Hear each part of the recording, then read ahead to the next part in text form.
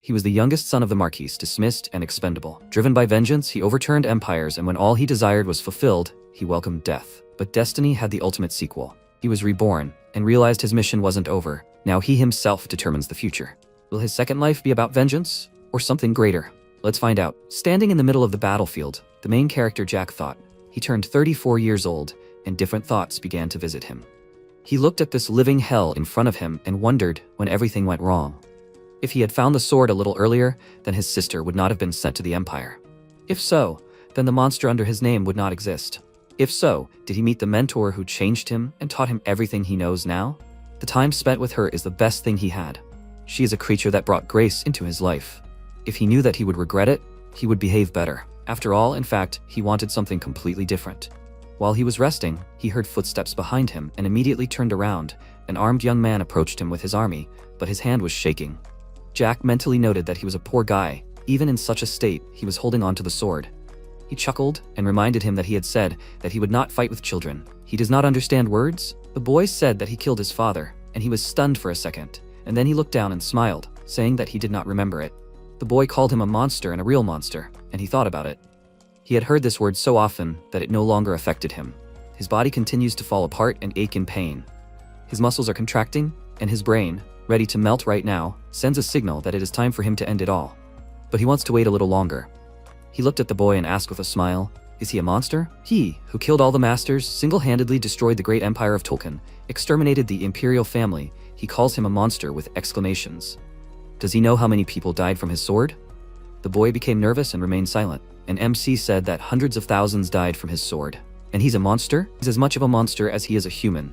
There's nothing surprising about that. Seeing him start shaking with fear again, he thought he was standing in expensive clothes and barely holding a sword, reminding him of his youth. He asked his name, and when he found out his name was Jack Stewart, he was surprised. Then said with a smile that it was an unexpected coincidence. That was his name too. And he killed his father? To be honest, he'd killed a lot of people, but he didn't remember anyone with the last name Stewart.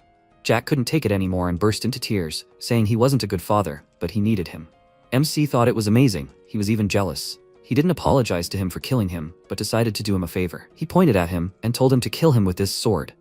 Jack shuddered and looked down at his sword in fear. Then looked at his enemy's wounds and his heart started beating faster. MC said that this way he would avenge his father and become famous as the man who killed the monster. To be honest, he could easily come out of this fight alive. A broken leg can be cured, and mutilated organs can be regenerated.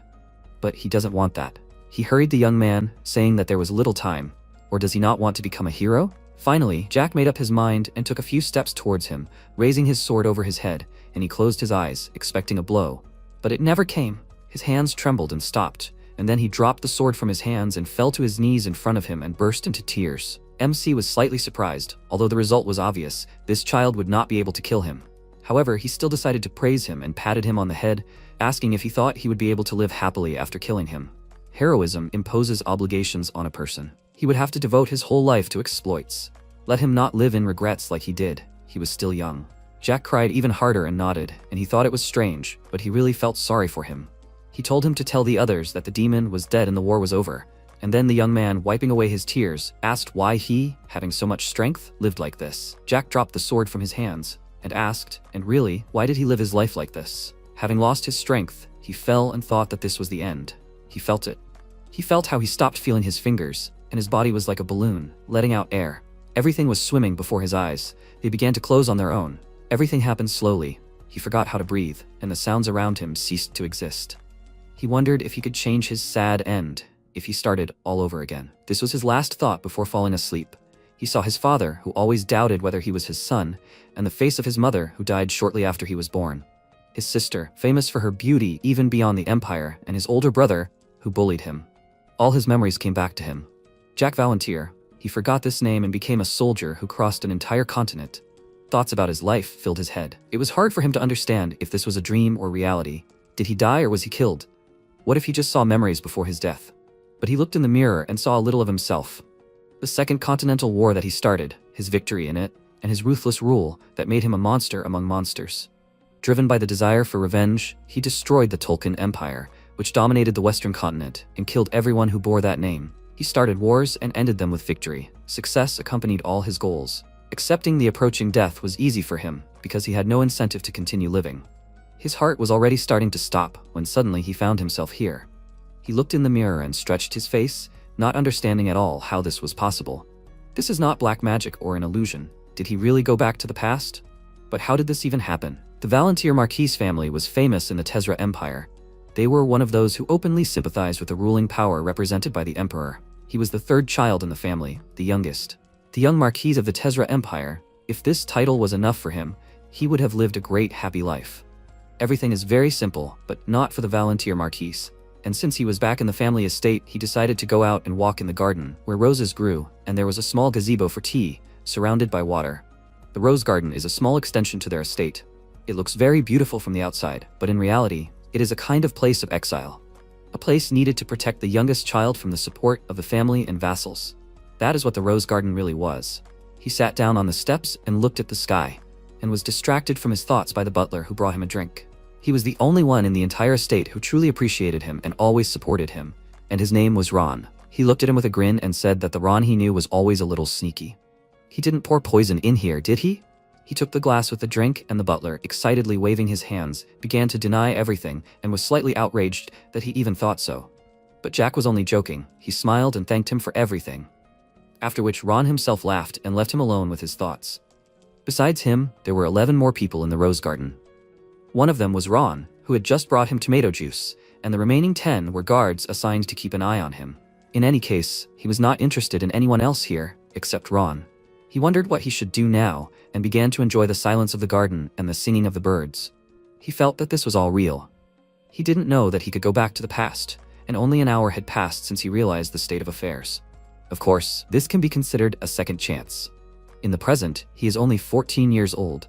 There are no wounds on his hands, and inside there is not even a hint of a mana heart. If you compare him to other children of noble families, then he is a complete bottom. Quiet steps were heard behind him. Someone entered the gazebo, but he did not notice it and thought about his mother, and the intruder approached him from behind. Having warmed his fists, he hit him on the head with all his might, which MC clearly did not expect in this quiet place, and at first did not even understand what happened. Feeling the pain, he grabbed the back of his head and realized that he had relaxed too much. But he can be understood. Decades have passed since someone hit him on the head. He looked at his broken glass of juice and told his bully that even a lion doesn't touch animals at the watering hole. He doesn't know that. Feeling something familiar, he tensed up, and the guy behind him called him a little brat and asked if that's how he greeted his older brother. As soon as MC looked at him, his face turned pale. In front of him was Pelon Volunteer, the second child in the family, who was 3 years older than him. And the problem why he didn't do magic, or rather couldn't do it, was because of his constant bullying. He gritted his teeth in anger and stood up to answer him. Measuring him with a displeased look, he thought that so many years had passed, and he still got mad at him. He remembered how Pelon poured hot tea on him and said that if he wanted, he could kill him any minute. Unlike his sister, he was completely useless. He can't do anything, neither how to control a sword, nor magic. If he wants to learn this, he will consider it a betrayal and kill him. He has the blood of a Marquis in him, so as long as he is in this family, let him eat what they give him and wear what they dress him in. Let him do nothing and keep quiet. And who knows what will happen next. If he becomes the head of the family, then maybe he will accept him as a younger brother. Back then, Jack didn't answer him at all. As a child, he was very weak. Because of this, many in the family made fun of him. Of course, the conversations went beyond the family circle. The third child of the Marquis is a complete mediocrity. Even commoners made fun of him and smiled evilly. That's how people treated him. His brother and Count Mentis especially contributed to the spread of rumors. Let it be so, but he finds it funny to look at him now. Anyway, the first child of their family is a girl. She is the only one in the family he can rely on, the only relative who cares about him. His sister was 1 year older than Pelon, but because she was a woman, she could not take on the responsibilities of being the head of the family. And the fate of the beautiful daughter of the Marquis, who had been unable to lead the family since birth, was predetermined. She would marry the one her father liked and live her entire life in a small estate, giving birth to heirs. This was and would be her life. And now in front of him was the man who would contribute to this the most. A man who was ready to sell her to anyone he met, just to quickly take the place of the heir. If he killed him, he would do the whole world a favor. Restraining himself, he clenched his hand into a fist and looked at him with murderous intent, which made his brother angry and wanted to raise his hand against him, but he grabbed his wrist, which he clearly did not expect. The guards exchanged glances, but did not interfere, and Pelon, looking at the confident face of his younger brother, who was now not afraid of him, exclaimed in rage. He grabbed his hand. How dare he do that? Jack then lunged forward and knocked him over his back, causing him to fall right onto the tea table. He looked at his brother in surprise and asked what was wrong with him. MC laughed at him and asked if he should give him a hand to stand up. Paylon got really angry and stood up, grabbing his sword, and he noticed the golden energy enveloping his body, realizing that he was gathering mana. Noticing this, one of the guards was worried that something terrible might happen, but his comrades decided not to interfere and convinced him to just stand and watch. Jack glanced at them and let out a chuckle. Of course they weren't going to stop them. It was funny. To his surprise, the butler appeared in front of him. He shielded him with his body and asked Paylon to stop and not to use mana now, but he was so angry that he could not restrain himself and hit Ron, which made him fall to the floor. MC did nothing about it, because he knew that there was simply no point in doing so. Ron had a lot of his own secrets. Paylon meanwhile called his younger brother a vile brat and said that they would both die, but Jack only mimicked him and asked with a smirk, did he want to stun him? This only provoked his brother more, and he drew his sword, which he did not expect, but still was not afraid. He felt his legs tremble and thought that it did not matter that his body did not know what training was and was unable to open up mana. He was not going to lose. He rushed forward and clenched his hand into a fist, intending to beat his brother up good. Paylon swung his sword, and then MC ducked. Third circle magic was his limit, and no matter how expensive the sword he used, he was still a child. And he seriously thought he could defeat him with such a sword technique? This was just stupid. He got closer to him and wondered if he should kill him, but it was too early. When their faces got close, he mockingly suggested that he visit a doctor to treat his head, and Paylon could not respond with anything except more curses. While Ron watched them in surprise, Jack reached out and thought that in order to use the third circle of magic, you need to fill your entire body with mana, including your head. He grabbed Paylon's wrist and his head with his other hand, and as soon as he let go, he screamed loudly and MC pounced on him again, ready to avenge every mockery of himself with 100 of his own. After his punch to Paylon's face, he lost consciousness and fell to the floor. Jack kicked him, checking that he was not dead, then glanced around and stopped his gaze on the guard. They got nervous, and one of them reached for the sword, but MC immediately ordered him not to move if he did not want to end up like him. The guard obeyed the order and Jack praised him, then grabbed Paylon by the hair and dragged him out of the gazebo, dissatisfiedly saying that he needed to lose weight. When he was thinking what to do with him, his gaze fell on the pond around the gazebo, and he decided to help his brother cool off, since it was a little hot today, then stuck his head in the water. After a while, Paylon began to blow bubbles, releasing air from his lungs and suffocate, but MC continued to hold him and thought, what kind of shock is he in if he does not even use the mana that he so diligently saved? Actually, because of him, a lot went wrong. After sending his sister to the Empire, he poisoned his father and became the head of the family and tried to influence the affairs of the Empire as if he had the right to do so. The result is clear to everyone. The house of the Marquis of Volontiers was destroyed. He did not care about revenge for his father and their house. He only felt sorry for losing the opportunity that his sister gave them with her wedding. He gritted his teeth and called them all idiots. His sister had always been very smart. She had a nice personality. How painful it was for her to leave here. It was hard for him to imagine what feelings overwhelmed her. She went to another empire to ensure a good reputation for their family. She knew what she was getting into. After all, her fiancé was the fourth prince, about whom terrible rumors were circulating. At the wedding altar, she hesitated, and the prince, noticing this, asked if she was upset. She was an illegitimate wife, so no one would come to see her. Let her just stand there and nod quietly when asked, and let her not forget to smile too. She could only listen to him. For the sake of her family, she was ready to decide on anything, even such a relationship. If his father and that idiot knew how it really was for her. He decided not to develop this thought, because the more he thought about it, the angrier he became. And that made him want to finish off Paylon right now. He was distracted from his thoughts by the weak voice of his older brother, who was trying to say something. He took him out of the water and he looked at him with horror, begging for mercy. His expression was familiar to him. In the war, such grimaces of fear of death were constantly encountered by him. He told Paylon to think carefully about everything he did to him, but if it was difficult for him to think, then he would help him remember. Or should he let him feel everything on his own skin, so that he realized the importance of family ties? Paylon got really scared seeing his grin, and when his little brother raised his fist, he screamed in fear that he was wrong and asked him to stop. His fist almost reached the target when Ron shouted loudly, asking him to stop. He immediately noticed the butler holding a handkerchief to his bleeding nose, and he asked him to stop. Jack gave him a displeased look. After all, Ron helped him calm down, but lastly, he hit Paylon against the edge of the pond, again causing him to lose consciousness, and then he threw him aside. Sighing heavily, he called out to one of the guards, making him flinch, and then put his foot on his older brother and ordered him to take it away.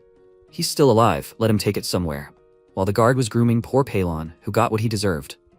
MC dusted his hands off and walked past Ron, bumping into him shoulder to shoulder. Pelon was carried away, and Ron turned around and looked at the young master with a doubtful look. The news of what had happened immediately spread throughout the house, and of course, it turned everything upside down. Pelon Valantier, half-brother of Jack Valantier, and the future heir, who was supported by the forces of the influential family of the Earl of Mentis. When he was brought into the room, his mother fainted from shock. Of course, in a family that was expected to naturally pass the title of Marquis to Pelon, the sight of his broken head and his newfound fear of water caused a total commotion. Time passed. MC was sitting in his room, enjoying a cup of tea and a piece of strawberry cake, under the nervous gaze of Ron. Many rumors arose after the incident. Pelon received the third circle at 17. At such a young age, it is simply a miracle. How was the younger brother able to defeat him? He was not trained in magic or fencing. Had he been hiding his talents all this time? But why and why now? Next year, he will be 18. He should have been presented as the official heir, but now that the youngest has shown his claims to the place of the head of the family, everything has changed. Overhearing the conversations of the servants and his sister, Elizabeth, became very interested in this and asked them to tell what happened. The rumors began to spread further and further. Many in the estate even came up with new details of what happened. And these rumors reached the Marquis, who after hearing everything, ordered to call his third son. Jack, meanwhile, finally finished his cake and said that it was very tasty. Ron thanked him for the praise, and then one of the maids entered the room and whispered a message in his ear, the content of which surprised him greatly. He called out to the young master and worriedly told him that the master was asking him to come to him right away. He immediately got up from his chair and threw on his cloak. Ron wanted to go with him, but MC stopped him and said that he was not a baby who needed to be protected. Ron, although worried about him, could not object and told him to be careful. Having passed the stairs, he walked along the corridor and felt many strangers' glances on him, which made him feel uneasy. He had not felt for a long time what it was like when you seemed not to exist for those around you. He grabbed his head and thought that it didn't matter what the others thought of him.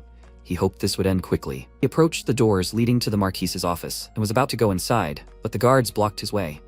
He looked at them and realized that they were pretending that he wasn't there.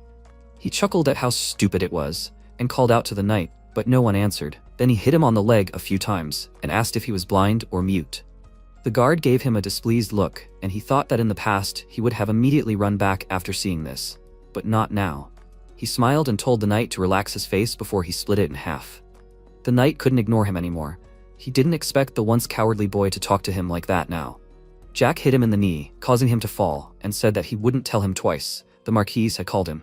So why wasn't he letting him in?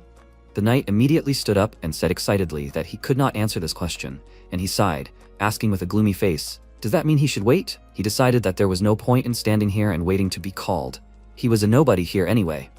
So he turned around and headed to his room, wondering if his father would ever change or not. The knight became excited and called out to him, asking where he was going, and he asked in response where he thought he should go next. The knight did not understand him, and he ordered him to tell the Marquis that since he wanted to talk to him so much, let him come himself. Why call him and not let him in? The guards followed him with their eyes, surprised by his words, and in the meantime, the Marquis was informed that his son had left.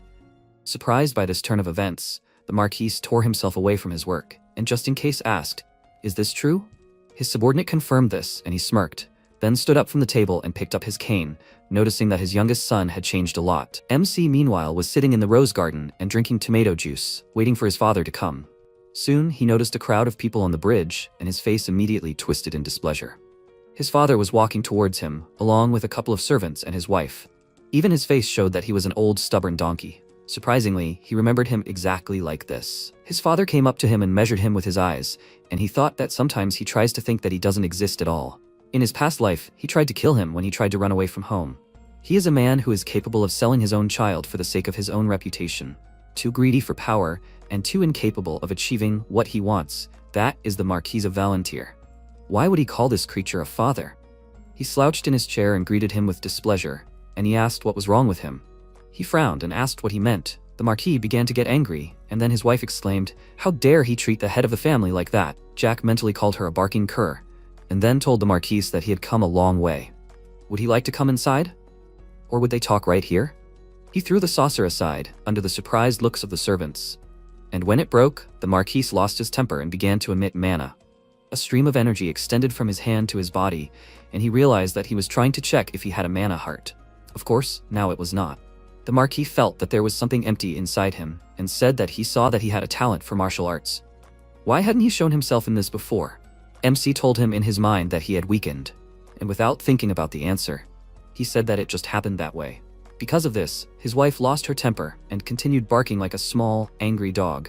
She was very indignant that at such a young age he was behaving so arrogantly, but the Marquis quickly stopped her barking with just one wave of his hand and told Jack that he thought he was completely useless, but it turns out that he was not. These words hurt him, and getting up from his chair, he asked if he was useless. Then did that mean he was not worthy of being called his son? He asked, so he wanted him to acknowledge him? He let out a chuckle and told him that he was not interested, after which there was a pause. The servants began to whisper among themselves, and his father turned around and left, saying that he heard him. MC was a little confused that he was just leaving. Why did he even come then? At parting, he decided to make fun of his stepmother a little, and with a radiant smile, said that after what happened, she got a lot of wrinkles. Let her take care of her skin. She literally boiled with rage, and he thought with a grin that he, of course, was not a pervert, but he really enjoyed looking at her face. The Marquis looked back at his angry wife, and Jack bowed to her as a sign of farewell and asked her to convey his deepest apologies to the second, after which he thought that this family was so ridiculous.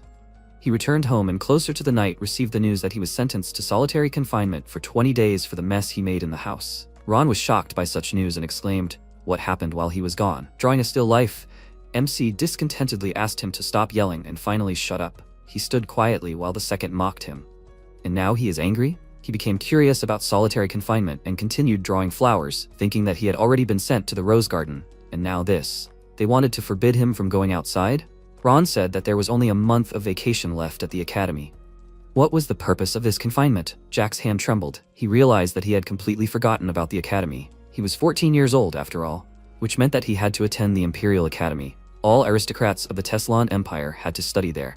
Unless you were disabled, it was a compulsory place of study. The course lasted 4 years, and it began at the age of 14, so now he was in his first year. The first semester was over, and the summer vacation had begun. He noted with a doomed smile that he was a student again, and remembered his mentor, Valentine Milas, who was directly connected with the academy. He could skip any subject, but not hers. He decided not to quarrel with the Marquis over trifles anymore, and to definitely go to the academy. There were 27 days of vacation left, 20 of which would be spent in confinement. It was a 6-day drive from here to the academy, which meant he was literally sending him off to school right after the punishment. He sighed heavily and wondered how he had lived all this time. Even though it was his past, he found it difficult to understand himself. Ron asked if he had finished. MC stood up and asked where his detention would take place, but was met with silence and asked what it was. He handed him a handkerchief and told him that there was only one place for solitary confinement. It was for criminals who had committed offenses on the territory of the Marquis's domain. Realizing what they were talking about, he decided to clarify just in case and asked in shock, was he talking about prison now? He confirmed it, and Jack was shocked by this news. He decided not to leave it that easy and sort it out. In truth, the offspring of aristocratic families need vacations at the academy not only to relax. This can be understood even by looking at Palon, whose head was smashed. Almost every day from the start of the holidays until his head was broken, he attended social events, met other aristocrats and noble families, and meanwhile, he was sitting in prison. He had never had anything like this. Of course, he was not interested in the official affairs of the Marquises, but it irritated him that his relatives said that there was no place for him here or anywhere else. They were just idiots. He decided to go to the prison himself, without waiting for the guards to send for him. When they put shackles on his hands, it was hard to tell from the crying face of Ron, who looked after him, how much pain he was in. It was as if they were seeing him off to war, and he felt ashamed, so he quickly asked the guards to take him inside.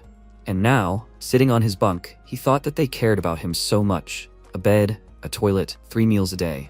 But what was the point? By the foul stench, he realized that the blanket hadn't been changed for half a century, and even flies refused to eat the soup. Solitary confinement gave him plenty of time to think, and this was too much. Aristocrats who owned land could punish its inhabitants as they pleased, using local laws, not imperial ones. In fact, aristocrats had the same rights on their own territory as the rulers of the empire. He might be in prison by order of the Marquis, but he was still his son, an aristocrat. If he had rebelled against him, he would understand such measures. But why was he doing all this? Was he trying to console his wounded second brother in this way? He wondered if he was using poison or forbidden artifacts as an excuse for the public, although this was all too much. Surely the Marquis had already come up with a good story. Jack Valantier, the shame of the family, had studied forbidden black magic because of his greed, and his older brother had caught him in it and ordered him to stop. But Jack not only didn't listen, he also used it on his brother. And even though Palon was seriously injured, he found the nobility in himself to ask his stupid younger brother. Surely, This is the scenario that was brewing in the heads of the Marquis and his wife. From the fact that he imagined it, he felt sick, and he fell on the bed with the thought of what he would have gone through if he were kept here for a couple of days. But he does not want to sit out the entire vacation in prison. He does not care about this place. He could escape right now, but he cannot for 3 reasons: his sister, Ron, and the mentor. In addition, he is still too weak to survive alone. 168 centimeters tall and 55 kilograms of weight, no muscles. He knows the rules of survival in this world. The strong devours the weak. The strongest survive, the weak become food or die. Thanks to strength, he was able not only to survive, but also to get what he wanted. He doesn't want to start a massacre like in his past life, but he still needs to take revenge on many people. To do this, he will need 2 things: time and power. He can get them at the academy. By studying, he can gain a lot of influence and buy time to get his old power. If he succeeds, he will protect his mentor, Ron, and his sister. He stretched out his hand and clenched it into a fist with determination, then stood up and snapped his fingers, thinking that even if he didn't like it, he needed to take what was rightfully his. There are a total of 10 levels of magic mastery.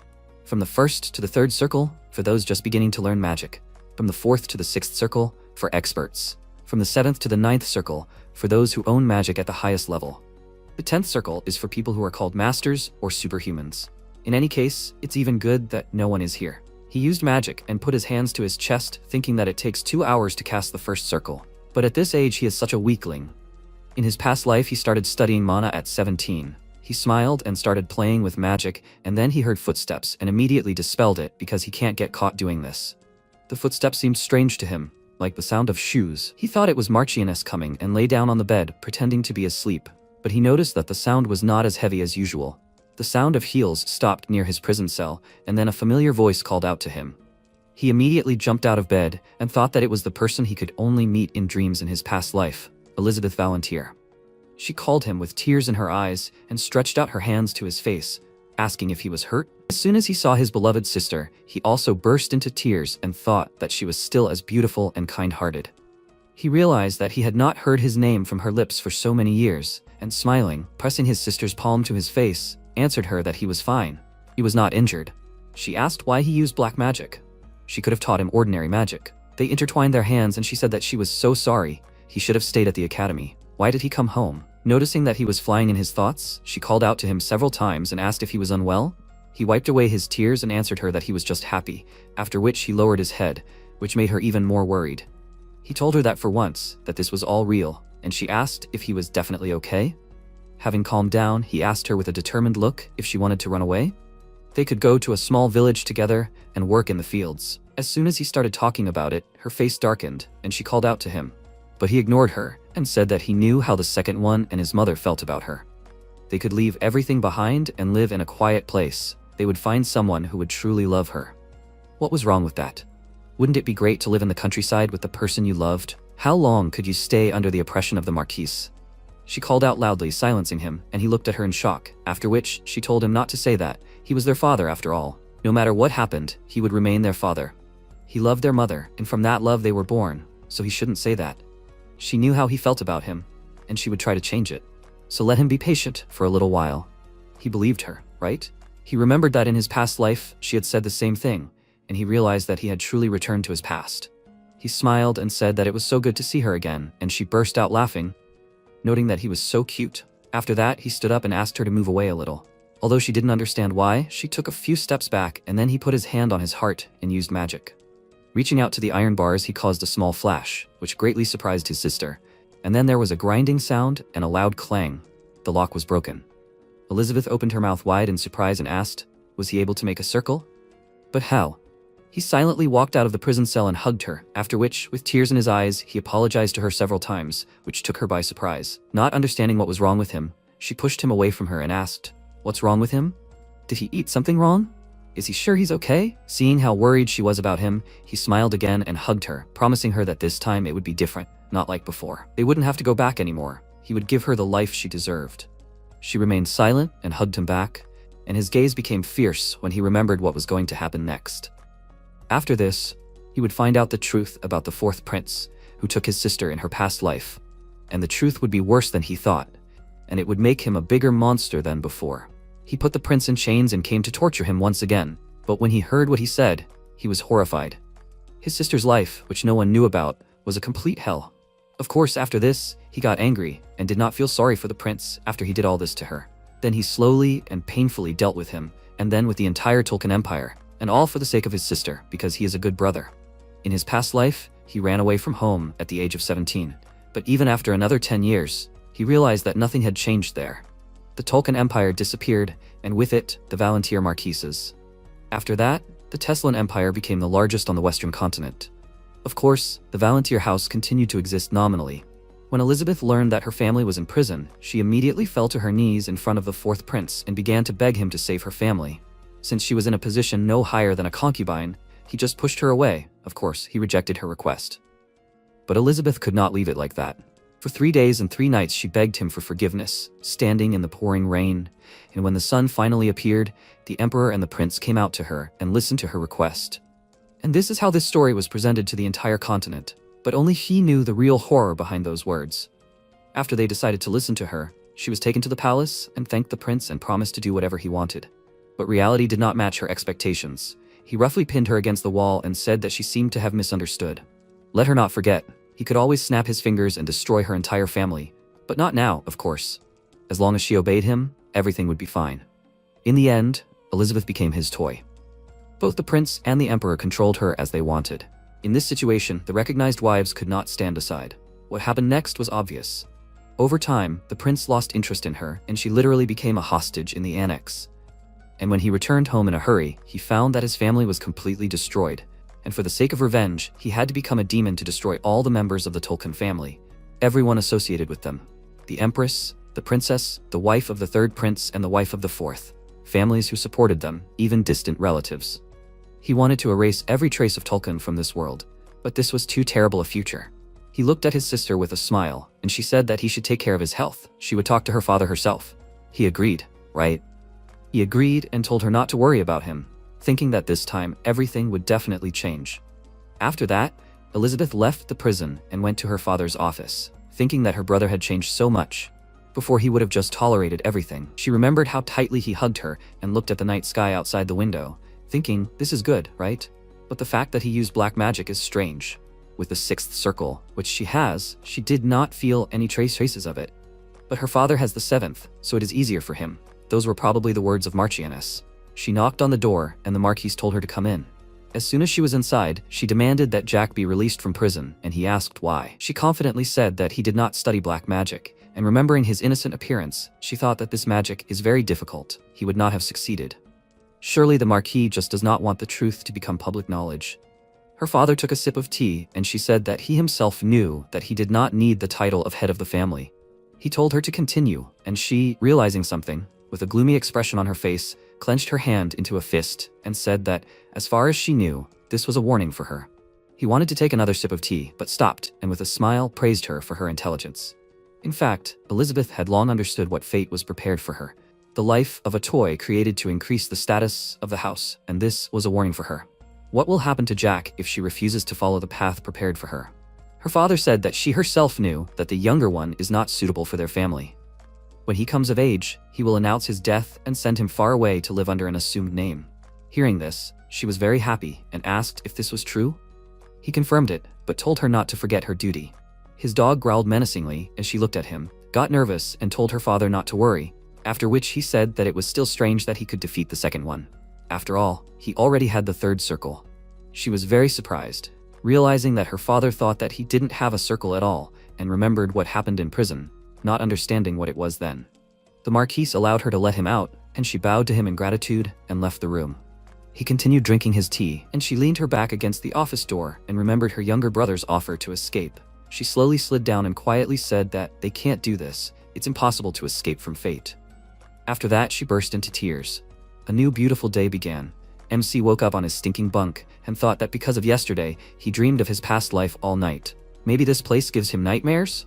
He was distracted from his thoughts by a guard, who opened the prison cell and called out to him without any respect and said that he was released. Jack's face twisted in anger because he was addressed like that, but he decided to ignore it. After all, such behavior would not provoke him.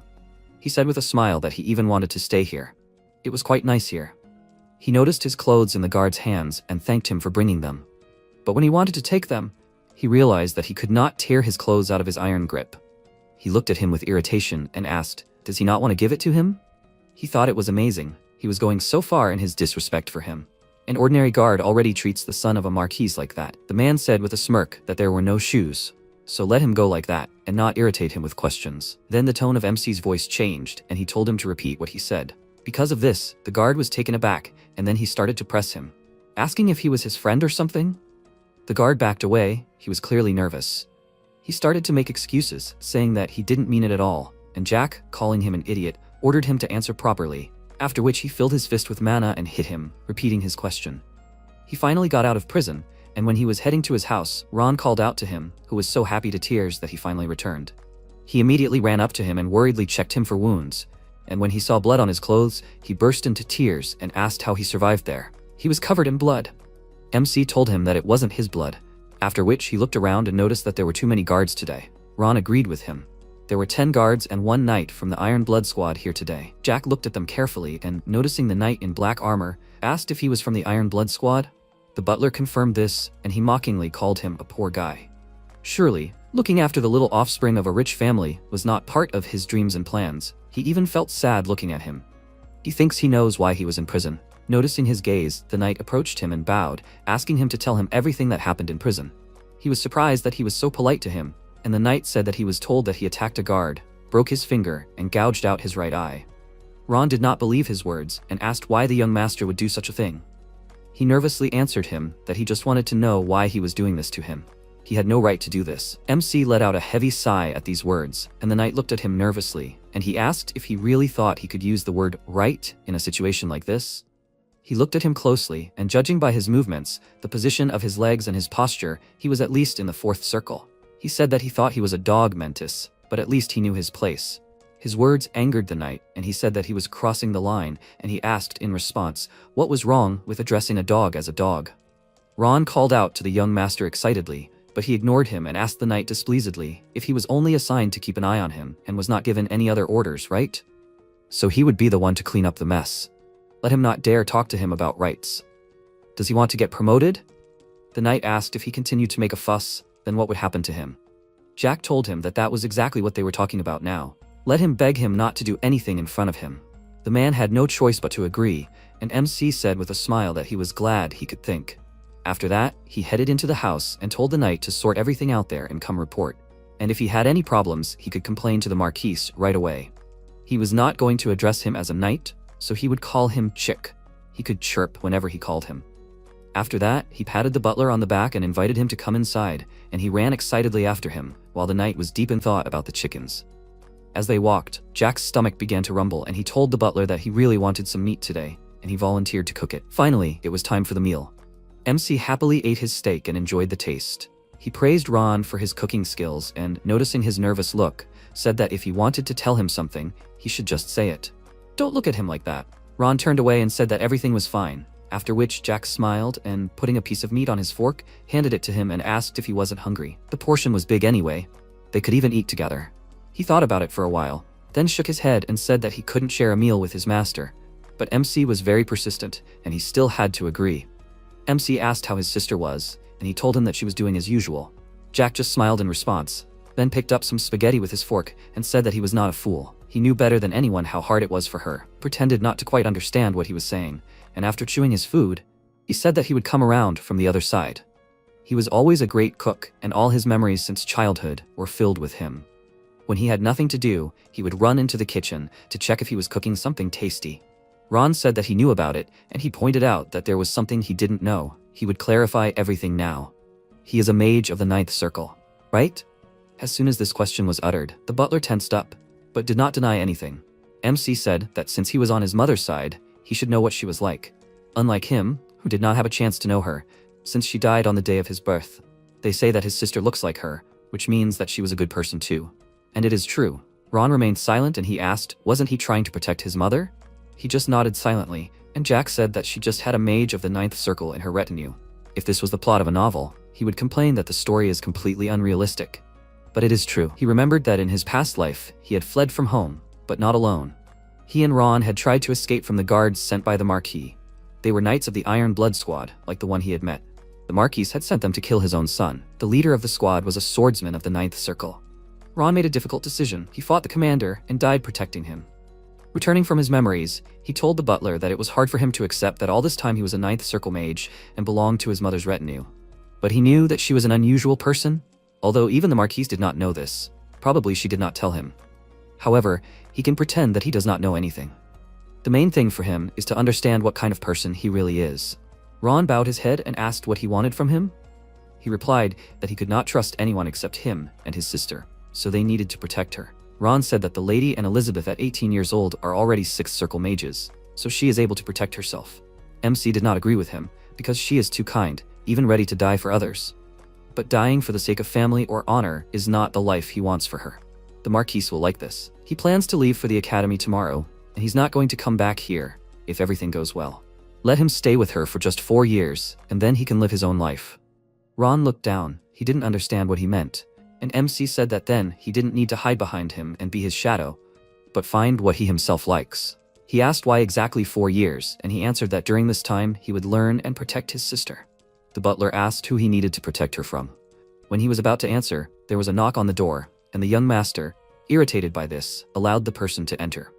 James came into the room. He reported to him that the guard had been helped and sent to the hospital. Jack asked with displeasure if that was all, and he said that they found out that he had accidentally lost control of the blade and had accidentally lost a finger during training. And also, being in shock, he gouged out his own eye. The young master, seeing this, just got scared and ran away. That's how they came up with it all. MC really liked this version of events and praised him, asking, since he was the Marquis's mutt, should he give him a treat for a job well done? He told him that he didn't need it, and when Jack once again called him Chick, he irritably told him his name, but he wasn't really interested. He told him that he was going to start fencing training and he needed a wooden real sword. The knight said that it was not part of his job, and he thought, does he still have any self-respect left? He called him Chick again and asked, does he not like him? He can give him a chance to beat the crap out of him. Ron worriedly called out to his master, and James asked, is he serious? He in turn told him to look at his hands. Do he think he knows how to hold a sword? It won't be hard for him to defeat him. James asked uncertainly, was he asking him to be his teacher? MC laughed out loud at his words and said that in his entire life he had only heard such nonsense 3 times. Let him carry the swords. When he left, the butler asked if he was okay. This man is in the 4th circle. Is he confident in his abilities? If he gets hurt, then...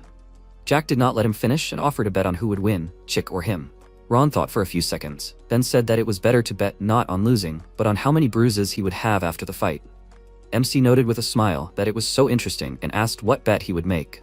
Instead of answering, he seriously said that he was on a completely different level, not like him. Would he really go for it? Jack was upset that he did not believe in him at all, and offered him something else. If Chick hits him at least once, he will win, and the loser will have to fulfill a wish. Ron was slightly surprised by such conditions, after which he sadly looked down and said that if he wanted something, he could just order. He was a servant in his house. MC barely held back a smile and thought that it was so funny to hear from him. He pointed fork at him and reminded him that he had already said that he could only trust 2 people here, his sister and him. Ron looked away and smiled and noted that it was rude to point fork at another person. And Jack said that he was so happy he did not need to hide it, he was bad at it anyway. After that there was a pause and he asked if maybe he misunderstood something. He was telling him the truth. He did not give orders to his people, he only asked them. As soon as Ron heard these words, his eyes sparkled, after which he pulled himself together and honestly admitted that he could not refuse him. After that, there was a knock at the door. The knight came inside and knelt down in front of the young master, saying that he had gone too far. If he needs an assistant for training, then he is ready. So let him forgive his insolence. MC looked at him and thoughtfully tapped his finger on the table. There are too many people here, like that guard in the prison, who disrespect him. But indirect insults and direct assault are different things. He's afraid of the consequences, so he knelt down and said all this. He suggested that he go to a deserted place, which surprised him, and he, poking his finger at his forehead, mockingly asked, or is he afraid of losing to him? James looked at him irritably, and then turned his head away and said that he was not afraid of it at all, and he asked, so he is confident enough in himself? He remained silent and looked away, but his face showed that he really thought so. After that, Jack asked the butler where there was a deserted place around here, and he, after thinking for a second, answered him. After that, they moved to the basement, where the training ground was. After warming up, MC cheerfully said that he didn't know they had such a place. He looked at Ron and asked if he was exercising here or something. He told him that he wasn't. His mother, Lady Noah, had arranged this place for her 2 children. Jack wondered why he didn't know about it, and Ron reminded him that he had never done that before. He thought that this was logical, and then looked around. Even though this place was not used, it was very clean. Apparently, someone was constantly cleaning here. He looked at Ron with a smile and thanked him for cleaning, to which Ron smiled and then turned to Chick with a displeased face and asked why he froze. Let him give him a wooden sword. James wanted to talk him out of the fight, but MC didn't even let him say a word and had to give him a wooden sword. He squeezed it in his hands tighter, and the knight noted that he could see that he knew how to hold a sword. He grinned and thought that if he knew how many people had died from his sword in his past life, he wouldn't be smiling like that. He thanked him for the compliment, then rushed to attack and told Chick that a fair fight had begun. Focusing on the sword approaching him, James concentrated and, choosing the right moment, parried the blow and thought with a grin that this attack was very simple, but a beginner is a beginner. He needed to be careful not to hit him too hard. He was about to attack him, but Jack caught him off guard. He touched his chin with the tip of the blade and froze. Now the fight was over. Ron was very worried, either for his young master or because he would beat the knight again. MC told his opponent that if it were a real sword, he would already be dead. After all, he asked for a fair fight. Meanwhile, James got nervous and wondered, where did he know such techniques? Did he really know how to handle a sword?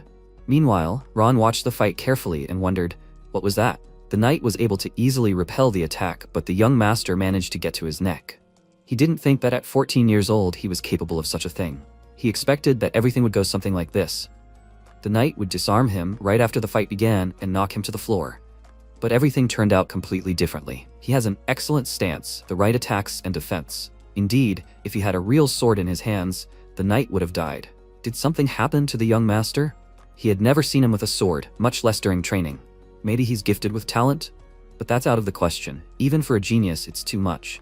Jack, meanwhile, asked Chick with a smirk, he's over 20 already, right? He told him he was 23, and he asked when he started training with Mana.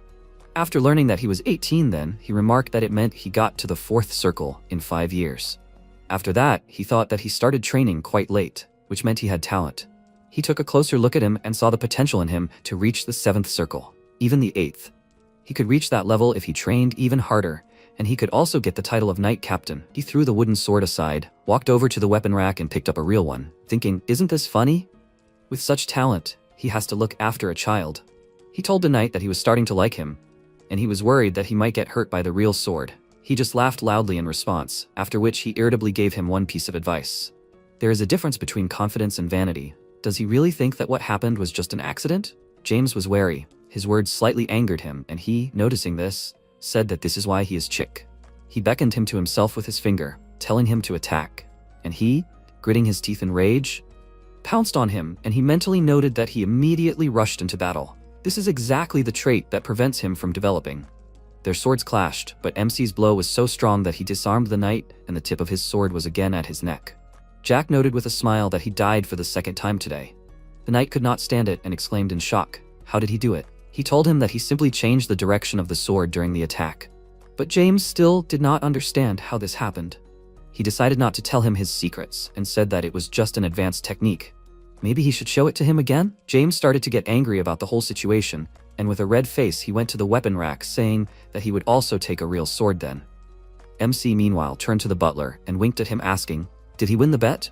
He had to admit it, and the young master said that his wish would remain unchanged. He would do it right? He looked at him confidently, then bowed to him and promised that he would devote his whole life to doing this. Meanwhile, James chose a sword for himself and went up to the young master, saying that now everything would be different. Jack said with a smile that he was a very interesting guy. He could even add mana, he would also use it. His sword was enveloped in streams of blue energy, and the knight, having enveloped his body in mana, told him to attack. After which, MC pounced on him in a jump and delivered a blow which James blocked. But his blow was so strong that he could hardly hold it back. In the end, he couldn't hold his sword, and the young master's blow reached him, causing him to fall to the floor with a crash. Before he could come to his senses, Jack put his foot on his chest and asked, is he done yet? The knight asked in surprise, is it his 3rd circle? If it's the 1st, then such power is impossible. MC imagined how upset he was now about losing to the 1st circle. But it's very simple. Usually mana is distributed throughout the body to increase physical capabilities, but he concentrated it in one place. He asked, does he really want to become an official knight? He didn't understand what he meant and asked, well, he doesn't have such a status, what will he order him to do? He wondered what he can do at all. Hunting dogs are very loyal. Let him become his loyal catfish and serve under him. He's sure it will be more fun than the life of an ordinary knight. James asked what would be in it for him if he agreed to do this, and he stepped aside and asked if he shouldn't first ask what he would have to do anyway. If he became his dog, he would gain the strength and power he needed. The knight asked what his duties would be, and he told him that he would have to kill those who got in his way and protect him. The knight was very surprised, but Ron's mouth fell open in shock. James asked who exactly he would have to kill, and he told him to think about it himself. He remembered his brother and asked if the target was obvious. He pointed his sword at him and gave him one day to decide which side he would take. When the training was over, he and Ron returned to the room, and he, kneading his shoulders, asked if he was being too careless. He hardly believed that night. Perhaps he would report everything to Marquis. He only grinned in response, and he worriedly said that now was not the time to smile. It would only do her good. If she finds out he's leaving tomorrow, she might do something. She might even kill him. Doesn't he worry about that? He told him she wouldn't be able to anyway, and thought it had been a few days since the incident. But his brother was still afraid of water. Of course, Marquis wanted him dead, but she couldn't do it yet. And the Marquis was keeping a particularly close eye on him now because he needed him to control his sister. Could she really kill him in a situation like that? That was just stupid. Ron asked if he was really so sure about that. What if the Marquis let her do it? He answered that he was leaving for the academy anyway. What was the point in killing him? She might hurt him, but she couldn't kill him. He thought that many people had actually tried to kill him, but Marquis, Lady Harpy, the Orc Lord, the Dragon Lord, none of them had managed to kill him. So would this woman be able to do it? At this thought, he burst out laughing and thanked Ron for the massage. Apparently he needed to do more exercises to get his muscles working. Ron looked at him worriedly and said nothing. After which Jack stood up and told him that unless he decided to die himself, it wouldn't happen. The butler asked him in confusion what he was even thinking about, and he laughingly answered that it was better for him not to know about it, and this only made him more nervous. MC said that if he was interested in what would happen, he could follow him. The butler was slightly surprised and asked if they weren't going together. He firmly refused and added that he couldn't go there at all. It was an order. Let him follow him from afar. He understood everything, right? Ron nodded and agreed to this with a doomed face, but before leaving, Jack told him that he wanted to create a second circle, so he shouldn't let anyone in to see him. Hearing this, Ron was very surprised and asked if he thought it was that easy. He looked at him in confusion, not understanding the reason for such a reaction, and told him that it was easy for him. Ron did not argue with him and find out the details and decided to just follow the order. And in the meantime, James walked down the corridor and thought about the recent fight. No matter how much he thought about it, these are definitely not first circle skills, at least third. The young master has talent, but his request to become his tame dog is simple stupidity. He does not have much support, for example, from the Counts of Mentis, and he has no personal knights. He is all alone. He froze in place and remembered his offer, after which he shook his head, trying to drive away these thoughts. After all, these are too strange words for a child. He must tell about all the Marquis, about his hidden talents for martial arts, and about their conversation in the basement. This is his chance. The maids passing by, chatting about Lady Elizabeth, noticed the knight and seeing the wide smile on his face, thought that something good seemed to have happened to him. Meanwhile, he was only thinking about how he could prove himself to the Marquis and Marchioness. No matter how talented the third young master was, he would never be able to defeat the Marquises, unless he was a monster. That was reasonable. Time passed.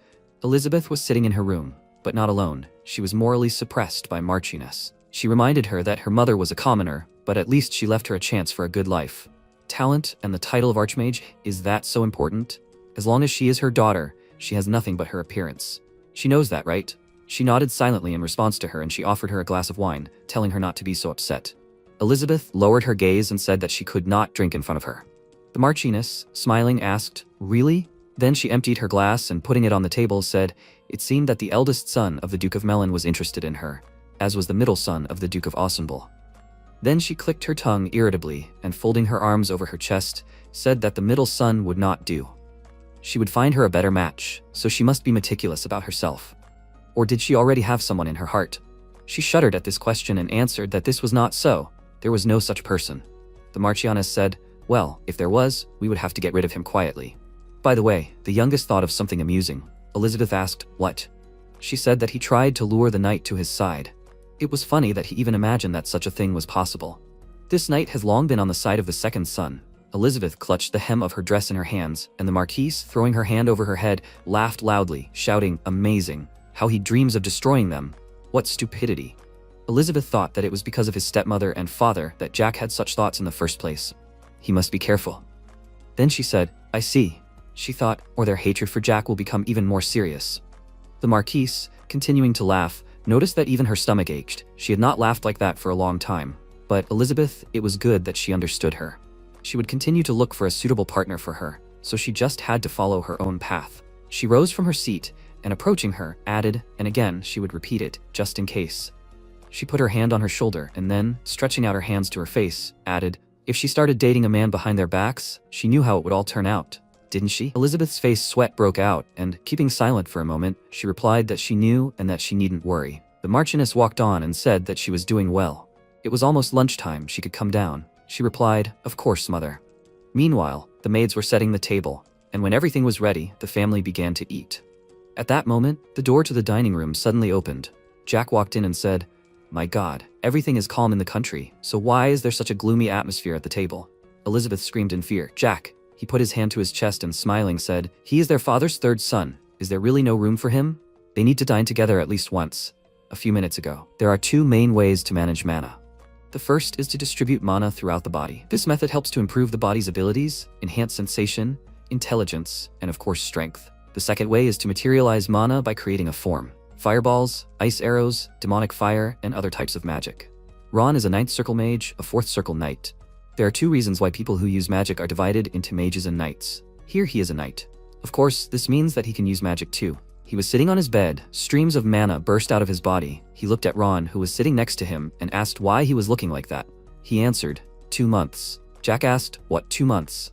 He answered, that's how much time he had to spend to create the second circle. The protagonist said, I see. Usually the transition from the first to the second circle takes 4 months, but Ron did it in 2. He didn't go back in time like him, so he can imagine how much work he had to put in. After that, he smiled and said that he was good. This is a very fast result. Ron put his hand forward and said that it was strange to hear that from a person who created the second circle in 5 hours. The protagonist asked, really? Oh right, what time is it? Ron took out his watch and said, he'll check, 5:48 p.m. Ron sat up in bed and asked, what? So late? Ron said it was dinner time. Should I cook him a steak like usual? The protagonist shook his head and said no. He then asked thoughtfully, by the way, the others will be having dinner now too, right? He then got out of bed and shouted, great, he's decided. Ron anxiously asked him to wait. Did he really want to? The MC turned around, putting his finger to his lips, and said he'd just tell them he was leaving tomorrow. In the present, he tore off a leg of the cooked chicken and, enjoying the dish, thought that he didn't know there was such a luxurious meal in the main hall. He then said, it's delicious of course, but Ron's cooking is much better. While the others were tense, he sighed and said, wow, he's full. At that moment, the Marquis called him and asked, did he come to say something? He asked in return, does he think there is another reason? Would he come here just like that, father? The Marquis said that he thought he would be ashamed to show up here without an invitation, but that is not the case. Jack asked why he was speaking so badly about him. He was only ruining the atmosphere for everyone. Tension hung in the air. Elizabeth stood up and, calling Jack, offered to come out and talk. If he needed something. John raised his hand and said, silence. He must say it if there is anything to say. Jack smiled and then said that he was returning to the academy tomorrow. He could no longer bear to be in such a nightmarish environment. The Marquis replied that if he wanted to, then fine, he could leave. The protagonist thought that he needed his permission, and then he stood up from his seat and thanked him for agreeing.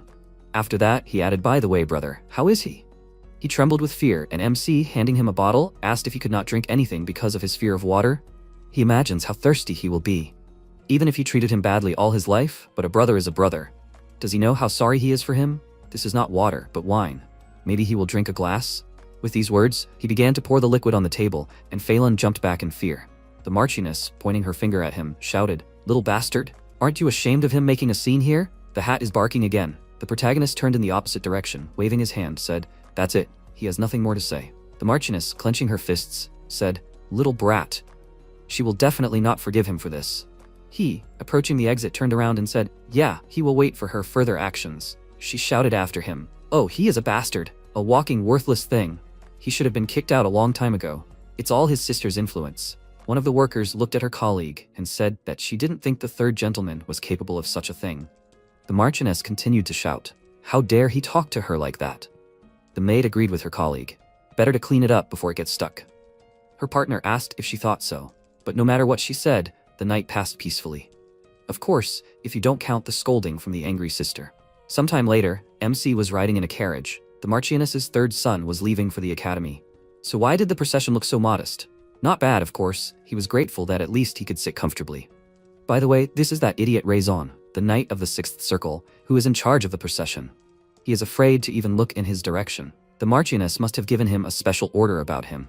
Elizabeth was riding next to the carriage on a horse and called out to her brother. She asked if he would definitely be okay. Why couldn't she go with him? He replied that everything would be fine, and she added that the second one's mother had probably thought of something there. It would be better if she saw him off. He said, "Sister," he said, "everything is fine. Changes are coming." That's true, but she shouldn't worry. She knows that he definitely won't die. She lowered her gaze and agreed with that, and then he said that she should go back.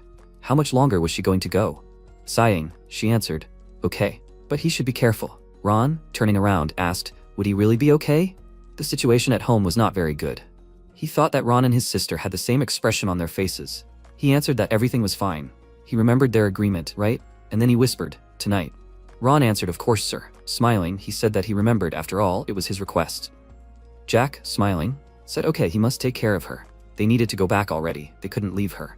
Ron turned around and said, okay, he should be careful. Everything is fine. Ron will watch the procession from afar, so he will witness what may happen. Conditionally, this is his gift to Ron, who served him for so many years.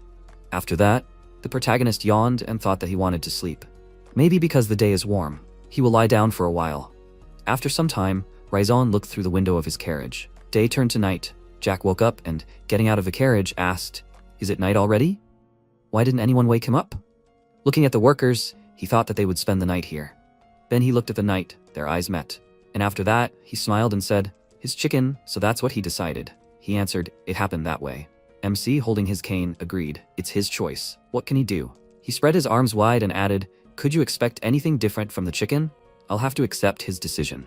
Raison folded his arms and said, since he understood everything, he thought there was no point in long speeches. The protagonist replied that it was not so, he should explain himself. He would listen.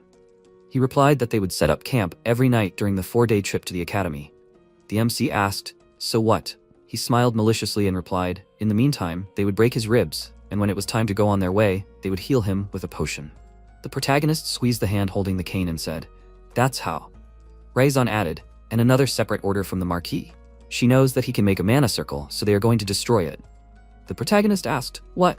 "Destroying the heart's mana circle is like death. Of course, it can be restored, but the chance of refilling it with mana is 1 in 1 million. In addition, due to the shock, a person risks becoming disabled for life. Do they want to do this to him?" And then Raison said that James had told them everything. He was not only good at mana management, but also at wielding a sword. It was nothing. Others might be mistaken, but he knew that he was nothing. It was impossible to change anything with just mana and a sword. Continuing to smile maliciously, he took the sword out of its sheath and told him not to resist, otherwise it would hurt more. The protagonist thought the atmosphere was familiar, as if he had returned to his homeland, but he had experience from his past life. No matter how peacefully and well he had lived these few days, the wounds in his soul still hurt. And then he asked, "Ron, is he here?" No, to be more precise, the experience from the past cannot just disappear. He knows. He spent 10 years in the mountains.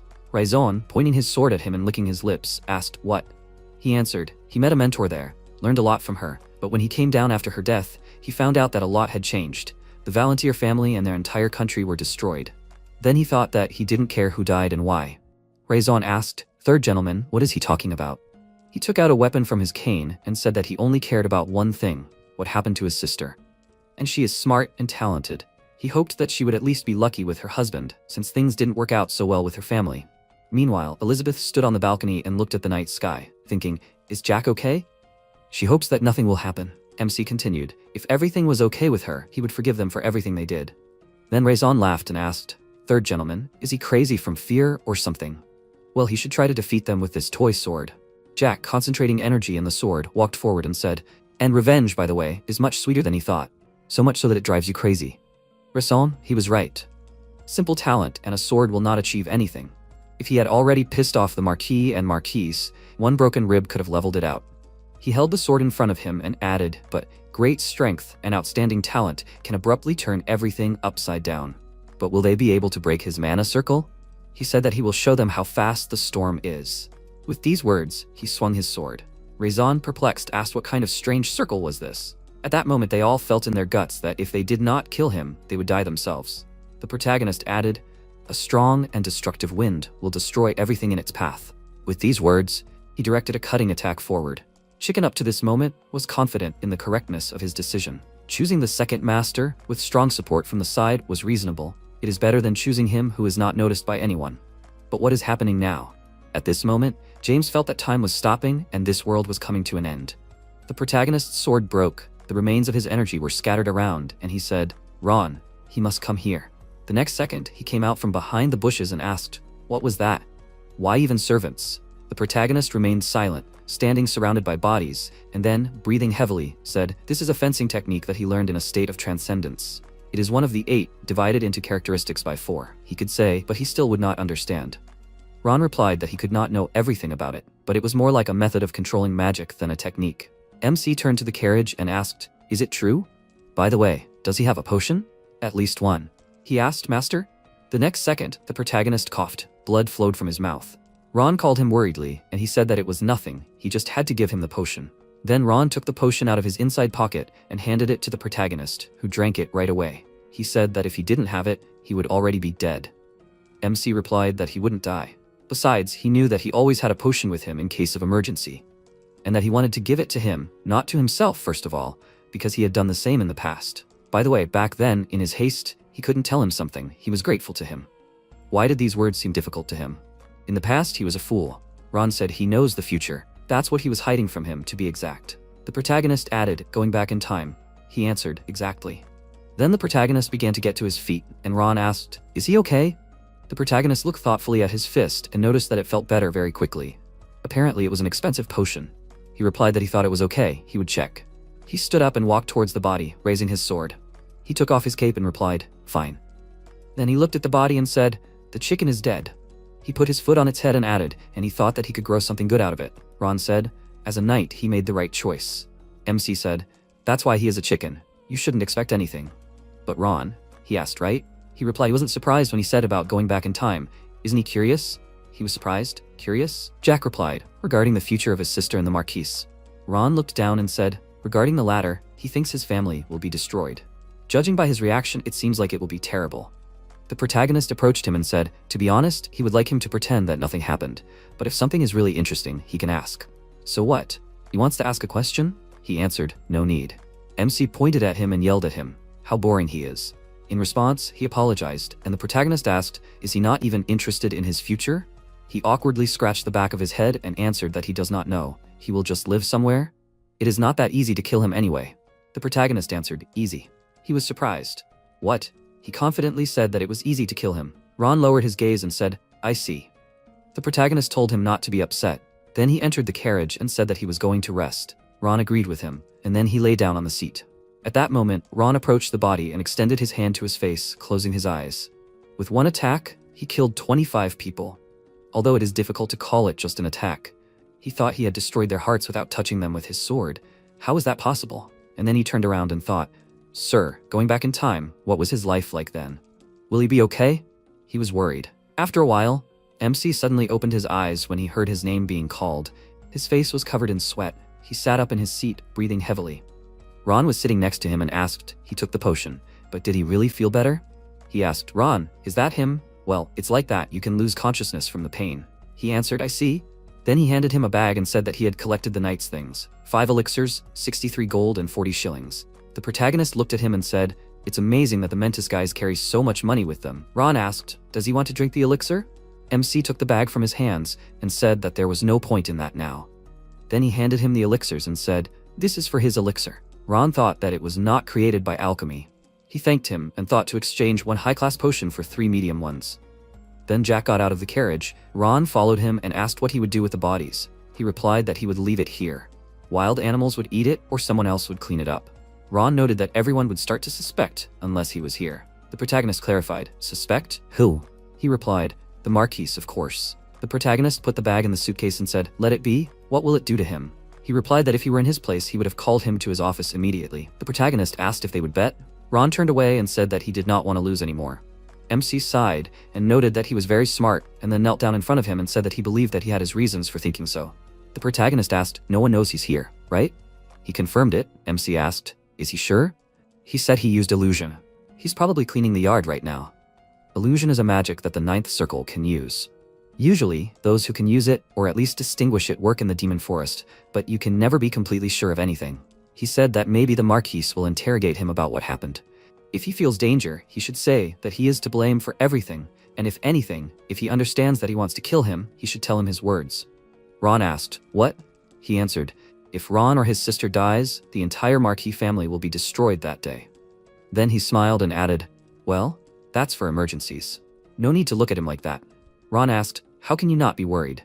The protagonist hoped that everything would be fine. He would give them one last chance to act like his sister's real father. Ron asked, "Did he really need to go to the academy?" He confirmed it. He asked, "What if the Marquis calls him?" Jack answered, "He knows that the academy has its own rules. From the beginning of the semester, unless a relative dies, you can't leave." He answered that he understood. Then he will go. MC noticed that it was clear from his face that he wanted to go with him. He would be glad too, but it was too early. Then he patted him on the hand and told him not to run into any monsters on the way back. Ron asked, "So they would only see each other in 4 years?" He replied, "Who knows? Anything could happen. The main thing is that he should look after his sister." After some time, he sat on the steps and said that Ron had left. Now it was a small matter. To the academy from the Marquis's estate, you could camp 3 times on the mountain. He thought, but if you go by road, it would take 4 days. Although by the mountain, it would also be about that. You can't say that the mountain path is more difficult. It is not much different from a normal road. Then he picked up his suitcase and, looking up, thought, there should be a village nearby. After that, he tried to climb onto the horse, but thought that he could not. Then he saddled the horse and sighed and said, "Because of my small height, so many problems." After that, he set off. This night is so calm, considering what happened. He is not going to go straight to the academy. He looked at the full moon and thought, surely she is now in her true form. And he is ashamed in front of Ron and his sister, but now he needs to focus on the mentor. Valentine Milos brought him back to life, gave him the fulfillment of revenge, and made him, whom everyone considered an empty place, a man.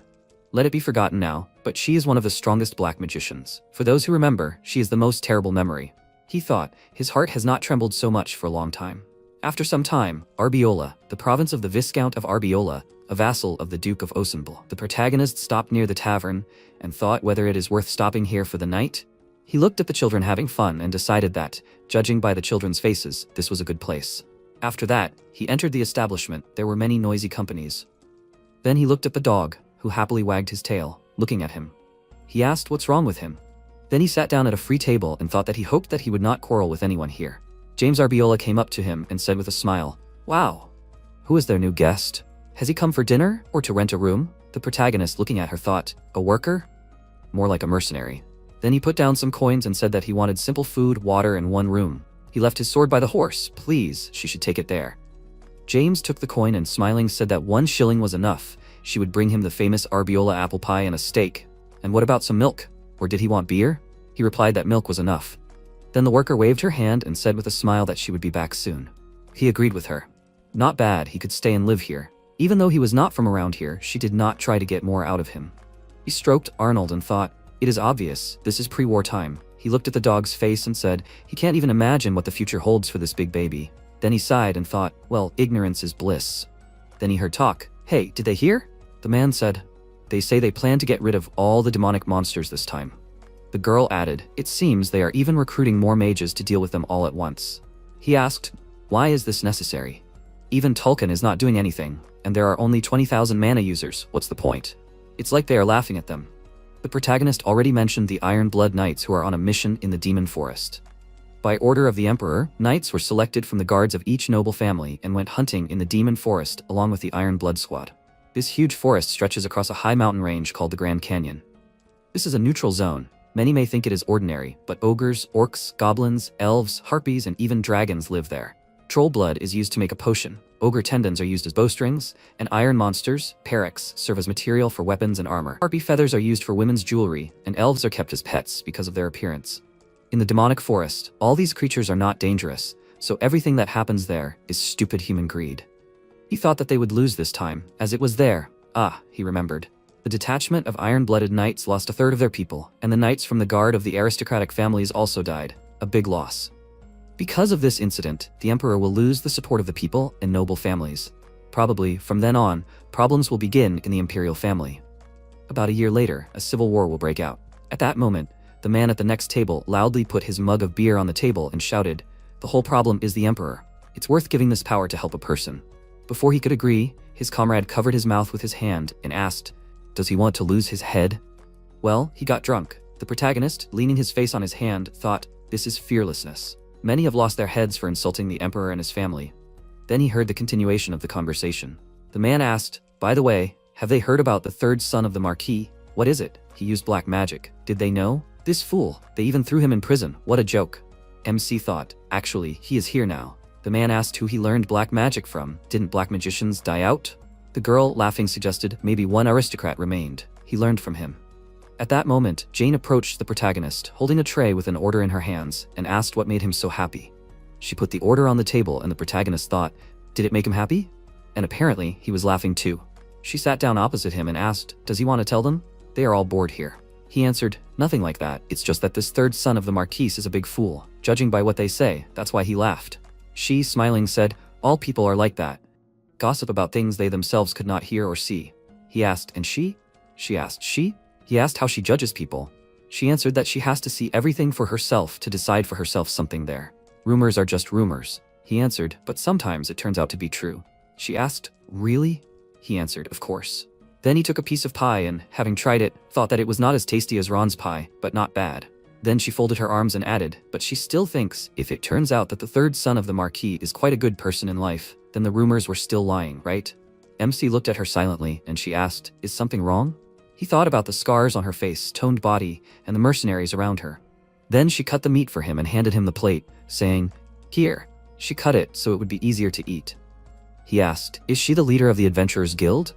She was surprised for a moment, and then smiled. He continued eating the pie and thought, of course, he said that for a reason. There are many mercenaries in this village who are looking for a way to earn some money. They can join the local guard, be detectives when they need to find a cat, or become hunters and catch a monster. Such quests are given out by the Adventurers Guild of any province. That is why such guilds usually offer housing. Then he said that he thought she had too much free time, considering she had to run the inn. The building next door belonged to the guild. She sighed and said that there was so little work, so she paid a lot of attention to the inn. She also needed to live on something, he understood? This place was some kind of front for the Adventurers Guild. Then he said that she was doing this in vain. He was known as the disgrace of the Marquis family. His life story was just a story told by local mercenaries over a glass of beer. But how did she manage to recognize him? Are the guild masters that skilled? Oh right. A few minutes ago, the protagonist, having arrived at the fortress, stopped and said, he said that there was a village nearby. He rode up to the entrance, but was stopped by guards. One of them told him to stop. Why was he here? Did he come alone? He clarified why. And then he took out a coat of arms and asked, is that enough of an explanation? The guard said in fear, the coat of arms of the Marquis of Valantier. He asks forgiveness for not recognizing it. The guards bowed to him and told him he could ride safely. Have a nice trip. MC thanked them and rode on. In the present tense, he told Jane that he saw that she had learned everything from the guards, but no matter how important the information was, it was dangerous to trust unverified sources. She asked if he was worried about her. He smiled and answered, for now. For now, she was okay with him. Despite all the rumors, her attitude towards him was better than her brother's and those nights. Then she smiled, thanked him, and, holding out her hand, said that she should have introduced herself right away. She was Jane Arbeloa, master of the Arabes Guild in Arbeloa. She was glad to meet him. They shook hands and the protagonist thought, Arbeloa. That was the name of the village, and she had a similar last name. Then he said, I see. Is she first or second? She smiled awkwardly, scratched her head and answered, third. Her older brother was the local lord. He thought, it's amazing that aristocrats do this. Then he said, wow. Shouldn't she have been married off since she was an aristocrat? She replied that she didn't mind, but her family would never have sold her to someone. He thought that it was even offensive to him that his family wasn't like that. Then he asked, huh? Interesting family. After that, Jane called Arnold. He ran up to her and started licking her face. She picked him up and asked what the Marquis' son was doing alone in their village. Where were his guards? He answered, still eating his steak, that the disgrace of the house doesn't need guards. She was surprised, and then noticed that it was strange. He wasn't like the rumors said. He replied that it would be difficult for him to reach his destination alone, so he was looking for an escort. She asked, an escort? He showed her 5 fingers and said that he only needed 5 people with experience in setting up camp and good cooking. She asked, and the payment? He replied, 2 gold as a down payment and 3 when they arrived. She happily hugged Arnold and shouted, he is so generous. He thought, of course, usually they only pay 30 shillings per person for an escort. Imperial money is quite simple. 100 pennies are 1 shilling, 100 shillings are 1 gold. Then he wiped his mouth with a napkin and thanked her for the food. She, smiling, said that by morning everyone will be ready. He will pay for food and lodging separately, right? He took a bag from the suitcase and, taking out coins, said that he will give 3 gold. If there are horses, that will be great. She noticed, they have such a rich guest. Then she said that he cannot worry. There are guys with experience here. Then she handed him the key. MC, walking forward, thought, when such a woman is the guild master, one cannot worry about the well-being of the village. After that, he went to his room and collapsed on the bed. Opening his eyes, he said, he is so tired. Then he closed his eyes and thought that he would wash himself and go to bed. But the next second he fell asleep. He cried and sighed heavily. Valentine said, poor child, does he really plan to live his whole life in helplessness? He shook his head negatively, and she said, being good is not bad, but being weak is a sin. Doesn't he want to change? He answered that he wants to change. Then they held hands, and she answered, okay. She put her hands on his shoulders and said that from today on, he can call her his mentor. The next second, the main character suddenly opened his eyes. He sat up in bed, breathing heavily. Then he threw his hands behind his head and noticed that it was already morning. Jane came into his room and wished him good morning. She said that everything was ready. He was indignant. She should have knocked at least. Then Arnold ran into the room and jumped on him, starting to lick his face. He asked why so early in the morning? After that, he took the suitcase and went down the stairs. Jane, turning around, smiled and noticed that he had gone down. She saw that he had slept soundly. She had prepared an excellent map for him and people with a lot of experience as escorts. He thought, weren't they the ones who were talking nonsense about him yesterday? The men greeted him awkwardly. Then one of them put his hand forward and said that he was John Doe, the captain of the Fire Ant Squad, his escort to the Stone Mountain. MC clarified, John Doe? That's the name given by an unidentified corpse. He thought, I see, it's a nickname. Then they shook hands. He noticed that he had an interesting name. The mercenary thanked him for appreciating it. He added, it's a long way from here to the Stone Mountain. Along the way, they will have several small villages, so they plan to set up camp twice in secluded places. They have 2 excellent cooks with them, and everyone is also great at setting up a camp. Jack sighed and asked, does that mean he doesn't have to do anything? John smiled and said, of course. Then the protagonist handed him his suitcase and said, great, let's go. He's already so tired. The mercenary took the suitcase and accepted his order. Then MC turned around, looking at Jane, and asked, are the guys experienced? She winked and said that they were very experienced. Yes, that would be enough for an ordinary mercenary. Let's say his body is weaker than before, but his feelings and eyes are the same. Ron is now the 9th circle. Although he hid his true powers, he can hardly be called an ordinary person. But a mercenary with the 8th circle? What if this is not his full potential? Jane asked, didn't he want the best of the best? He answered that he did. He thinks that they will see each other again. She asked, is it true? She suggested that they have a beer then. He then winked and added, but it was on her account. Then the door closed behind him and she waved and wished him a good trip, little guest. After a while they set off. The protagonist was lying on the roof of a carriage, raising his hand. He thought the weather was fine and he felt better compared to yesterday. John looked at him and the protagonist, seeing this, thought, why were they looking at him? He pointed his finger at the second mercenary and told him to listen. Had he heard who he was yet? He awkwardly replied that it was not so. Well, he was an aristocrat. That was all he knew. MC asked, is it true? He confirmed it. The master said that he was traveling the world. The protagonist said, traveling, he had a question. He replied, of course, he could ask anything. The protagonist then took a coat of arms from his inside pocket and threw it to him. The mercenary asked, is this the coat of arms of aristocrats, isn't it? He replied that in general it was so. He asked if there were more details. He replied, somewhere far away is the estate of the Marquis of Valentier. Their damn house will soon be destroyed, so this is their crest. He heard that there is a complete loser in this family. He should know better, right? He even went to prison recently. The mercenary's body began to tremble with fear. He thought, finally they realized who he was. He asked, funny, isn't it? He thought, after all, it is more accessible and cannot be explained. Then he said, rumors that he went to prison for using black magic. What is he? He must smile. The mercenary frowned and apologized to him. MC bit his thumbnail and said, well, it is true. He knows a little about black magic. It is not difficult. After all, his mentor is one of the best black magicians in the world. Let him be a swordsman, but it is impossible not to know about black magic. Then he asked, however, why would he use that when he had his fists? Then he pointed his finger at another mercenary and said, there he is. He screamed in fear. Him? The protagonist asked, why was he just standing there while he was saying such things about him? Didn't he know what happens when you backbite aristocrats? Didn't they pity him? Everyone present was completely confused. He replied that he simply didn't know. Everyone except John. MC thought, surely the captain was the one the guild master told about him, and everyone else was unaware. Then he put his hand on the shoulder of one of the mercenaries and said that it was in the past. They would be together for a few days. Did he agree? He smiled awkwardly and agreed with him, of course. After a while, they stopped and made a fire.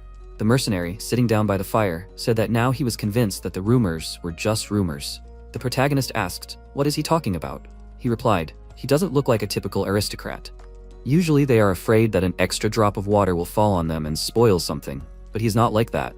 He even washed the dishes himself. MC was surprised and then thought, Jane, she should forgive him, but this beef pie is much tastier than her apple pie.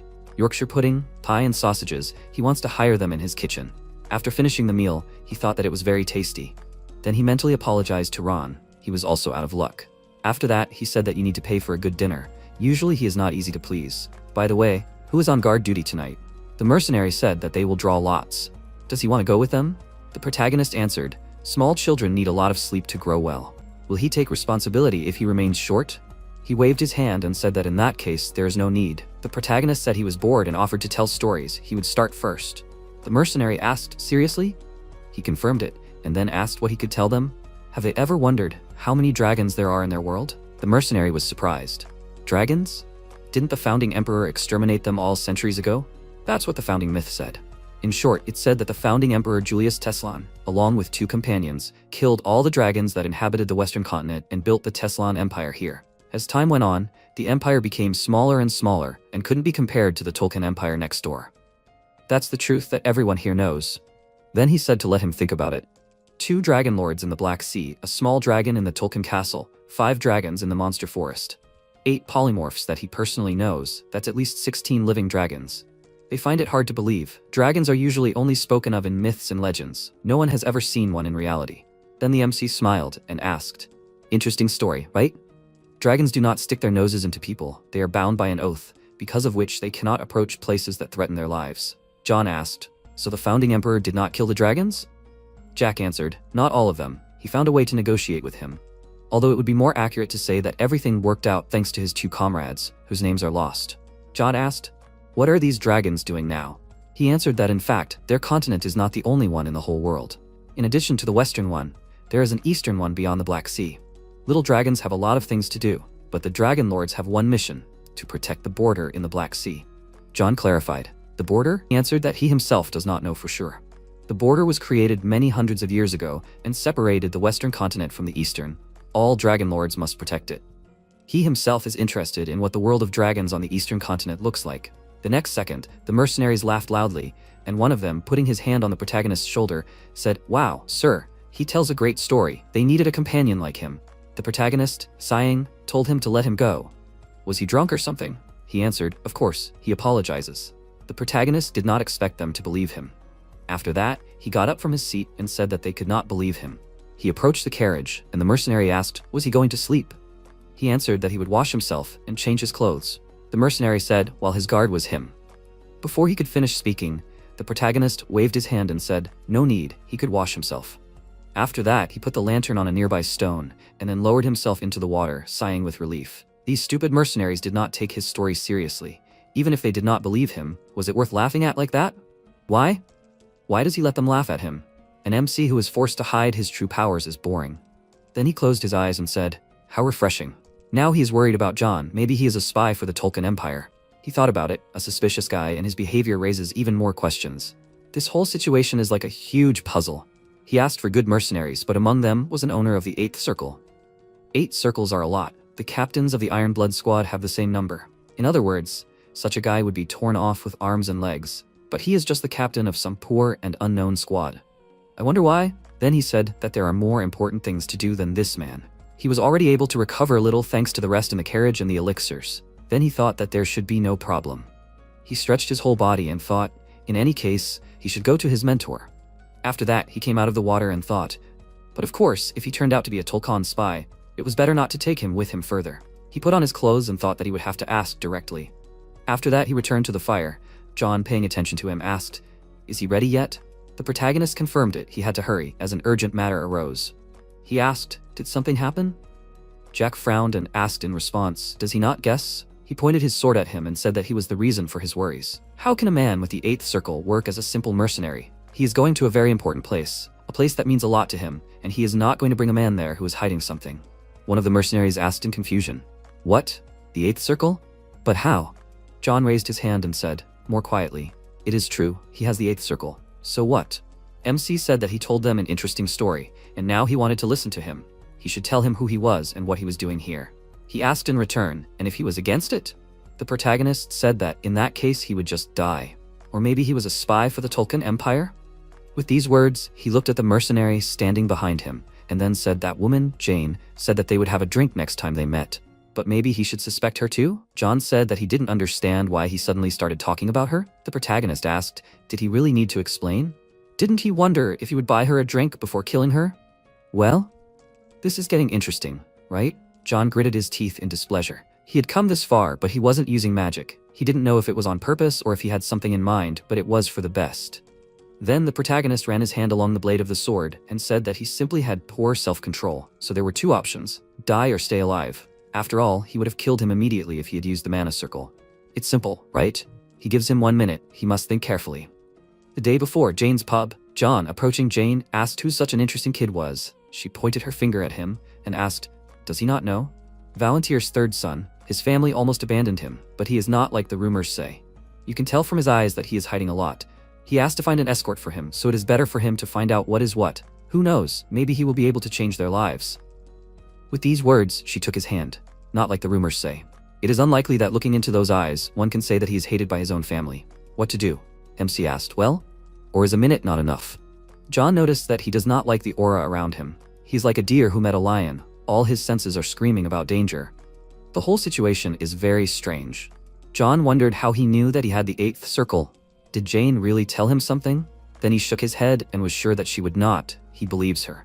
She would have told him if he asked for something. Then the protagonist reminded him that there were 14 seconds left. He said that he himself admitted that he had the 8th circle, so would he be able to kill him? He thought, why is there so much bloodlust in this child's eyes? At that moment, he doubted. Is the kid standing in front of him really a child? Should he try to wriggle out of it? Or tell the whole truth? The mercenary called the captain and asked if he had the 8th circle. He must explain himself. He thought, what should he say? He lived his whole life as a mercenary. Now all the choices he made in life flashed before his eyes. Yes, he is very lucky. Therefore, he will continue to rely on intuition. After that, the protagonist said that the time was up. If he is not ready, he will have to kill him. He concentrated energy around himself, and John asked if he could tell what was happening to Jane. MC lowered his sword and replied, okay, they will start from afar. He said, this is how it was. His story is short, the love story of an aristocrat and a commoner. You can hear such stories everywhere. When he was 19 years old and he was the 7th circle, he met Jane. They fell in love at first sight and since then they have not separated. Jack wondered, so that's why she has not married yet. Let it be a relationship between a commoner and an aristocrat. He could become Teslan's support with his 8th circle.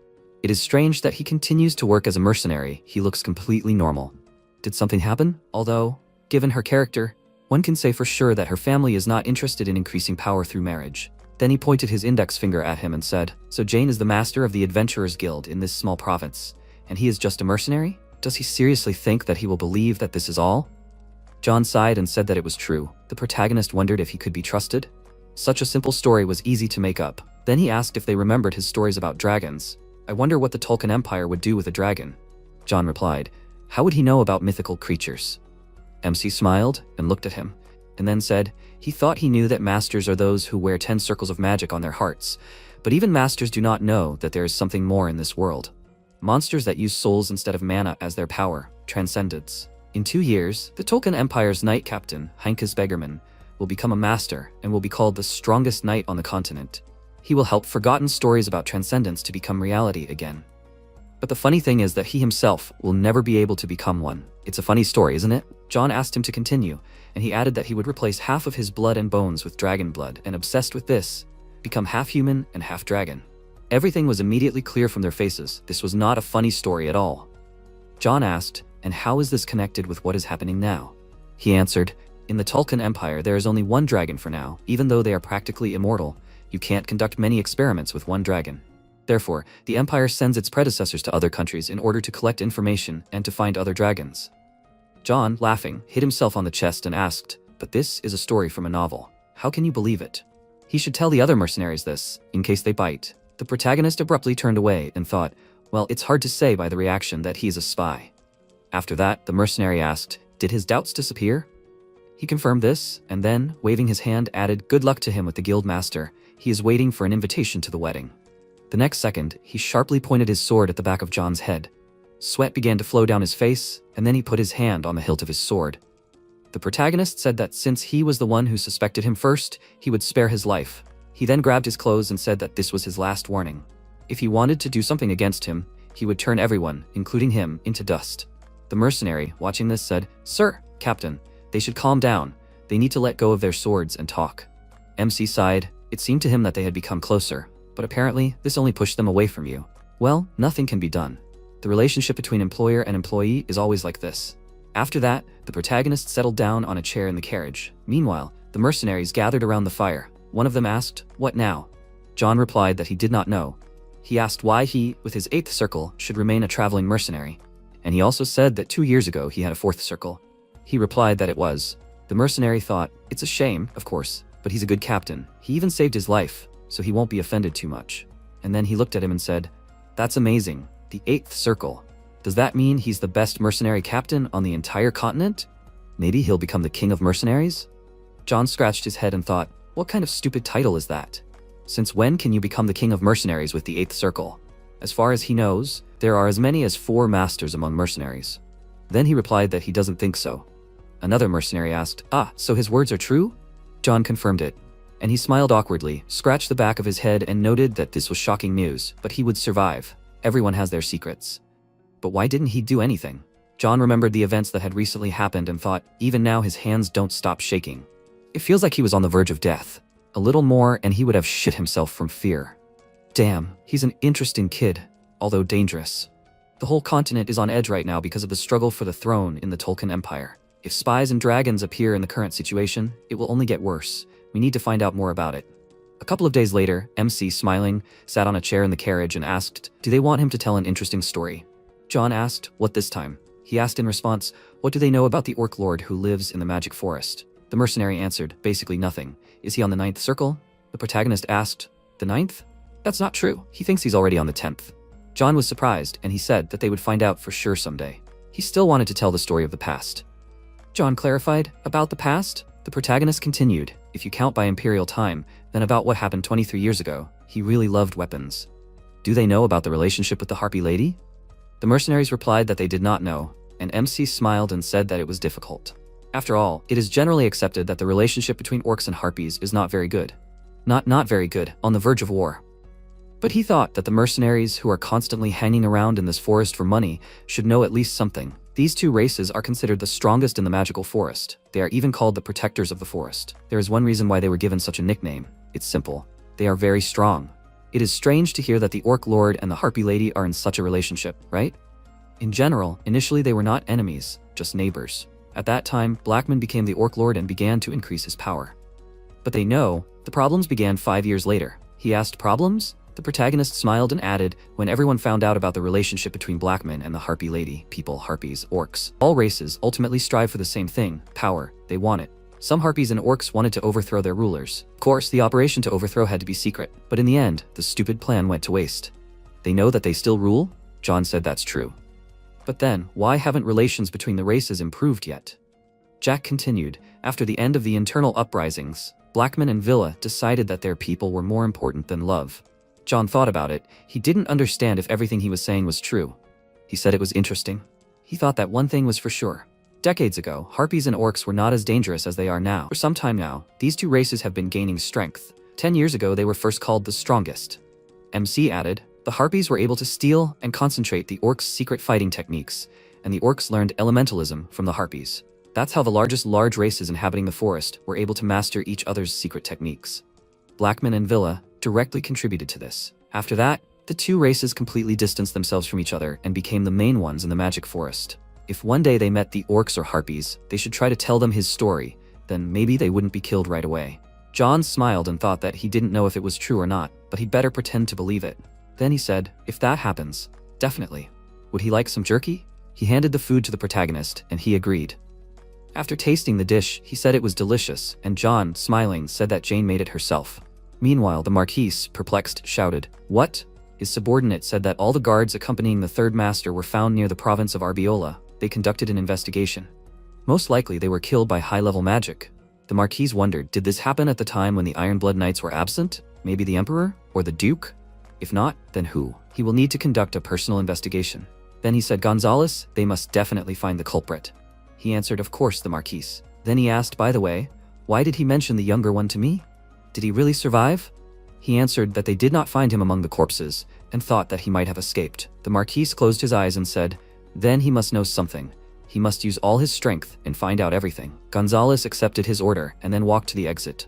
The Marquis said that he thought he was useless, but it turned out that he was not. The next day, the beginning of the mountain range. The main character handed a bag of coins to John, and he awkwardly said that it was still too much. The protagonist smiled back and said that 10 gold and elixirs would be enough for him. Smiling, he added that the rest was theirs. He had a lot of fun on the way. He apologized for suspecting him, and now he was saying goodbye to everyone.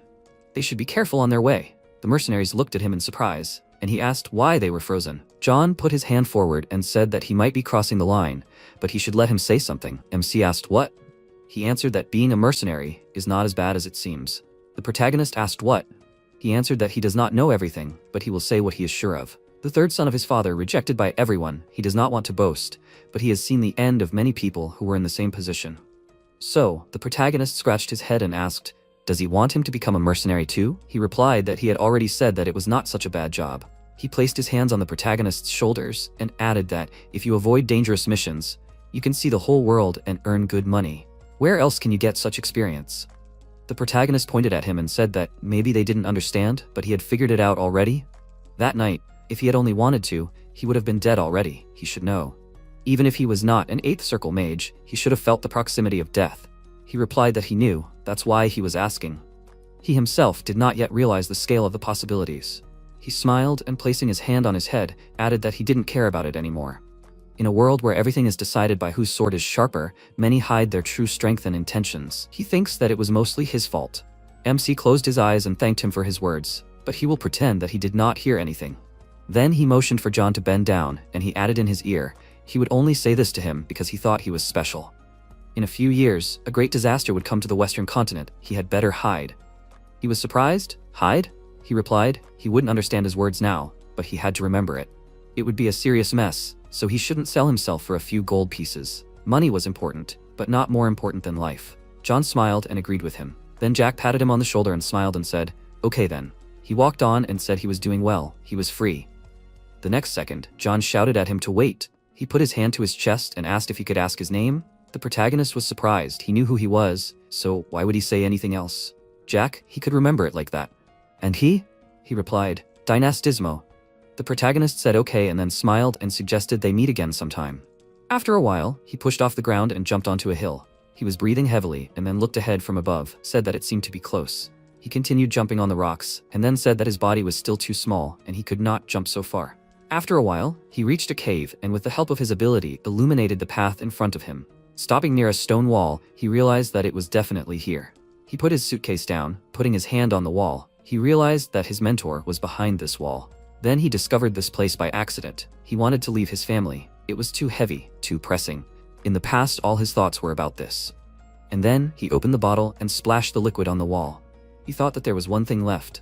After that, he took out his sword and wounded his hand, thinking a small sacrifice. Until his return at 17, he just hid and ran. Having lost Ron, he had nothing left.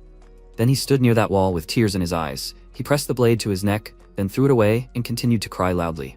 Tears flowed down his face, mixing with blood. The next second, the stone wall lowered. Stumbling upon a hidden entrance to a cave was a great fortune for someone like him. In the present, the wall lowered again, and he walked forward. After that, he went down the long stairs and, tightening the bandage on his hand, thought, why is he so worried? Although it is obvious, tens of years have passed since then, finally he is here. After going down the stairs, he stopped near Valentine, who was hanging on chains. He said, Mentor, is it possible to make a living thing immortal? Everyone in this world wants to live as long as possible. Orcs, dragons, emperors will still die someday. It is natural and right. For her too. But still, his mentor has lived for 400 years, thanks to the separation of the soul from the body. Magic is what keeps them connected. The problem is that this process will soon come to an end.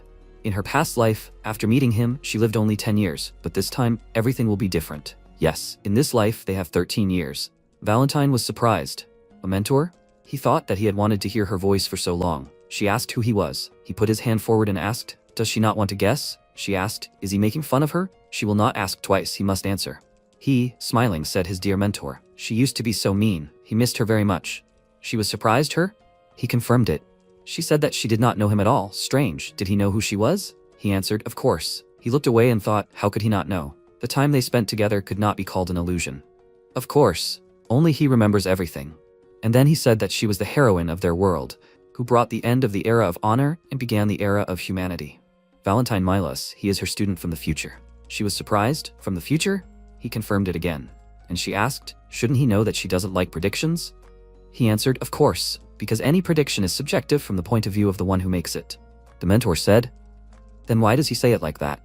He should answer her, a child from the future. If in this future she really will be in his life, what would her answer be in such a situation?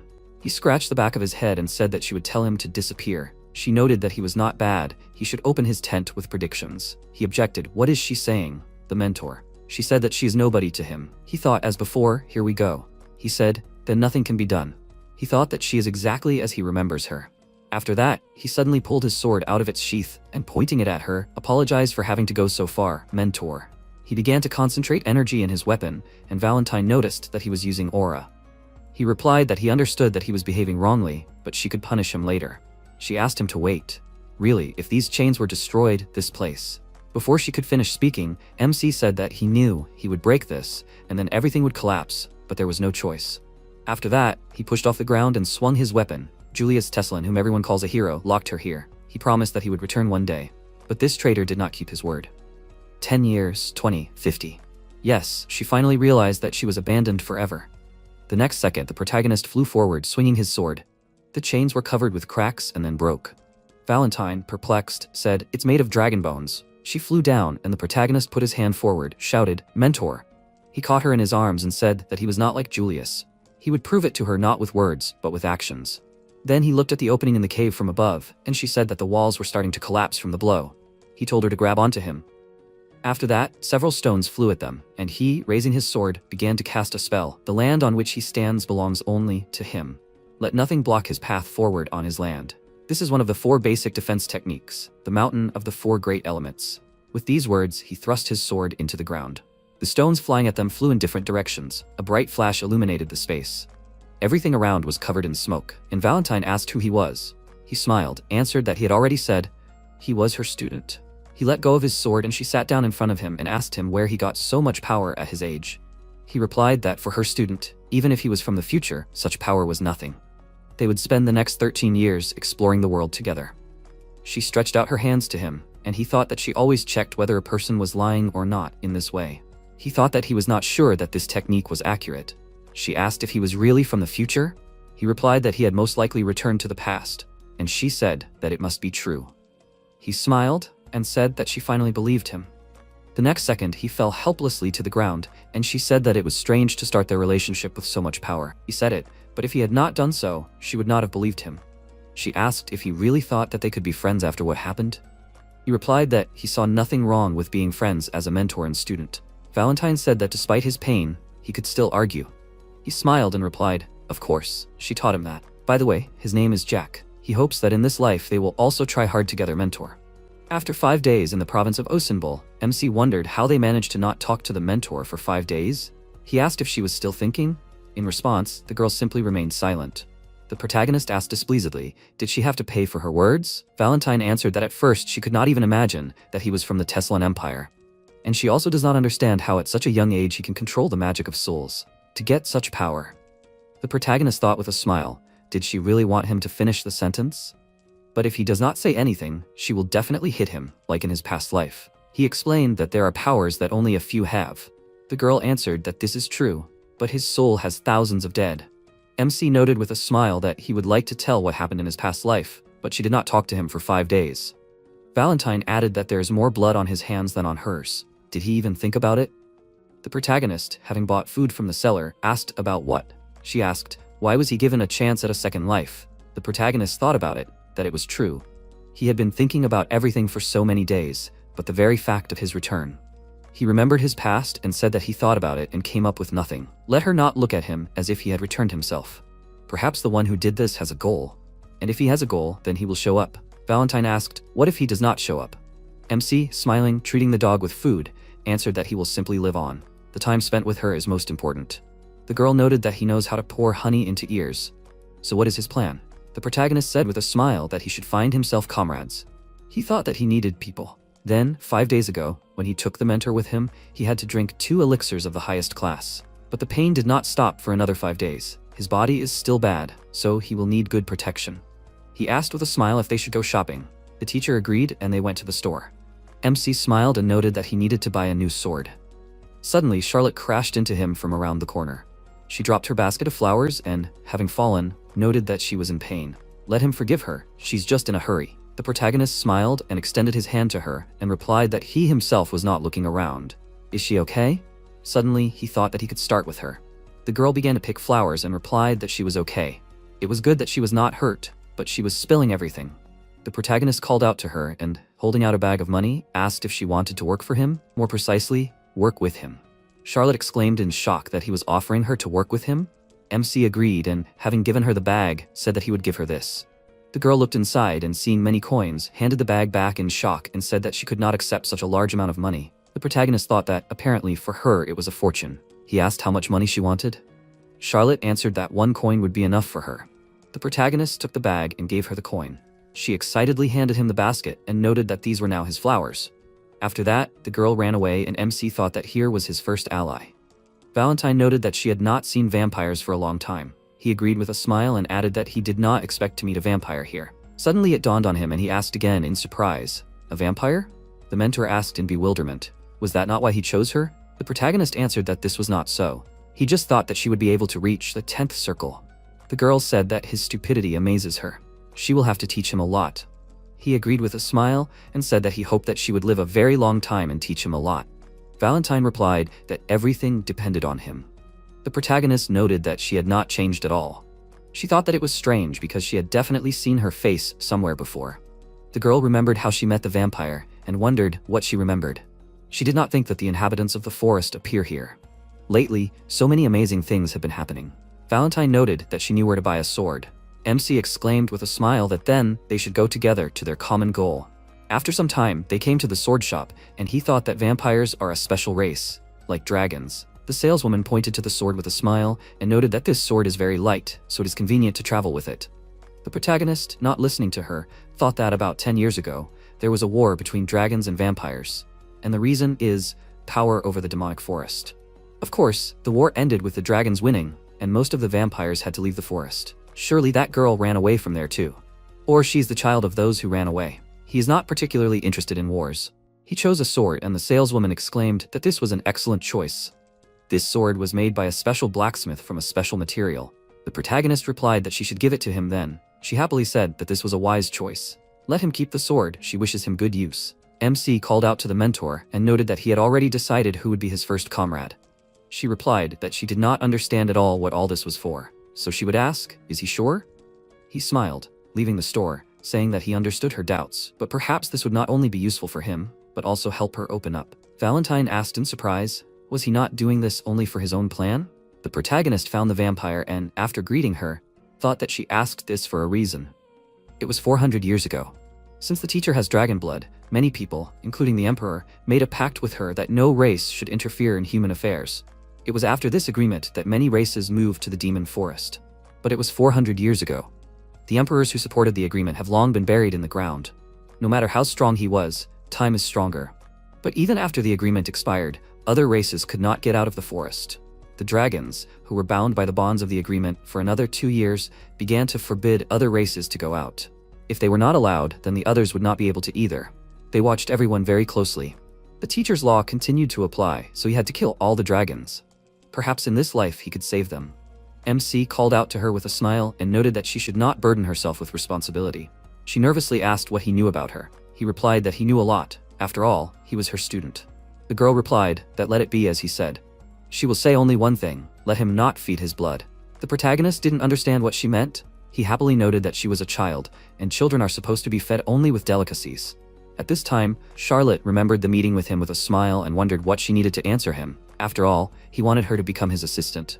She noted that she had not seen such generous people for a long time. If her mother drinks this orc blood, she will feel better, right? She has been told since childhood that she cannot drink human blood, and in principle, any blood except for the one given by her uncle. The girl came home and wondered if he would come today. She shouted throughout the house that she was back. Hearing nothing in response, Charlotte asked if she was really asleep. She went up to her mother's room and asked if she was asleep. Vivienne de Royale, the girl's mother, noted that they had a guest. She asked in confusion, where is he? Suddenly, the main character, sitting next to her, asked with a smile, did she just arrive? The vampire was very scared and, spilling a drink on herself, asked how he got here. Valentine discontentedly pointed to her mother, let her get up already and show herself normally. When Vivienne got up, she said that they had not seen each other for a long time. But why was she, a vampire of noble blood, in such a state? After some time, Charlotte, holding a bird on her finger, said that she would give it to her too. Let her wait a little. MC, watching this, thought discontentedly, why waste time fiddling with birds? It would be possible to finish everything with mana. He hoped that nothing would happen. At this time, Vivienne, lying in bed, asked who she was. Maybe she was a vampire hunter? Valentine asked if she had really forgotten her face. She introduced herself and added that her entire family was forced to leave the forest. Let her remember, she could not forget such a thing. The vampire remembered and, horrified, asked who had made her like a toy. The girl with a serious face explained that it was a curse. Only one night a month could she live like a normal person. But that was not important. Let her answer her question. What were the vampire elite doing in such a backwater? She could clearly see that she had not drunk blood for a long time. Why go so far? Vivienne, clearing her throat, asked if she really felt sorry for her. A lot of time had passed. Valentine noticed that she used to be very strong. She was the one everyone feared. But she no longer had that same liveliness. But if it weren't for her, they could have died at the hands of those fanatics. The vampire went back to bed and said that she would answer her question. There are 5 creatures in the demonic forest. Behind them are 2 lords who control them. In the past, the vampires had to leave the forest to escape their oppression. Her daughter was very young then, and the dragon then said that he felt sorry for her, so he took pity on her. In this village she lives near cows and pigs, but she and her daughter manage, in order to raise her. Valentine replied that she felt sorry. The blood of the lords flows in her, but she is in some unfortunate village, just waiting for her death. At this time, outside, Charlotte asked when they would leave. Soon her uncle would come, and he doesn't really like guests. MC said that he had an important question. Could she tell more about him? She exclaimed in surprise, about her uncle? If anything, he is not his type. The protagonist asked in confusion. Was she seriously thinking about that now? He was just bored of waiting, so he wanted to listen to a story. Charlotte asked thoughtfully, where should she start? Her uncle is a rich man. She doesn't know much about him, but he bought this house for her and her mother. He brings them food every 3 days. He's very nice. The protagonist wondered, what is she talking about, the blood of pigs and cows? He nervously warned her to listen to him carefully. Actually, her uncle. Suddenly, Valactus Machiavelli himself, the girl's uncle, appeared and asked, are they talking about him? This is her new friend, right? He sees him for the first time. Charlotte, seeing him, exclaimed happily. MC noted with a smile that he must be that uncle. He wondered if it was a man. No, it was a dragon. Valactus grinned and said that he must be an aristocrat. What brought him to this modest house? In any case, there are many guests here today. At this time in the house, Vivienne asked if she could call her daughter. Valentine, using the connection, told the protagonist to bring the child and the man. He took the door handle and noticed that the mentor called him. Let him come in. Didn't he come to talk to the toy girl? After some time, they returned to the vampire's room. Vivienne, seeing the man, excitedly exclaimed that it was him. Valactus asked with a smile why she was surprised. It was as if she had seen a ghost. Well, he just came, so they could chat. He promised not to make a scandal before her death. Charlotte hysterically ran to the bed and screamed, what is wrong? Has she really gotten worse? She has orc blood, let her drink it faster. She will definitely get better. Vivienne answered with a smile that it is not necessary. She prepared her a birthday present. Let her forgive her for not being able to give her everything, for not being able to give her even a gift now. The girl excitedly shouted, what happened? MC, watching this, thought that initially, he and the mentor were not supposed to see this. They accidentally ran into her and followed out of pure interest. He had no reason to look after her. But he would create that reason now. He approached the bed and asked if she would trust him with her daughter. They had little time, so he would get to the point. What did she want for Charlotte? Maybe she wanted her to become a full-fledged vampire? Did she want the whole world at her feet? And if not, did she want to avenge all vampires and kill the dragon? Vivienne extended her hand and answered with a smile that she would like a different fate for her. She had nothing left to wish for. Besides, she wanted her to smile all the time, that was enough. Could she learn his name one last time? MC agreed with a smile and gave his name. The vampire shed tears and remarked that he had a glorious name. Would he be able to protect her daughter? The protagonist replied that he could do it. May the bearer of noble vampire blood rest in peace. Vivienne thanked him and calling out to her daughter, said that she would always love her. Charlotte screamed in horror. Let her not close her eyes. How would she live without her? The protagonist, hearing the girl's cry, silently took the mentor in his arms. Suddenly, Valactus laughed wildly and remarked that he was about to die laughing. Revenge and happiness? Did he really take responsibility for a child who would soon die? For this little vampire? Suddenly, the protagonist struck a powerful blow with lightning speed, from which the dragon broke through the wall with his body and flew out into the street. He sank to the ground in bewilderment and asked with a smile, was he attacking a defenseless person? What an ill-mannered young man he was. It was unlikely that he would become a good friend to his Charlotte. He needed to be taught a lesson. Suddenly Valentine said, "Let him say his name." Phylactus asked in surprise, what kind of weak magic did he feel? Could it really be that talking toy? The mentor noted that if you remove the 2 lords, there would be 5 dragons left in the forest, but he was not among them. He was about 200 years old. So, he was born somewhere in this period of time? The dragon asked furiously, how did she know that? Who was this girl? MC, hearing this, nervously wondered, how dare he call her a girl? Valentine said, let her go, she can handle it herself. Descending to the ground, she introduced herself and noted that she was a sorceress from the past. Phylactus excitedly asked, was she really an immortal necromancer? The girl agreed and added that in ancient times, that's exactly what they called her. He said discontentedly, let her not lie. He was not so stupid as to fall for that. Valentine named the 2 dragon lords. He was surprised to think that Bahamut and Voldemort were 2 dragon lords. Their real names could only be known to those who knew them personally, or were dragons themselves. Phylactus replied thoughtfully that he now believed. He was a dragon after all. Who knew that he would meet such a person in such a remote place? And he just wanted to play with his second toy, after the death of the first. Valentine sternly ordered him to leave right now. He asked mockingly if she really thought that she could order him around? Maybe she had forgotten about what had happened? It was they. The dragons, who had surpassed humans in everything and won. Did she really think that she could give orders to a dragon? The mentor noted that she thought he was imagining things. Did dragons surpass humans in everything? That was just nonsense. It was she, not the dragons, who had done this. Had he forgotten that she was the one who separated them from humans? Because of their dull conceit, the world began to fall apart. But they stubbornly continued to consider themselves better than everyone else and commit riots. Phylactus smirked and exclaimed, let her stop talking nonsense. What does she even know about the past? MC, calling him a lizard, noted that he should listen more and not wag his tongue.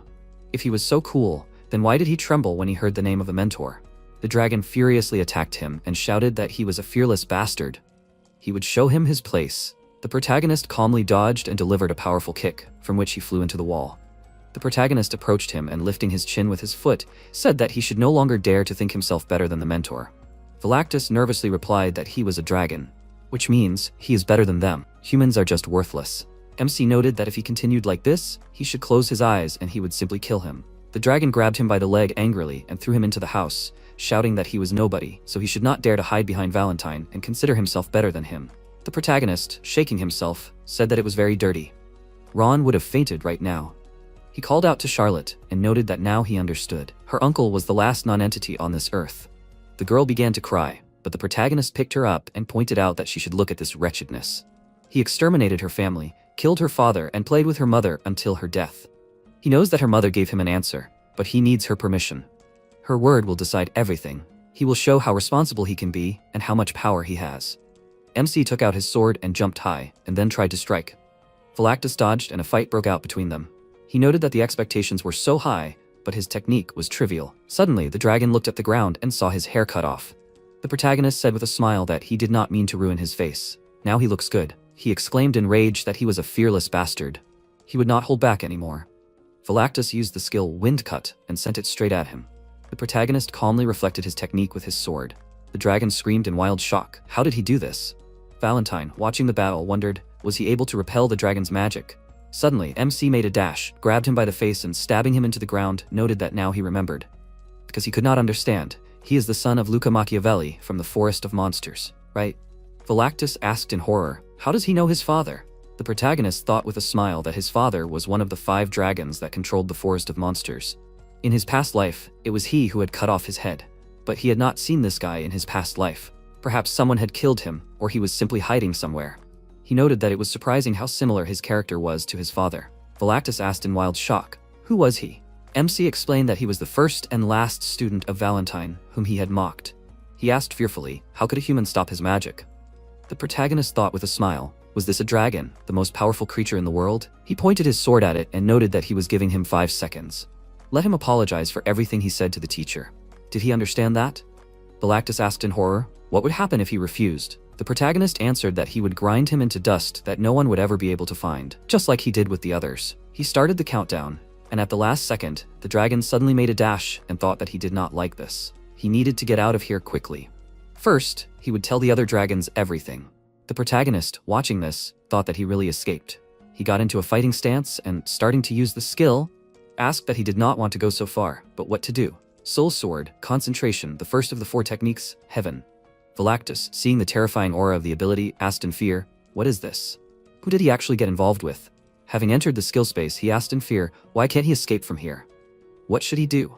The dragon stumbled and screamed in fear. Suddenly, MC woke up in an unknown place and realized that it was just a dream. He asked in confusion where he was. Ron entered the room and asked what happened to him, since he only just woke up. The protagonist called out to him in confusion, and he suddenly ran up to him and asked if he saw and recognized him. The protagonist agreed and added that everything was fine. He's not a child, let him stop doing this. And why is he here? And where are they anyway? By the way, did he see the toy and the girl next to him? Ron said that they washed the girl and put her to bed. She's in the room next door. He doesn't know what happened to her, but it must be something terrible. And the toy, he means her? The guy pointed at the couch where Valentine was sitting. The protagonist wished her good morning with a smile. She nervously replied that it was evening. Ron was puzzled, wondering if she could talk. MC asked with a smile, was she so angry because of him? The girl turned away with displeasure and said that there was nothing else to be angry about. After all, he was the only one who suffered. He answered with a smile, let her not talk like that. The butler asked in confusion, was he talking to her? She had been sitting motionless for 3 days. The protagonist replied that he would explain everything later. But let him remember one thing, she was his mentor. Let him be careful in dealing with her. Ron bowed his head and noted that he was sure he had a reason for talking like that. He would be careful from now on. The protagonist got out of bed and asked, so what happened? After listening to him, he thought that the story was trivial. The knights who were riding with him were found on the mountain. The Marquis learned of what happened and hired a knight to investigate and find him by his tracks. Moreover, many people saw him in the province of Arbeloa. Ron added that after that, rumors spread that he was in Ensemble province, and in the end, they found him unconscious on the ground. MC replied that he understood everything. Is that the whole story? He explained that they didn't know what condition he was in, but his injuries were serious. They brought him here and started treating him. They had to give him 3 high-grade elixirs. The protagonist asked, strawberry-flavored, right? The butler sighed heavily and agreed. He happily noted that he remembered that he liked strawberry flavor. Overall, that's good, but why is he here instead of protecting his sister? Ron replied that the lady also wanted to go looking for him, but the Marquis stopped her and sent him instead, since he also knows him well. The protagonist asked in surprise, did the Marquis send him personally? And their father is a complete idiot. He is glad to meet him again. Suddenly, Gonzalez entered the room. MC asked who he was. He noted that he had woken up. He is the second in command of the Iron Blood Knights. Maybe he already found out from his servant? He's in charge of investigating incidents. He has a question. Didn't he know that it is not proper for the Marquis's third son to travel around the provinces and play with the local commoners? Okay, for the third heir it is permissible, but he is still the Marquis's son, so it is not right. Ron tried to justify it by saying that he is still sick. The protagonist stopped him and said that they will listen to him first. Gonzalez added with a smile that he would like to ask him a few questions. He hopes that he will answer honestly. MC thought that, according to the butler's words, he was the one who bought 3 high-quality elixirs for him. Therefore, he will endure exactly 3 questions. He gave his permission and added that he will answer. Gonzalez was perplexed, wondering why he was staring at him like that. He noted that he was the only survivor from the scene. He wondered what happened. The protagonist replied that nothing like that. His guards received strange orders. Didn't he know that? To cripple him and then give him the elixir to drink. Why was he looking at him like that? Was this the first time he heard about this? Gonzalez excitedly replied that he should not change the subject and continue. The protagonist nervously thought that he was holding back for the second time. He continued to tell that they themselves said so. They were supposed to stop somewhere along the way to the academy for 4 nights, and all these 4 times they were going to break his bones, and in the morning treat him with elixirs, and so on until the end of the journey. Doesn't he think they're terrible guys? Gonzalez paused for a moment and answered, let him continue. MC said that there was a 6th class knight. He didn't remember his name. He wondered if he was talking about Raizan. The protagonist agreed and explained that this guy believed in him and was going to destroy his mana circle. Ron asked excitedly, what was he talking about? He thought about it with a smile, which he immediately noticed. The protagonist added with a smile that that's why he just killed him. Gonzalez asked in wild shock, what did he do? The protagonist asked with a sly smile, was he really deaf? He just killed them all. He thought in bewilderment that he was able to defeat the entire squad by himself and even alone. But how did he do it? Is it even possible? MC added that he could turn a blind eye to many things, but certainly not to such impudent people. Gonzalez asked discontentedly, was he making fun of him? He asked with a smile. Did he really think so? The second in command nervously pointed out that he should be careful. No matter how much Lady Elizabeth loved him, he was not going to just turn a blind eye to it. Ron excitedly took his hand and said that they needed to talk in private. Gonzalez pushed him away in disgust and asked how a mere servant dared to touch him. The protagonist, seeing this, immediately hit him and noted that he held back 3 times. The butler asked in surprise what he was doing. He was also sick. Why would he do that? The protagonist lay down on the bed and explained that he was just dizzy. He thought he was somewhere on the 7th circle. It was surprising that he was mocking a mere servant. Even if he did not live like that anymore, he was too stupid. He thought that it would be easier with him around, but now he thinks differently. Since he is his person, he wants him to live like a human too. Ron noted with a smile that he had never spoken like that before. MC, holding him by the clothes, asked with a smile if he didn't want to. He agreed with a smile, took off his jacket, and calling out to Gonzalez, said that he was the 3rd strongest here. Even if his master didn't know him, he remembered him well. The protagonist asked with a smile how many minutes he should be given. Would 5 minutes be enough? Ron, warming up, said with a smile that he knew what he was capable of. A minute would be quite enough. The protagonist, watching their fight, thought everyone already knew that the butler was an excellent cook, just excellent. Would they talk about food here? Of course not. You can tell even from his actions. Ron spectacularly dodged the enemy's attack and delivered a powerful blow to the face, and then pushed him away with a blow to the chest. The guards, watching what was happening near the entrance, were perplexed, discussing what was going on there. Should they intervene? MC thought that these were familiar moves. Sure, he had seen Ron fight before, but even at the 9th circle, his power was based on magic, not physical strength. Wasn't it strange that Gonzalez, a mage of the 7th circle, was losing to a man who was pretending to be a common servant? Well, he had a lot of experience in close combat with stronger guys. Plus, you could always tell that he was a spy for the Tolkien Empire, so Ron killed him, although he was unlikely to dare to kill. Suddenly, Gonzalez took the sword from the guard and began to attack. The butler quickly closed the distance between them and delivered a powerful knee to the face. The protagonist, seeing this, thought that because of him, he had to hold back and not show his true power. He called out to him and noted that he had asked him to prepare a dish. How much longer should he wait? At this point, Gonzalez attempted to stab him in the back, but the butler, smiling, delivered the finishing blow and reported that everything was ready. MC noted that he had done it in 1 minute and 12 seconds. He needs to try to get faster. He turned to the guards and asked if they had seen enough.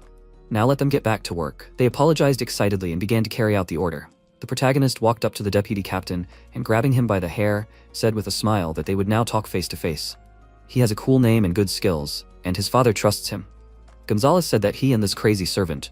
The protagonist interrupted him and asked if he didn't understand yet. Well, he wasn't expecting a straight answer. He came here to find out what happened, right? Now he knew what happened and who was behind it. He wondered what else they would watch. This was the Marquis's favorite, the 3rd knight, over 30 years old, the deputy captain. He felt sorry for someone like that. MC called out to him and asked if he wanted to get the 8th circle and become a captain. They could come to an agreement. Ron, watching this, thought that he was thinking about something again. He was already so grown up, he was proud of him. Suddenly, Valentine came up to him and silently poked him with her finger. The butler bowed his head and remarked that he had heard his master call her mentor. Let him introduce himself. The girl, without listening to him, asked if this was really an impulsive attack. 19? No, 20 years ago he had already had the 9th circle. To get this in his 20s is simply amazing. Now his skills should be higher. What did such a person see in serving? He could have immediately received the 10th circle, or he could have become an archmage. Isn't 20 years of not using magic enough? Or rather, 19. Since Jack and Elizabeth arrived at the Marquis's estate, Ron has not used his magic even once. Recently, he had to do it only once to save the master. Although, does it matter now? Valentine asked if he regretted the life he had given up. Let him tell her honestly, because these people were weaker than him. So why should he be treated like that? He shouldn't close his eyes to his desires. Or was he going to continue living for the sake of this child? Now she understood who he got his skills from. Does he even know how strong he really is? Ron replied that the gentleman had once told him that there was no point in looking back at the past, no matter how hard it was. He thought he knew, but he didn't pay attention to it either. If Jack had heard this conversation, he would probably have pretended to be ignorant, but he really didn't know that much. At that time, MC, holding the deputy captain by the hair, said that he should remember it already. He wouldn't repeat it twice. He would gladly kill him, but he would need him, so let him live for now. He would ask again, whose side is he on? Gonzalez, with a frightened face, began to hesitate. The protagonist sat on him and asked, and what does he expect from him? If he doesn't want more, then let him try not to move and let him not use magic. He put his hand on his chest and, using the skill, happily noted that he found 7 crystals that make his heart beat. MC thought with a smile that he told him that it would be better for him to give up right away. Gonzalez fearfully took his hand and asked what he was doing with his mana. The protagonist pinned his hands to the floor and intimidatingly ordered him not to move. He could kill him at any second, right? He continued using the skill and created an 8th crystal, and then pointed out that he could open his eyes. Everything is ready. The deputy captain fearfully asked, what was this? Did he really make 8 crystals? MC sat on the bed and noted that it would work for 3 to 5 months. Gonzalez, confused, asked why he needed to make him stronger. Who was he anyway? The protagonist replied that he didn't think he should ask questions. He has no choice now and will have to do what he says. He understands what will happen if he refuses, right? He will die such a terrible death that he can't even imagine. He knows what rumors are going around, right? He has black magic. Gonzalez thought that even when he beat Phelan and went to prison, he heard some rumors. That Jack has black magic, and it's true. MC noted with a smile that these are not rumors but the truth. Although, he thinks that he already understood this. Well, let him fall to his knees. The deputy captain got up in fear and knelt down. The protagonist said with a smile that he had better turn on his brain and listen carefully. First, let him go back to his father. Second, let him, when he gets back, report saying that the third gentleman knows nothing about what happened. And third, in 3 months, the supporters of Count Mantis, the knights on the side of the Marquis, a total of more than 40 people, must be destroyed. Gonzalez agreed in confusion when suddenly he exclaimed in surprise, "What did he order?" MC answered with a smile, "Let him obey. It is not for nothing that he has this thing in his heart." He agreed and added that he obeys. The protagonist hugged him and happily said, "Let him not be so sad. You should have listened to him right away, then he would not have suffered so much. He became an 8th circle mage in a second. Just let him obey him and everything will be fine. Did he understand? This is much better, isn't it? Or was he not beaten enough?" Gonzalez fell into great horror and said nothing. The protagonist with a smile patted him on the back and asked why he was silent. "Let him relax, everything is fine. Oh, and one more thing, all his life he really bothered Ron, and he had to keep quiet and endure. Now it was his turn. He will say it simply, from now on he is a butler's rag. Does he understand what he is talking about?" Gonzalez was at a loss for words and after a short pause agreed. MC happily patted him on the back and told him to try. He will have to ask Ron himself what to do. And now let him get out of here. When the deputy captain left, the protagonist thought with a smile that from now on he has a second chick. The first was an idiot, but the second will have to listen to him. He called out to the butler and asked if he was finished. He happily agreed and added that everything is ready. The protagonist noted that he is so hungry that he wants to die. Ron excitedly asked, "He's not going to leave like this, is he?" The protagonist, looking at his pajamas without pants, asked in bewilderment, "What is he talking about?" He began to rummage in the drawer and noted that he knew that this would happen, so he prepared everything necessary for him. MC thought that he was wondering what he had prepared there. The butler, having taken out clothes, said that since his luggage was lost, he took clothes for him. The protagonist put on a new suit, thanked him and said that now he was hungry. Is he not going? Who will serve him then? Suddenly Charlotte ran into the room and, hugging him, noted that she was so worried that he would not be able to wake up. The protagonist called out to the butler and said that he would come later. He could prepare everything for now. He bowed his head and wished them a good conversation. MC thought that she was probably exhausted without blood. After some time, they went outside. The protagonist apologized for destroying her house. The girl with tears in her eyes answered that her home is where her family is. Since her mother is gone, there is no point in living alone in an empty house. Jack grabbed her hand and noted that he, too, lost his mother early. He was so small that he didn't even have memories of her, and yet he had Ron with him, and now his mentor. Even in the most terrible life, there is happiness to be found. He cut his hand with magic and, bringing his hand to her, told her to come with him. Charlotte grabbed him and began to drink his blood when suddenly her body immediately recovered. MC thought that vampires fenced themselves off from dragons because they have the ability to restore their strength by drinking special blood. The girl asked in surprise why he does this. The protagonist asked with a smile if she felt better. She agreed and thanked him. He asked how she felt. Then he showed how much he was ready to protect her. Charlotte answered that she was a little scared, but she was impressed, so her brother was really cool. The protagonist sighed and thought that he needed to face the truth. He was already a lot of years old. He told her to call him boss. The girl happily agreed and they went to the estate. Already at the table, Ron excitedly asked, "Did he hear right? Who else did he catch? A dragon, and an adult one at that?" MC agreed and thought that he had a hard time believing him, because when a dragon turns 10, it already has a mana heart of about the 4th or 5th level, and by the age of 50, it becomes a master. In addition, dragons have their own peculiarities. Giant specimens can shrink to the size of small children. This is not quite the same as polymorphs. A dragon's body is basically magic, but turning into a human is usually used in combat. If that idiot was a little smarter and he gave him a chance for a good attack, he would not be here now, but he is here. Ron, watching him eat, noted that vegetables should be eaten too. MC, eating food, replied that he would eat it later. He was very stupid. No matter how hard he tries, he still only gets 2 laps at most. Is it normal to defeat a dragon of the 10th circle and above? The butler answered with a smile that it was amazing. The protagonist added that this dragon was inexperienced. It did not know how to use its abilities properly, and fear clouded its mind, so it died. He had a strange reaction to their conversation. Another person, having learned that he killed a dragon, would start laughing like those stupid mercenaries before. But for him, it is completely normal to admit the thought that he is able to defeat a mage of this level. How is this possible? Ron asked sheepishly. Does he not know? Well, about his past and all that. The protagonist, perplexed, asked what he meant.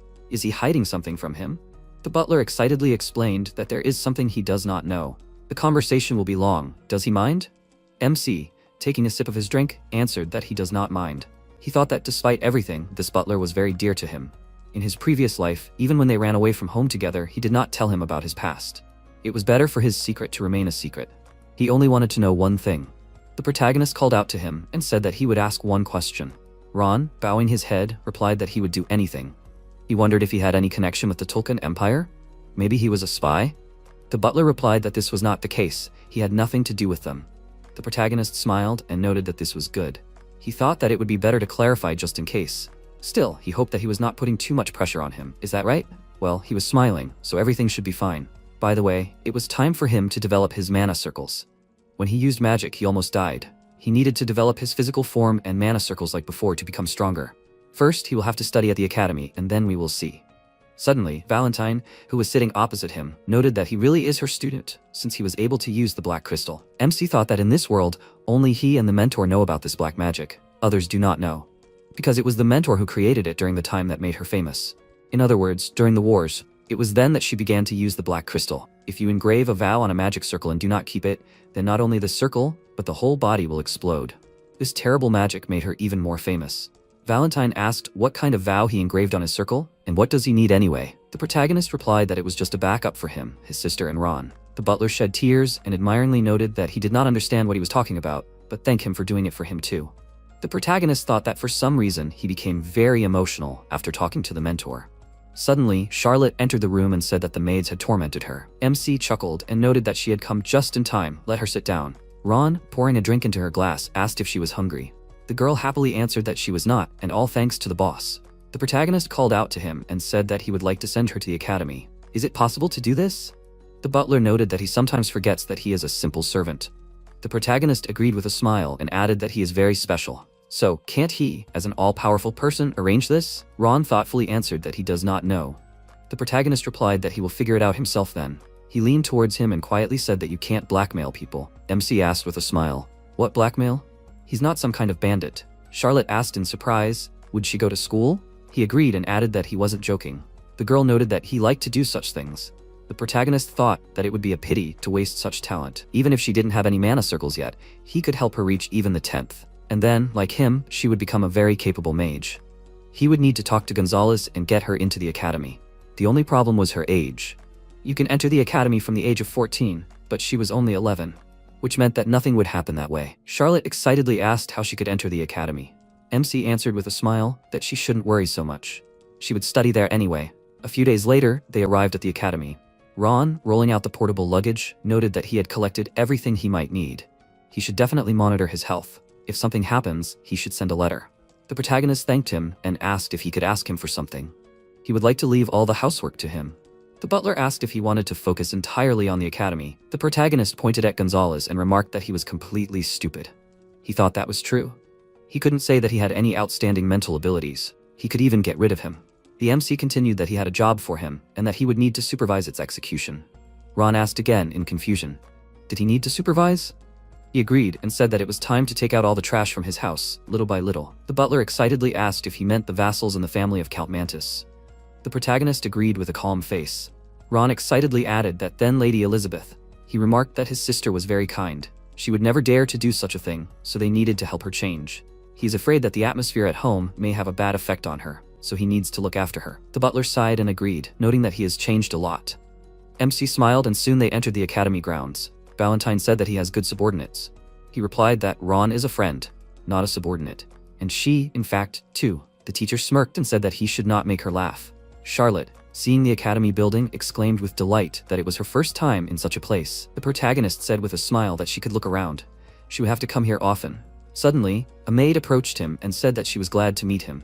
The director was waiting for him in his office. Sometime later, in the office, Rommel Einhard Assenbel, the director of the academy, remarked that he had heard of him. He was an aristocrat who destroyed several buildings and killed a group of people. He was even published in the newspaper. Did he know that? MC, sitting on a chair, thought that he had not been here for a long time. This is the father of the current Duke Essenbul and the director of the academy. And here, nothing has changed at all. In his past life, everything was the same. He remembered how he asked the director if he could conduct an experiment. Rommel answered that if he was on the list of the best students, he would not be expelled. His stupid brother and father could kill him before he came of age. He would tell the truth. He had seen a lot of guys like him. The protagonist asked how he should live then. The director, putting his hand on his head, answered that he should decide for himself. If he wanted, he would be given a personal room in the dorm. At the present time, MC thought that the director had a special weakness for unfortunate children. He asked with a smile if he wanted to make a deal. He had a debt to him, so he was ready to save his life. Just let him fulfill one of his requests. Rommel thoughtfully noted that this was interesting. He had not been so sharp-tongued the first time they met. It's amazing how a person can change in a month. The protagonist thought that for him it was a month, and for him it was 20 years. Even a river changes its direction twice during this period, so why is a person worse? The director said that he was curious. He was ready to listen to him. How could he save him? MC thought that, according to his memories, the Tesla Empire fell in a war against the Tolkien Empire. This happened about a month after the war began. Time dragged on very slowly. There are more than 30 swordmasters in the Tolkien Empire. Among them, there are half-breeds who have dragon blood and bones, and more than 1,000 people with 7th circles of mana. The Teslan Empire only had 2 swordmasters and about 100 mages. Such a big difference in terms of disposal?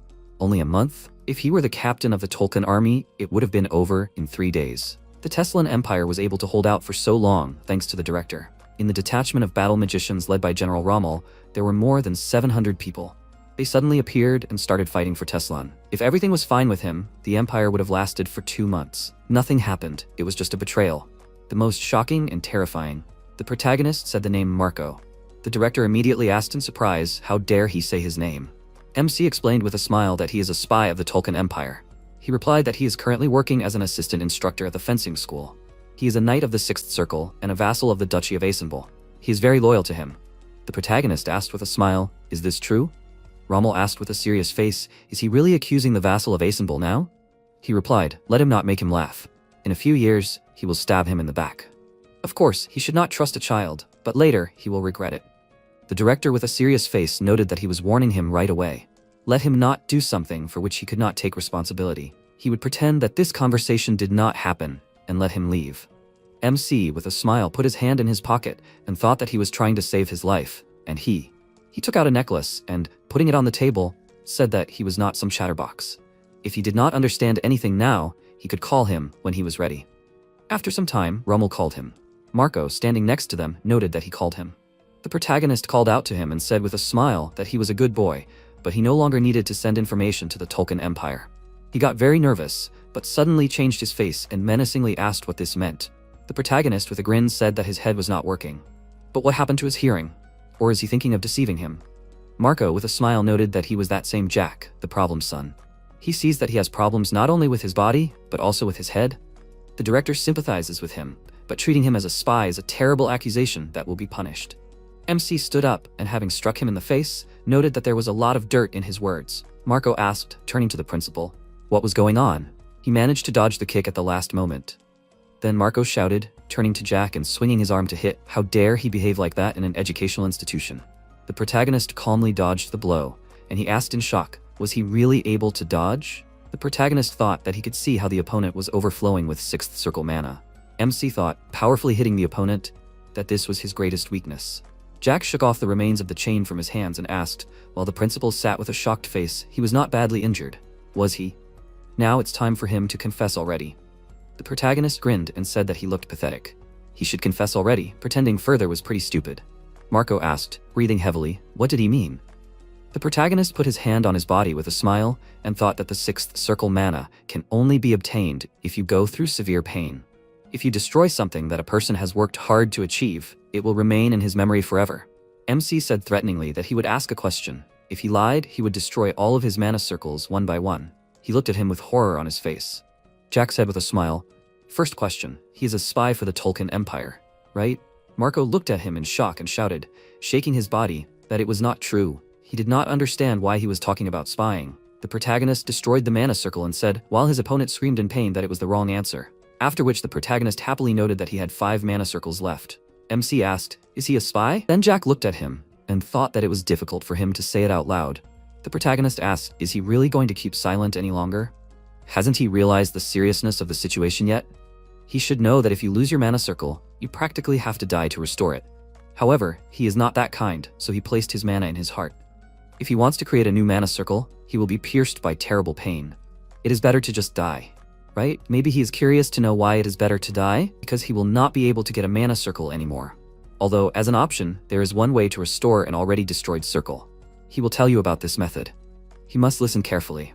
The protagonist noted with a smile, looking at the trembling enemy on the floor, that he needs to infuse dragon blood and replace the bones with dragon ones. And then, perhaps, his circle will be restored. He knew about this, right? This was a test. How did he know about this? Marco looked at him in horror. MC noted, preparing to use his abilities, that they should try to test his true nature. He asked, gritting his teeth, what he was doing. Jack said that he knew about dragons and about testing. Doesn't a man with 6 mana circles have too much information? Marco shouted. Who the hell is he? How does he know about the secret research in Tolkien? The protagonist looked at him with a grin and asked, using his abilities, where did he get so much information? He screamed in pain while his mana circles were destroyed, and then Marco lost consciousness. The protagonist said with a smile that now he has no mana circles. MC asked, turning to the director, did he agree to fulfill his request? Suddenly Marco came to his senses and shouted that the Tolkien Empire will never leave him alone. Every day of his life will be filled with pain. Jack delivered a decisive kick to his enemy and said that he apologizes to the director. He will be forced to spend time cleaning. Rommel said that he does not understand. He's nothing like that boy. The protagonist said with a laugh, scratching the back of his head with his hand, that a lot can change in a month. Isn't that enough? He sighed heavily and said that he wouldn't ask him any questions. However, he had to tell him more about everything. First of all, what exactly does dragon blood do to a person's body? The protagonist said that he had to wait. Hadn't he forgotten about their deal? Rommel asked. He knew about the situation on the continent, right? MC thought he knew. The war had almost begun. In the Tolkien Empire, there was a struggle for the throne between the moderates faction, led by the second son of the imperial family, and the hardliners faction, led by the current crown prince. The latter would win, which would affect the life of the entire continent. He spent 10 years with his mentor in the mountains, so he didn't really know what was happening below. Jack said, pointing at Marco, that he would spare his life. He knew a lot about dragons, and there was other valuable information that he knew. He could ask him. It would be the best option for the Emperor and for him. Rommel asked, puzzled. Was that really true? The protagonist said with a smile that it was. The protagonist exhaled and thought that he wanted to call him trash. By the way, where did this mediocre person get so much information? The theory about creating half humans and half dragons is just beginning to emerge in the form of experiments on people. He heard about it in his past life, and he was convinced of it after seeing the research details. However, even in Tolkien, the information is classified. MC noted that he can do whatever he wants with it. They need to talk about something else. He hasn't forgotten yet, right? Rommel said that he hasn't forgotten. What does he want? Jack said that he had a request, but he spoiled his mood, so now he has 2 requests. He said that he can tell him directly what he wants. The protagonist stated that his first request will start with a question. Doesn't he have a lot of money? He wants them to buy him a house near the academy with the best garden. The director noted that he must have forgotten. All the students live in the dorms. The protagonist said with a smile that he should take it easy. He thought that one rule could be ignored, considering the help he had given. Rommel asked what the second request would be. MC said that he wanted another student to be accepted into the academy. He noted that the second semester had already begun. New students would only be accepted in the first semester.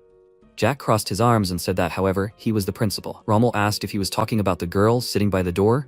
The protagonist said that he was. He asked directly what kind of relationship they had with her. The protagonist happily stated that he was something like a guardian to her. The principal exhaled and said that he agreed.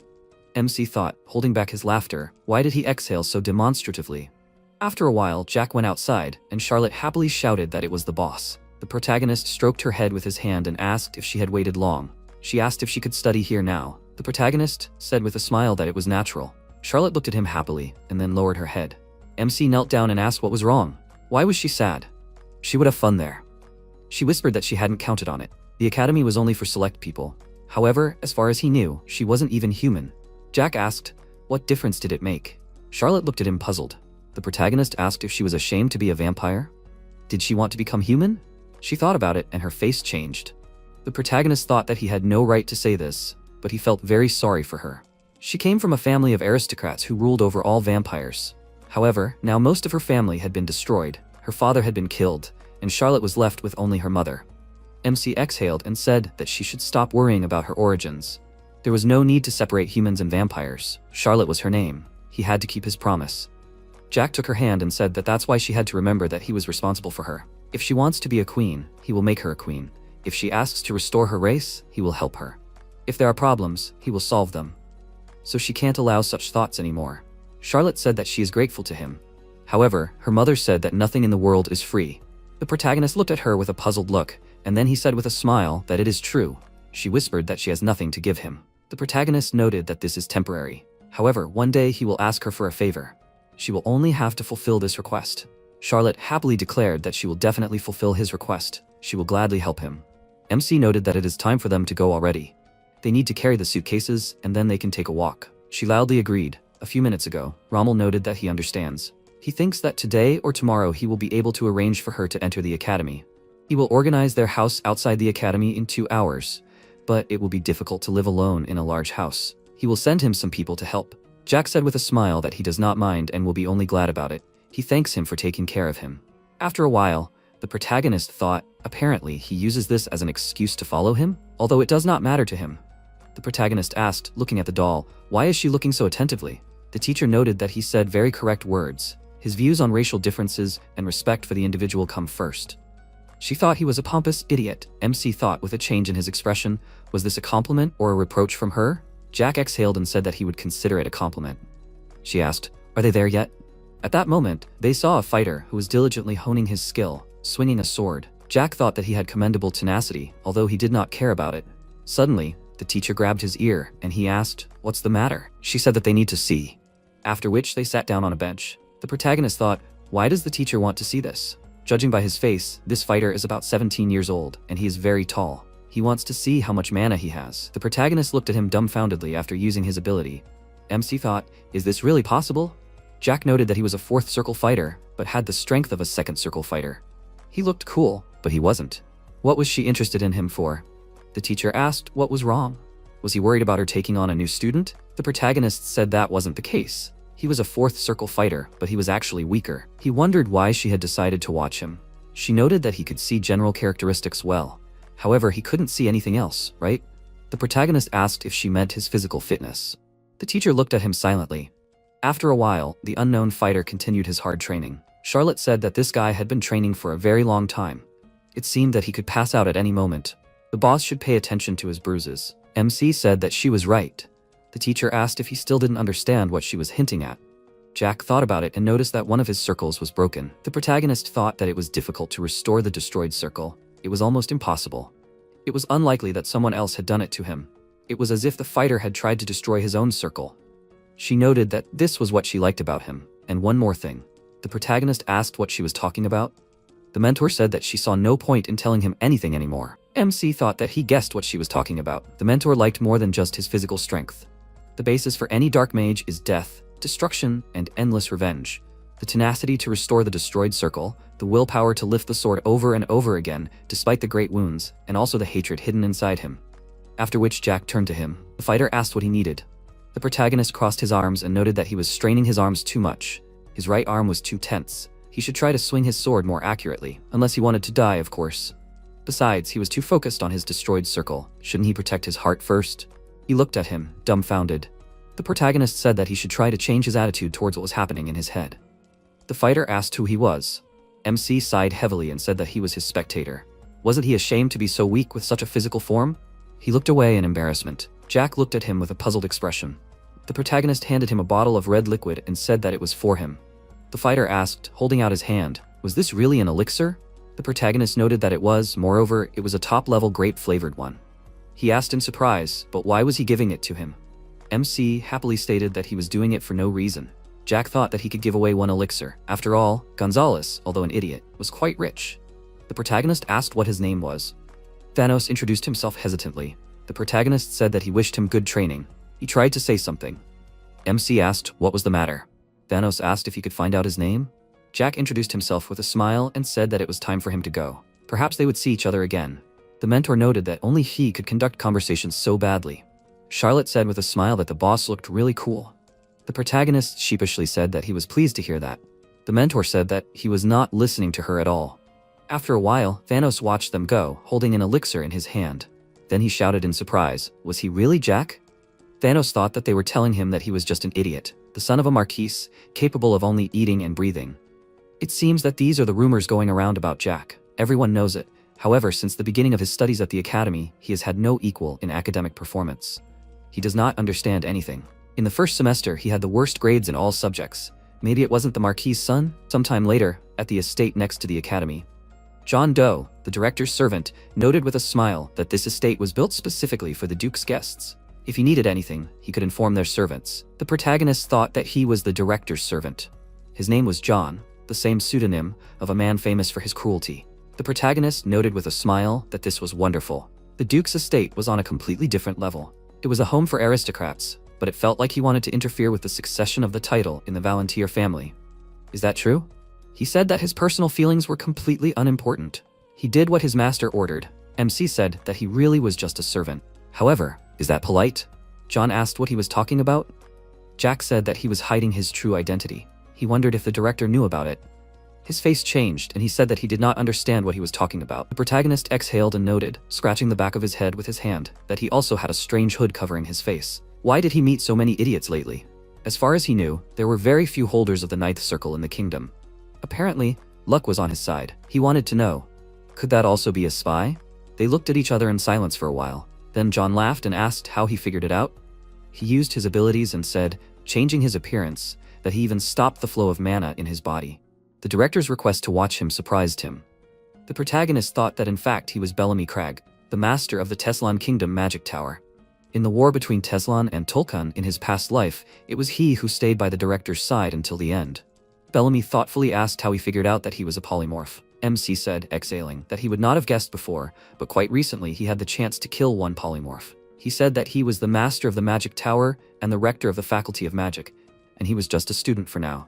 He should behave more politely. John asked if he was serious, then he should have introduced himself right away. Or did he prefer to make fun of people and then demand respect? The protagonist asked irritably, didn't he have the right to do this at least today? Hadn't he revealed his true identity? Bellamy noted with a smile that in that case he allowed it. He said right, he should have introduced himself right away. He thoughtfully said that he was amazing. He didn't want to learn magic from him personally. The protagonist gave in, grimacing in disgust. Where did he get such an idea?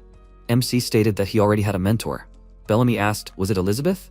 She had excellent abilities. He wanted to make her his student, but she also refused right away. However, this time he would not give up so easily. Then he took his hand in his and said that he should become his student. John said that he refused. He already had a mentor. Bellamy asked, then can he be a tutor? The protagonist's face changed and asked, does the magic tower allow this? The mentor said that she wanted to ask this child. The protagonist asked, does she have a question for him? She said that it was not about him, but about the child with the ninth circle. What is his name? Bellamy asked, dumbfounded, can a doll really talk? MC said, calling his name, that he is the master of the Teslan magic tower. The mentor asked, so he is the master of the tower? Then that will be enough. She thinks he can easily reach the 10th circle. In the past, when he wanted to get it, someone attacked him, right? Asked in shock. How did she know about this? She noted that the shape of the 10th circle is still inside him. She can see the remnants of it. He thoughtfully said that if it was about the remains of the circle, then most likely they were in those who had a broken mana heart. The mentor said that he knew the theory well. He should not give up. At such an age, it is difficult to develop further, but he had already tried to do this, which means his chances are higher. He needs to try, at least not for himself, but for his magical tower and those who are in this place. He must show himself from the best side. Bellamy asked if he could find out her name. She said that it was better for him not to know. He could consider her an heir from the past. Jack noted, turning to the mentor, that it was time for them to go, because Charlotte was waiting for them. The mentor said that he was right. The protagonist smiled and said to Bellamy that he could tell the principal that he would come to him on the first day of classes. After which the protagonist whispered as they were leaving that he was glad that he was not taken to the magic tower. She said that she was sorry that it did not happen. Some people have no talent, but they try until the end, and some have talent, but do not want to develop it and just sit around. MC asked displeasedly, then why does she not tell him anything? He is very upset because of this. The mentor asked, can she tell him anything?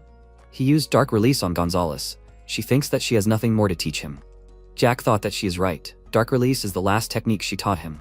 Even the Tower Master himself came to him to keep an eye on him, although let him keep an eye on him as much as he wants. At this time, Bellamy turned around and looked at him. The maid asked what he was thinking about. He asked what she thought. She asked if a director had told him anything. Bellamy said it was natural. Not long before, during a private meeting with the director, he asked if he really listened to the boy's words. Rommel said that he did. He was good at making deals. He didn't like him? Bellamy said that wasn't it. He was too good at fighting for his age. And he was only a second circle man at most. How did he manage to defeat a sixth circle mage? He thought he was very dangerous. The director asked if that was all he understood. He asked what he meant. He noted that he had brought a girl with him and said that they would now attend classes together at the academy. Bellamy noted that he didn't understand why he trusted him so much. He could cause a war with the Teslan kingdom. He noted that he shouldn't rush to conclusions. In time, it would become clear where exactly he would lead them. He thought it was true, but he still felt uneasy. Bellamy noted that if he thought so, he would not insist on his own. However, could he add something? He would not like him to interfere in the feuds of the Marquis's house. The director noted that he decided to talk about it. Hadn't the Valentier family already chosen an heir? He noted that he knew the heirs of the Valentier family very well. The first in line was Elizabeth. She could become a master, but this idiot was using her in his political games. The second heir had the third circle at 17. There were many like that in their academy. He was not particularly smart. Besides, he had never seen anyone waste their life so ineptly. The director asked what he meant. Bellamy said with a sigh that he was already old. He should not get involved in politics, and he should give up the title of Duke. Why should he interfere in such a complicated matter? For skipping classes, he could easily be sent to single rooms in the dorms, but he was given a house outside the academy. This looks very much like favoritism. There is a high probability that rumors will spread among the aristocrats because of it. Rommel noted with a sigh that they had known each other for over 30 years. He understood what he was worried about. However, he was really old, and he had a premonition that without him, he might miss something important. Wasn't that strange? He said that it was very strange. The director laughed loudly, and then he said that his house would be ready soon. He could go and check it out himself. Bellamy sighed heavily, clutching his head with his hand, after which he said discontentedly that he would do so. At the moment, Bellamy thought that because of he felt afraid. Now he understood what the director meant. The maid asked why he was smiling. He happily said that everyone had the right to smile. Sometime later, at the Duke's estate, the protagonist thought that in addition to the maids, there was 1 cook and 5 guards. The protagonist said that they needed to work hard. He would help them too. First of all, he loved steaks. He needed a hearty breakfast, lunch, and dinner. They had to use fresh vegetables. Without using magic, did they understand? Everything had to be of good quality. MC thought dreamily that the food here wouldn't be able to handle Ron's cooking anyway. Then Jack said that he loved strawberry and tomato juice. He needed it every day. Did they understand that? The guards said that they would try. The protagonist chuckled and thought that since they were here, he should take full advantage of them. I think the cook's name was Guinness. He looked like an idiot. He wouldn't be of any use. He was unlikely to remember the names of all the guards, so he would call them the 5 musketeers. The protagonist noted, turning to the guards, that they were either murderers or informants trained by the old man. Apparently, like that guy, their mana hearts are also broken. They need to know that in the academy, you can make a new circle after destruction. The circle may not be perfect, but the main thing is the result. He asked in shock, "Is that possible? Will he ask the director about it?" MC said irritably that maybe he will. The main thing for them is to work hard. Charlotte happily shouted, turning to the boss, that it is so spacious here. Jack thought, smiling, that now they can look around here together. After some time, the protagonist thought that the director gave him a house on August 9th, and classes at the academy start on the 16th, and today is already the 14th. The protagonist noted with a smile that these 5 days went wonderfully. MC thought, remembering the past, that he and Charlotte bought clothes, saw the city, ate local food, and enjoyed the performance. Jack said with a smile that it was fun. The protagonist thought that, except for 2 things, the time passed perfectly. First, it was while jogging. The protagonist thought that maybe it was his warlike attitude. Even though he wasn't very good at mana right now, he was also too weak physically. Charlotte shouted to the boss that they could do this together. MC thought that he was glad that she was trying so hard. Jack said that she needed to hurry up or he would run away without her. She asked him to wait for her. After a while, Charlotte said tiredly that she was exhausted. Are they going to watch that guy again today? The protagonist said with a smile that they were. The protagonist thought that the second point was the training of that guy they were watching. MC thought with his arms crossed that he came here every day. He had been watching him for the 5th day in a row, and he was trying really hard. He had no talent, but even with such persistence, he could become the first in the academy. Why was he so interested in him? He definitely prefers women. However, those injuries on his body. Jack asked why his injuries were getting more and more every day. Thanos asked, does it concern him? The protagonist noted that he never took the elixir he gave him last time. He remained silent and lowered his head. The protagonist asked, crossing his arms, what's the matter? Is there something wrong with the elixir? He stated that the elixir costs 40 gold. MC noted that he might be right. Does it change anything? Thanos said that he will definitely repay the debt. Jack thought, looking at him carefully, what's the matter? Why didn't he drink it? He has serious injuries. Most likely, several bones are broken. His legs are also damaged. A little more and he will not be able to move them. He noted that if this is all, then he will continue his training. The protagonist thought, so he trains despite the severe pain, day after day for almost a week? For an ordinary person, this is impossible. Does he really spend days on end? The protagonist remarked that he didn't understand why people like him always got so little out of life. The mentor chuckled and said that it wasn't for him to say that. MC remarked to her that he was really cute. Did she agree with that?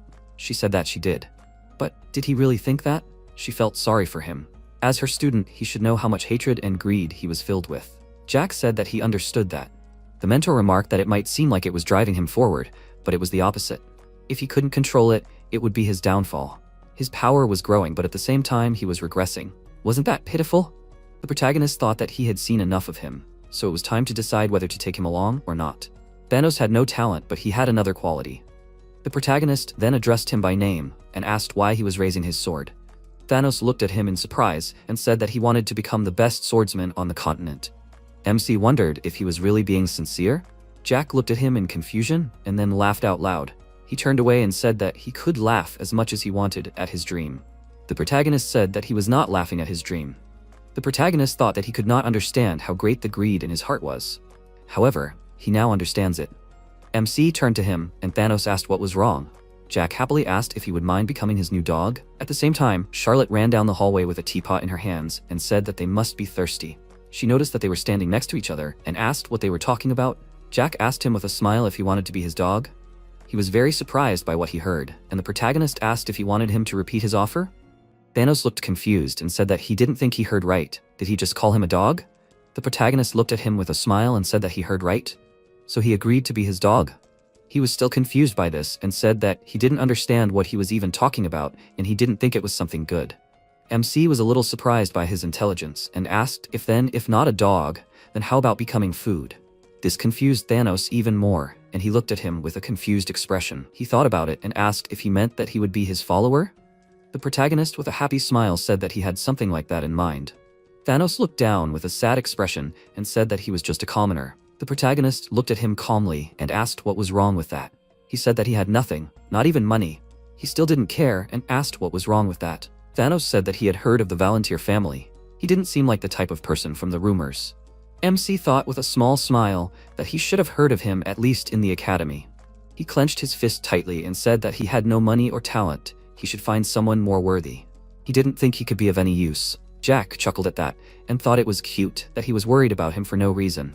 He said that he wanted to become the best swordsman on the continent. How could he not need a warrior like him, or was he not confident in achieving his goal?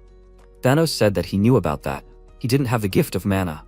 He called his name and said that he knew some things and didn't know some things. He had something better than a talent for mana. He grabbed his hand and thought that there were already many people who could use mana. Even some farmers had a talent for mana, but they couldn't develop it properly, so they died without ever understanding what they had inside them. He had a talent for mana, and he didn't know it until he met his mentor. The world he saw was completely different from how others saw it. With his own eyes, he saw mana floating around and surrounding his body. However, as a child, he didn't know what it meant, so he couldn't develop it properly. There was no need to be frivolous about this. Everything was complicated. He said that he had a talent for suffering. There weren't many people who were willing to go all the way for their goals. That was true. He had to stop doubting himself. Of all the people he had met, he believed that he would succeed. Thanos was about to say something, but stopped when someone next to them asked, "Did he make a homeless friend?" Jack turned around and saw the 3 students and thought that the semester hadn't started yet. He didn't expect to meet anyone else in the academy here. He would have to deal with them for the sake of peace in their home. What caught his attention was that Thanos said that he thought he should go. The student said with a smile that this poor idiot was completely deaf. Didn't he tell him not to act like that with others? A dirty commoner who dared to ignore his words? Apparently, he didn't get enough, did he? He stood there calmly and said that he should leave since they came to see him. The protagonist looked at him and asked, "Were all these wounds really because of them?" He asked with a very serious expression, "Is that true?" The students approached him and one of them said with a smile that he was wondering where he got this elixir from. Apparently, he gave it to him. This caught his attention and he wondered how he knew about the elixir. The protagonist looked at him and asked if they really took the elixir. Thanos did not answer this question and said that he would return the money for it. MC wondered if they really took his gift for themselves. Jack sighed heavily and asked why he let the pathetic scum of society treat him like this. The student asked irritably who he called scum. Thanos said that he needs to leave, otherwise he will suffer too. The protagonist said that he is against it. He asks him for forgiveness, but he is definitely not going to leave. The protagonist happily asked, they are going to take his elixir, right? So he will have to deal with them. He gives the other two students a choice. They can run away while they have a chance. The student asked, smiling smugly, what is he talking about? They came with him. MC said, preparing for battle, that it was their choice. Then he would have to help them leave here. Jack thought that he should show them that they should not touch the future best swordsman of the continent. In the Teslan Kingdom, there are 5 marquises. They are real aristocrats with territories, not those who receive the title for achievements and magic circles. One of the 5 marquises, Marquis Herman, lives in the east. In his family, there is one problem child. The future young master, Dietrich Herman, who will soon graduate from the academy. It all started with the murder of a maid at the age of 13. From the age of 14, he became addicted to illegal substances, and from the age of 15, to women of dubious origin. There were rumors that he not only uses, but also sells it. The future of the Herman family was predetermined because Dietrich is the eldest son. However, in the academy, he was not allowed such liberties. This is the place where the bloodline of the emperor and the duke are trained. Too many eyes are watching his actions, so he had to create toys for himself. More precisely, he found a commoner, a student who ended up in the academy for some unknown reason. Dietrich spoke to him rudely. Thanos asked what was wrong. Unfortunately, it was him. Dietrich happily beat him up with the support of his henchmen. They enjoyed how he died in pain. Suddenly, a ringing sound was heard after his kick, and Dietrich asked what was that. Then he asked, taking the broken bottle in his hands, was this really an elixir? Thanos gritted his teeth and said that he had to return it. He asked where a commoner got such an elixir from. Dietrich said with a grin, swinging his stick to hit him, that he had to teach him a lesson for such impudence. A dull thud was heard on the body. At this time, Thanos thought that it was impossible. He watched Jack beat up the students and wondered what was going on. Dietrich screamed in anger, grabbing the stick with his hands, that he was trash. What was he doing? The protagonist deftly kicked the stick out of his hands, and then a scream of horror was heard. Charlotte sighed and noted that the boss was acting like that again. The teacher said that she was not even surprised by this. Thanos thought in confusion, what kind of aura did he have? After a while, the protagonist happily noted that he had warmed up a little. Were they tired already? Dietrich asked with difficulty, how dare he treat him like this? MC asked, are his idiot servants not going to interfere even now? Jack said, making a face, that this irritated him. He asked, gritting his teeth and calling him trash. What was he talking about? Dietrich said, breathing heavily, that he had enough. He would contact his father right now. Afterwards, he looked at the protagonist in surprise, who was about to kick him. The protagonist kicked him and pinned his head to the ground with his foot and asked with a laugh, can he get out? Then they'll do it again. Suddenly, unknown people in hooded cloaks appeared and shouted that he should stop right now. MC noticed that they had finally shown up. He was tired of getting dirty on his head. They looked at him angrily, clicking their tongues in indignation. The unknown people in the hood asked, does he even understand who he's messing with? Jack exhaled and asked, does it matter? Afterwards, the protagonist asked, turning to Thanos, who did he even beat up? He awkwardly whispered his name. Dietrich said that a commoner has no right to pronounce his name. The protagonist smiled and said, kicking him in the face, that he should shut up already. Afterwards, MC said that he was giving them 3 seconds to explain themselves to him. Why are they letting this idiot beat up Thanos? The hooded man got angry and shouted as he rushed at him that he was trash. Then he said that the mana would mix with the bright red blood and the dark black darkness, creating a primordial explosion. MC was dumbfounded and thought it was a spell. Jack thought, seeing Thanos covering Charlotte, that the best magic for the 6th circle is a large-range explosion magic, namely Super Blast. He wants to destroy Thanos, this platform, the girl, and the mentor. The protagonist used his abilities and declared, while lightning sparked around him, that they were just idiots. The protagonist thought that now he could concentrate all his mana in his hand. They were dumbfounded by his power, and a deafening explosion was heard. MC happily said that this is what he wanted to achieve. He got a great hit, didn't he? The hooded stranger shouted as he charged at him, saying that he was a freak. Jack dodged the blow and asked if he was attacking with his right hand again. The protagonist punched him in the stomach and noted that all his blows were so similar. He gritted his teeth in anger and pulled out a dagger from its sheath, preparing to strike him. Protagonist deflected the weapon with his foot with a smile, and his opponent felt a strong pain in his hand, which was shaking. MC appeared behind him and remarked that he probably had a headache. That was why he was so slow. Jack grabbed his enemy by the neck with his hands and incapacitated him while he was trying to say something. The protagonist asked, "Is that really all?" At this, another unknown hooded man asked, gritted his teeth in anger, how could someone like him have such power? The protagonist threw the enemy aside without straining himself, and thought, looking at the magic caster, that his mana was now blocked in his body. It was unlikely that he would restore it. He could blow up the entire academy. He was a real scum. He asked with difficulty, how was he able to remove the magic? MC said that he did not need to know about it. Why were they making fun of Thanos? It's time for them to explain themselves. The hooded stranger remained silent. Jack noted that there was no point in listening to him. For them, Thanos was just a toy because he was a commoner and he couldn't even complain about them. Then they could start with something simple. They should return the money for the elixir. He asked if this was a joke. The protagonist asked if he really thought so. He better not be so stupid. The stranger asked if the elixir was important when he became an enemy of the Herman family. The protagonist said that it was natural. He doesn't care about his family, but the elixir was his. MC asked with a smile, did he disagree with that? This elixir is worth 40 gold, and they took it about 5 days ago, right? Jack thought about it and said with a smile that then they could agree on 5,000 gold. Do they agree with that? However, where do people like them get money? The protagonist kicked him and said that he should pray that the others had something. The stranger screamed in pain. The protagonist approached the eldest son of the Herman family, who looked at him in horror. MC said with a smile that he didn't have to be so afraid of him. He could relax. He wouldn't hit him anymore. He just needed to give him everything back. Dietrich gritted his teeth in anger, after which Jack thought that he had 2,000 in cash and 60 gold coins in his hands. The protagonist happily said that he became rich. The protagonist asked with a smile, was he happy? If there was no money at all, they would definitely be finished. Dietrich said through clenched teeth that he was trash. Who was he? He had never seen him at the academy. MC laughed and put his hand on his head, who closed his eyes in fear because of this.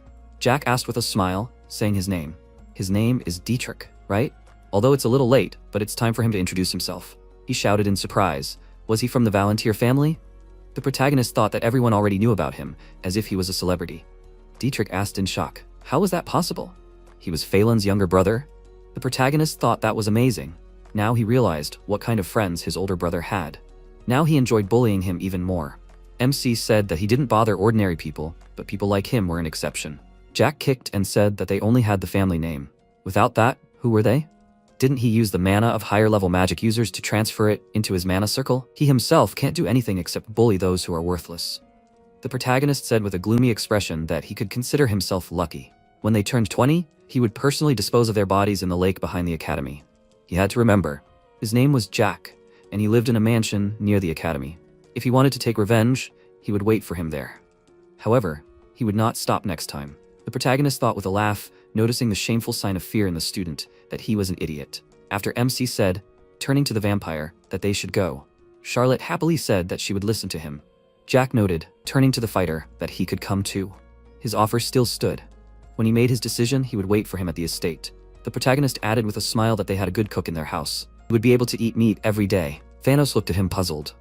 After a while, the protagonist thought that there was supposed to be a fireworks festival tonight.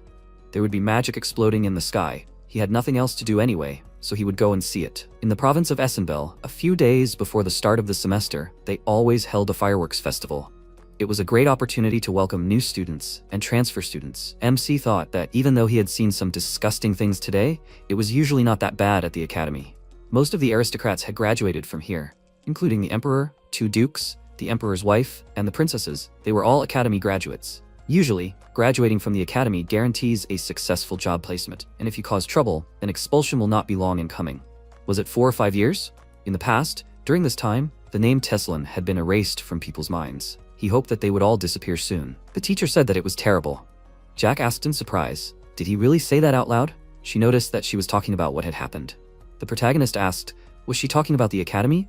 The teacher said that she was, namely, about the attack. She did not understand why they needed security at all if they allowed such behavior. The protagonist thought that this did not mean that the teacher, who was one of the founders of the academy, did not expect such a thing. According to the first paragraph of the first article of the special law on behavior on the territory of the academy, all students are equal. There is also a group of inspectors who regulate the internal discipline of the students. According to Article 1, Paragraph 2, everyone must maintain neutrality regarding political views. Such rules would be beneficial.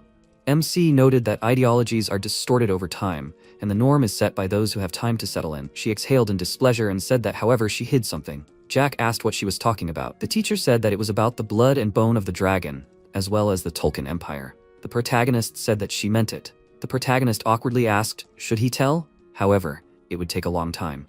She looked at him, and then she exhaled with a smile. The teacher said that he did not need to do that. MC looked at her with gratitude, and he said that it was good. At that moment, the fireworks festival began, painting the night sky in different colors.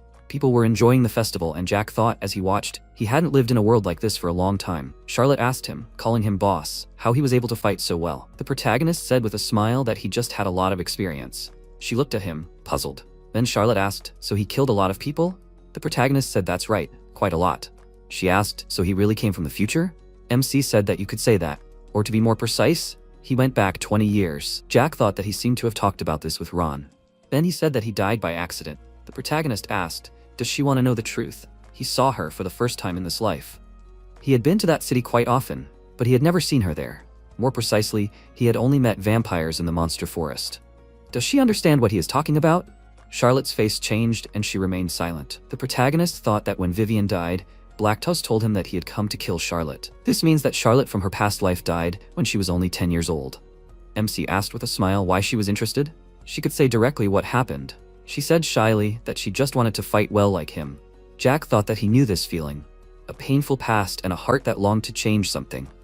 To her surprise, the protagonist said that then they would start her training from tomorrow. The protagonist asked with a smile why she was so surprised. Doesn't she want to learn how to fight? They will start tomorrow and make her a mana heart, and they will see how she can control it. Charlotte looked at him dumbfounded, and then she said with a slight smile that it was good. Charlotte happily thanked him, calling him boss. MC smiled widely and said that he imagined how hard it would be for her in the future. Sometime later, in the Herman family estate, the maids shouted that they asked him to calm down. Dietrich shouted, smashing everything around him, that they should shut up. This curse! He gritted his teeth in anger and furiously said that Jack from the Volunteer family was to blame for everything. Dietrich thought that even if it was only for a second, his gaze was very frightening. Why did he have such a gaze? He was disgraced because of this. Then he began to swing his sword like a madman and shouted that he was scum and trash. Dietrich tiredly said that he would do the same to him. This would be the end for him. After a while, the protagonist thought that it was already the second day of the semester. Many out-of-town students had arrived. He wanted to see Ron. His steaks were incredibly delicious. The protagonist wondered in surprise why he was shaking. Something was spinning in his head. Although the reason was clear to him, MC thought, watching her eat a hamburger, that this red sauce is his blood. Jack gloomily asked, does she like it? Charlotte thought about it and happily said that she liked it very much. The protagonist said in bewilderment that the main thing is that she likes it. After which, they looked in surprise at the guy sitting at the main gate. The protagonist asked, what is he doing here? Thanos looked at him sadly. They exchanged glances and then he hid his face. Thanos asked, can he ask him for a favor? After some time at the table, MC happily stated with a smile that there is nothing luxurious here, but he can take what he wants. Thanos looked at him nervously. Jack said that he does not need to be shy. Then they will find him a room. Charlotte happily said that he should eat. He carefully looked at the food, from which a pleasant aroma emanated. Thanos lowered his head and cried. The protagonist looked at him in surprise. He cried hard, gritting his teeth. The protagonist turned to the cook and noted that he was probably in a hurry. There was too much onion this time. It hurt his eyes. Guinness noted with a smile that he was probably right. MC said that he should improve next time. The next day, Jack happily asked if he was feeling better. Thanos sheepishly said that he was apologizing for his behavior. The protagonist said that it was okay. Anything can happen in life, he understood. He asked if he was going to ask. The protagonist said that he was naturally a little interested, but he might have his own secrets. He didn't want to pressure him. MC thought that this way he could earn his loyalty. The mentor was looking at him, wasn't she? The mentor thought irritably, exhaling, that he was trying to act like a hero again. Jack asked if he knew that he needed to go to classes at the academy, didn't he? Thanos said that he knew about it. The protagonist said with a smile that he could just stay here. He asked in surprise, was that true? The protagonist pointed out that he had his own room. If he was hungry, he could ask their chef, Guinness. MC pointed his index finger at the guards and stated that he could just call these people by their numbers. They were looking after him, so it was best to befriend them. Thanos asked if this wasn't the Marquis's estate. Jack said that it wasn't. It was originally the guest house of the Duke, the current director of the academy. And now this place is his gift that he received from the old man. He said that he understood now. He thanked him for telling him about it. The protagonist crossed his arms and asked if he would train. Thanos said that he would. If he missed even a day, he would become weaker. After a while, the protagonist thought while watching him train that Thanos' wounds had healed thanks to the elixir he took before eating. Maybe he cried not because of the food yesterday, but because of the elixir? Charlotte loudly addressed him, calling him boss. She was warming up her hands and wished him good morning with a smile on her face. Charlotte asked if they could start the lesson. MC chuckled and said of course. Maybe they should start by creating a mana circle. She happily shouted that she liked this suggestion. Sometime later, near the estate, Charlotte was breathing heavily from fatigue, unable to even sit. Jack happily said, praising her that she tried hard today. She said with difficulty that she can no longer. Charlotte suddenly realized and asked, does this mean she can use mana now? The protagonist said with a smile that this is exactly it, that's why he praises her. The protagonist thought, looking at her seriously, that he naturally guessed about it, but she really is amazing. She's great at using mana, which is at a high level. It is as if she has been practicing with mana for a long time. In 10 hours, she was able to create the first mana circle, which is a good result. MC extended his hand and asked if they would finish today. She happily said that she agreed. Then she said tiredly, barely standing on her feet, that she was very tired. Jack laughed slightly, seeing how she fell on the bench. Then the protagonist thought, looking at the sleeping Charlotte, that she was really tired. It was already night outside. The mentor asked, is he not going to tell her about it? Creating a mana circle in 10 hours is amazing. Usually, it takes a few days for beginners. She does not understand him at all. The protagonist noted with a laugh that she is right. MC imagined Bellamy bowing his head and thought that in his place, he would immediately ask Charlotte to be his apprentice. Although without his help, it would take her at least a day to create a mana circle. This magic circle takes mana from the air. With this, you can collect mana and use it to create a barrier. And having collected mana inside the magic circle, he simply transferred mana to Charlotte. It is easier this way, but this method will not suit everyone. However, she is still great since she was able to create such a pure mana circle in such a short time. The mentor asked, does he want anything in return for his help? That is interesting. Jack looked at her with a smile. Then he thought, looking at the gloomy Thanos, that he should not forget about him. The protagonist asked, is he really crying again? Thanos was shocked, and then he said that he is not. When did they return? The protagonist noted that he had just arrived. MC looked at him thoughtfully and asked, does he feel like he has reached his limit? He said that he did. Jack asked, does that mean he is going to give up? Thanos lowered his head and remained silent. The protagonist noted that the girl was able to make one mana circle in just 10 hours. Is he jealous of her? Most likely, that is exactly it. He hopes that she doesn't have a talent for fencing, right? And he thought it would be easy to become the best knight on the continent? Thanos trembled and said, falling to his knees and crying, that he also hated himself at times like these. The protagonist watched him cry with a smile and thought, how can you cry so much? MC asked, does that mean he's giving up? Jack asked with a smile, does that mean the best knight on the continent is going to give up because of a girl? The protagonist patted him on the head and said that he can still fulfill his dream. Thanos looked at him hopefully. The protagonist happily said that, however, it won't be easy. He can't give up. He has to try harder. He asked, does he really believe in him? This is his first time. Thanos said that no one took his dream of becoming the best knight on the continent seriously. Everyone laughed at him for having such a stupid dream. MC asked, does it matter? Jack thought that it was like that in his family too. Thanos took his hand and said that he was grateful to him for believing in him. The protagonist thought that he was unexpectedly very cute. The protagonist said with a smile that it was natural. He should try harder.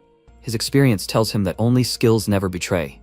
MC thought that right now, he was the best knight on the continent. However, how could he refuse this child in the body of a big man? He would try to help him too. Suddenly, Jack heard footsteps and his expression changed, which greatly surprised Thanos. The protagonist thought gloomily, who could it be at such a time? This feeling was familiar to him, and he didn't like it even more. The protagonist said that an uninvited guest had come to them just in time. Thanos asked in confusion what he was talking about. MC made a creepy face and said that he should take the girl and come to him right now. He shouted in shock that he would do it now. Jack noted that he naturally invited him to die, but he did not expect that he would actually come. The protagonist thought, using his abilities, where is he now? The protagonist carefully examined the surroundings and could not find the intruder. After MC saw the guards and thought that they were not moving, but breathing. Apparently, they were unconscious. After a while, Thanos, holding Charlotte in his arms, said that he brought her. Charlotte sleepily said that the boss needed to go to dinner. Suddenly, hired killers appeared, accompanied by Dietrich, who had a smug smile on his face. He shouted that they had not seen each other for a long time. Jack angrily said his name and said that he was scum.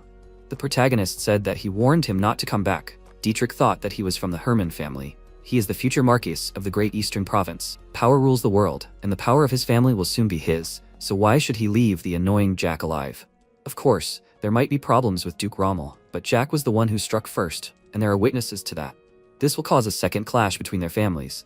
With him is the Pentanal Guild Master, Bentamon. No matter how strong that idiot Jack is, he will not be able to defeat a master with the ninth circle. He remembered the past, where he told whom he wanted to destroy. Dietrich asked where the target is now. Bentamon said that he is in the vacant lot near the mansion with a girl named Charlotte, who was specially accepted into the academy yesterday, and Thanos, a fourth-year student. He asked if there was anything else he needed to know. He noted that Charlotte was creating a mana heart. They have been there for 9 hours already, and he believes they will be there for some time. Dietrich thought with his arms crossed that this was good news. No matter how talented she is, it will take at least 2 days to kill the mana heart. Bentamon said that he has a cook and 5 servants on staff. He noted that they checked their location. He said that when he gives the order, they will kill them all. However, they had better avoid clashing with the Rommel family. Dietrich asked what the probability of mobilizing the knights was. Bentamon said that there was no such chance. Before he arrived, a fire started in the basement of the estate. Everyone was busy putting out the fire and would not be able to allocate a detachment to eliminate them. He said that everything went perfectly. They were ready to move out. He shouted that it was time for them to advance. Their target was Jack from the Volunteer family. Begin the mission. After a while, Dietrich thought that this was exactly how it was. This was a special order for 500,000 gold. Therefore, Jack had come to an end. The protagonist looked at him with a smile, but suddenly Thanos and Charlotte expressed a desire to protect him so that he could escape. Thanos said, holding the sword with trembling hands, that he thanked him for believing in him. It was his fault, so he did not need to interfere. He would definitely delay them so that they could escape. The protagonist thought in shock. Did they both volunteer to protect him? He thought they were cute fools, but where else could he find such? MC thought, smiling, that this was actually a pleasant feeling. Jack said that they did not need to worry and let them be behind him. He would not allow them, young ones, to suffer. After the protagonist said, looking at the smug enemy, that if he wanted to die, then nothing could be done about it. The protagonist noted with an evil grin, preparing to use his abilities, that since this was the case, he would have to destroy them all. Suddenly, the mentor pulled his cheek with her hand and said that he should stop. MC asked, what was the matter? Did she really want to get rid of them herself? Dietrich asked, puzzled, does the toy really move? And can it talk? At that moment, the full moon rose in the sky, and the teacher used her abilities, and the bright light blinded the enemies. They shouted that they could not see anything. What was going on? She transformed from a doll into a beautiful woman. Everyone was very surprised by what happened, and Jack thought that the great heroine, who in the past was able to raise this continent and all of humanity to the top level of the pyramid. Dietrich was also shocked by this, and asked how the toy became a human. He thought that she returned after a gap of 400 years. He bowed slightly to her and said that she had finally returned. He called her his mentor and said that he had been waiting for her. Unexpectedly for him, she immediately punched him in the face. He looked at her and asked why she hit him. It had hurt, hadn't it? She asked. Now, did he remember how he ignored her opinion and forcibly dragged her out of the cave after waking up? He didn't care about her words or what she thought. He thought with a small smile that she was still as beautiful as ever. He missed her very much. She looked at him with a serious expression on her face and said that this was his punishment for bad behavior. He agreed with her, pointed at Dietrich, and called him. He was embarrassed by this, and he said that he should give him his coat. He was indignant because of this, but the protagonist asked, does he not understand at all what is happening? He again demanded with a frightening expression that he give him his coat, and this intimidation worked. He caught his coat and thanked him for it. He put the coat on the mentor and said that it was very cold now. However, he does not regret that he pulled her out of the cave then. She did not understand what he meant, and he said that he had to do so, but everything turned out for the best. She asked, what if she wanted to die peacefully in that place? He said that he knew that she did not want this, because he was her student. She said that perhaps she was wrong. After all people are just animals who follow their desires. Knowing this, she thought that the world created by people would be different from all other worlds. However, she was wrong. There is no difference between humans and other races.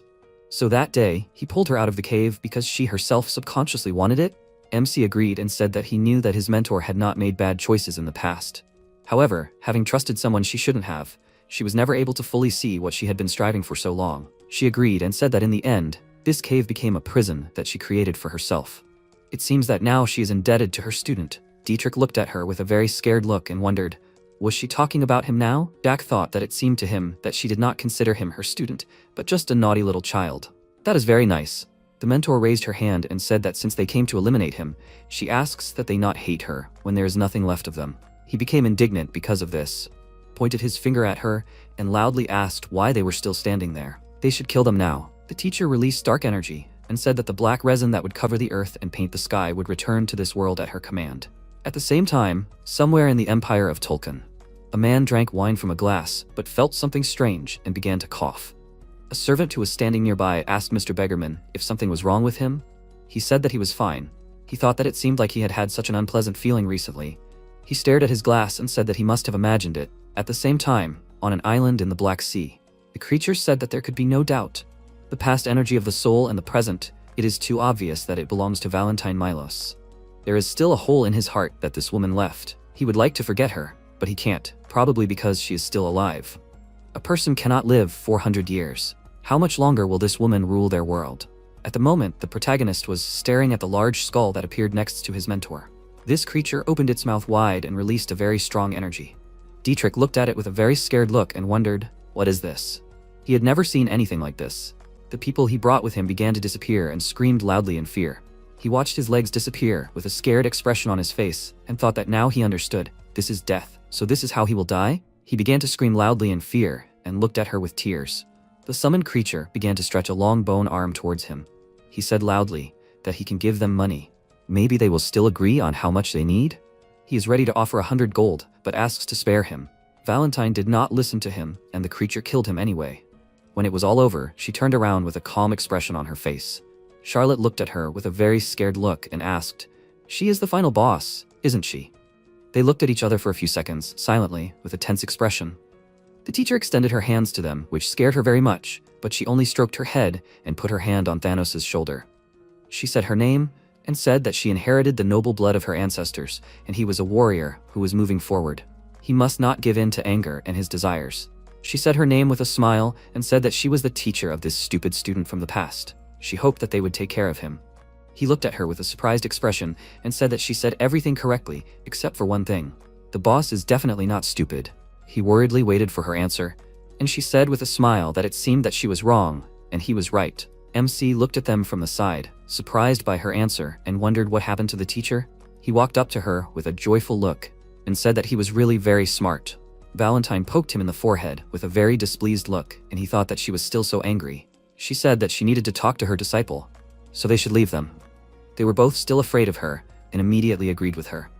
He called Charlotte and said that if she was hungry, there was his blood in the kitchen. She could drink it before going to bed. She happily agreed with the boss. He called Thanos and said that there were unconscious people on the territory. He should wake them up and go to bed too. They both went home and he waved his hand at them.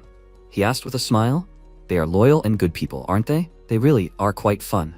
So what did she want to talk about with her smart disciple? Valentine said that she was seriously thinking. Has he already forgotten his words about dragon blood and bones? It is natural for a person to want to live forever and never grow old. It was the heterogeneous system that became the continuation of the study of immortality. Does this mean that dragon blood and bones are related? Jack agreed with her and thought that all people want to live a long time. However, of course, this is not enough. You want to live a long time and still be healthy and young. During the study of immortality, which was conducted in the distant past, one of the scientists expressed an interesting opinion. It is impossible to live forever, so why not just start living like dragons for thousands of years? Races that have lived for many centuries, such as vampires and dragons, are different from species in which blood, organs, and even bones are short-lived. The rate of aging of the body, the number and quality of cells, are sensitive to the intake of mana. After that, the experiment conducted became an experiment in interspecies communication. Heterogeneous mating was only half successful. It was a complete failure on the path to eternal life, but people were able to use the power of orcs and elves. However, there was one problem. After receiving the power, there are 5 to 10 years left to live. However, the experiment conducted more than 400 years ago is now being carried out in the Tolkien Empire. In 2 years they will complete this, and the life expectancy of half-breeds will increase to 30 years. Valentine said that she thought she killed everyone 400 years ago, but apparently that was not the case. The protagonist said that she found out about this experiment too late, burned all the documents related to it, and killed all the created half-breed monsters. Scientists, magicians, knights, and so on. She destroyed all the documents, killed everyone who was related to the experiment, but missed one thing. He called her and said that she should have killed the Dragon Lords. She thought about it and said that in order to destroy the Dragon Lords, they most likely handed over their own as test subjects. He agreed with her, and she said that 2 lords really want to infiltrate the human world. He asked if she knew who exactly became the test subject. She refused, and he said that it seemed that he did not need to explain to her for long. These are half-breeds of the future. They can use soul energy, just like them. Valentine asked, so the dragon that became the material for the experiments is the child of the 2 lords? MC agreed and thought that among the existing dragons, only these 2 lords can use the soul energy. Of course, their heir also has the talent for it. A heterogeneous combination of the 10th Circle Masters of the Tolkien Empire and the child of 2 Dragon Lords. With their talents, they can easily break through the mana wall and use soul energy. She said that she had a question for him. He allowed her to ask the question, and she asked what he was aiming for. He did not understand what she meant, and she said that she was a person from the distant past. She does not want to be connected to the world, but she cannot stop being interested in it. Since he knows about the future, then he must have something in his head, and that is what interests her. He said that in any case, the experiment will be completed in 2 years. In a year, he will grow to the 5th or 6th circle, and plans to go to the Tolkien Empire during the holidays. And of course, they will have to destroy everything in the lab, and also kill everyone connected with the experiment. Valentine raised her hand and asked, they will go to the Tolkien Empire during the holidays, blow up the lab and kill everyone connected with it, but do they really have to wait? He was surprised by this question and asked with a worried look. She wasn't serious, were she? She started to stretch her shoulders and said that he really was her student. He knew very well what she was thinking. Jack said that, however, she did say that she wouldn't interfere in world affairs.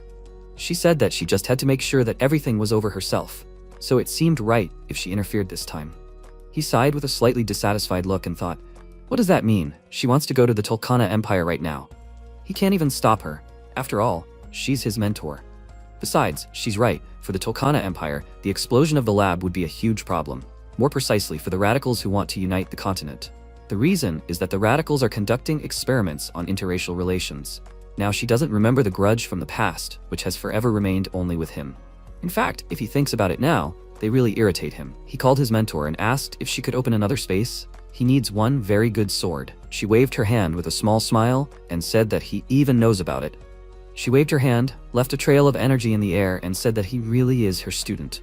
A sword appeared from another space, which he caught and thought that it was the famous sword that was crafted by mermaids in the past and personally forged by the king of the gnomes. He picked up this sword with a smile, called it Solarion, and said that he had not seen it for a long time. Valentine took a mask out of the portal and said that there was something else. After all, he would need to hide his face. He took this mask and thought that he felt magic that covered and uncovered the face, and also a strange flow of mana. He asked what kind of mask was this. She said with a calm expression that she did not remember it because she bought it at some market a long time ago. He put on this mask with a small smile and said that it meant that she had items that even he did not know about. She didn't use it to spy on the men's baths or anything, did she? She got really angry at his words and clenched her hand into a fist. She hit him on the head several times and said that she needed the coordinates for teleportation. She was very surprised that the protagonist immediately told her the necessary coordinates. Valentine looked at him and asked, is this the capital of the Gunnar Empire? He agreed, and thought that 400 years ago, humans were at the very bottom of the racial pyramid, but even they had their own country. The Gunnar Empire, this is the homeland of his mentor. She started using magic and said that the lab is located under the landmark. They came up with a good idea. She opened a portal and asked, is he ready for teleportation, right? He happily extended his hand to her and said that he is always ready. At the same time, Henkus called the doctor a genius and asked, did he just talk about the union of a man and a dragon? He said that he was honored to be praised by a man like him. However, could he know why he did that just now? He suddenly held his glass. Did he do something wrong? He smiled and thought that he just had a feeling that something had appeared in their world that didn't belong there. It was impossible. There was no point in even talking about it. He said that it was nothing. He could ignore it. They'd better get back to the point. Since when did he start experimenting on humans? The doctor said with a worried look that he had the idea from the beginning and that the experiments on cattle had shown excellent results. So far, he was most worried about the shortening of the subject's lifespans, but if he experimented with activating the cells.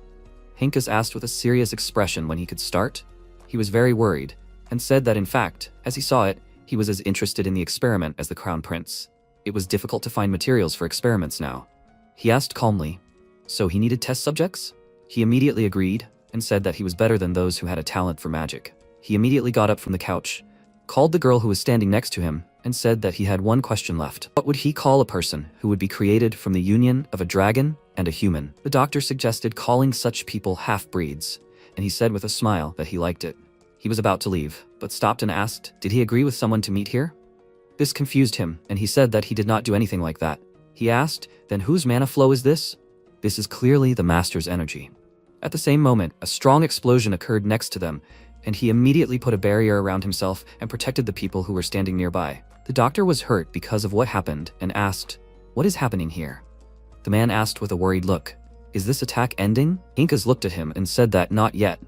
He looked with a very serious expression on his face at the side from which the attack came and said that they are attacking. He continued to hold the barrier, but he couldn't withstand this continuous attack and was thrown back. He hit his back against the wall very hard and asked, what is this? He looked to the side and noticed the doctor who is in charge of research lying next to him. He wondered what is happening now? At the same time, MC appeared in the basement and asked, this is terrible. She agrees, right? They were looking at a very badly injured dragon that was chained up. He looked into the dragon's eyes and thought that he felt the desire to kill. A very deep and huge emotion that moves even the mana around. Valentine looked at him with a calm expression and asked what he will do. He said with a smile that she can leave it to him. She agreed and said that she would exactly that. After that, she released a very strong hellfire from her hand. He said with a slightly confused look that it looks great even in this life. She said that this is not all. He continued to watch what was happening and said that it looks like a fire. He thought that they must be on the 3rd floor now.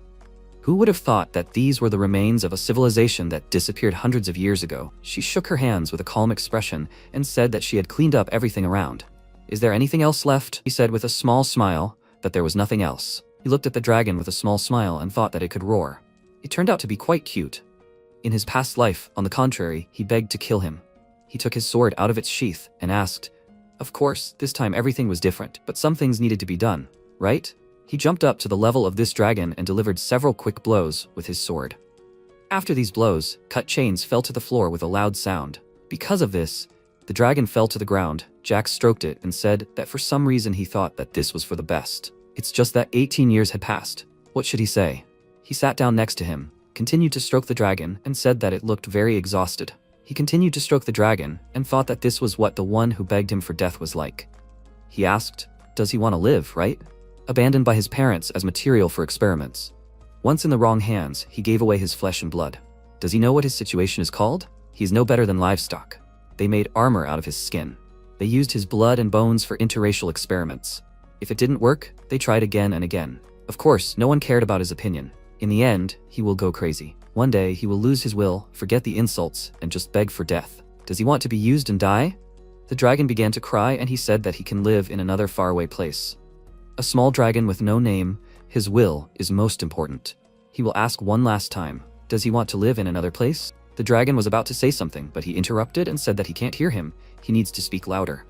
If he wants something, he must declare it loudly so that even those who abandoned him can hear it.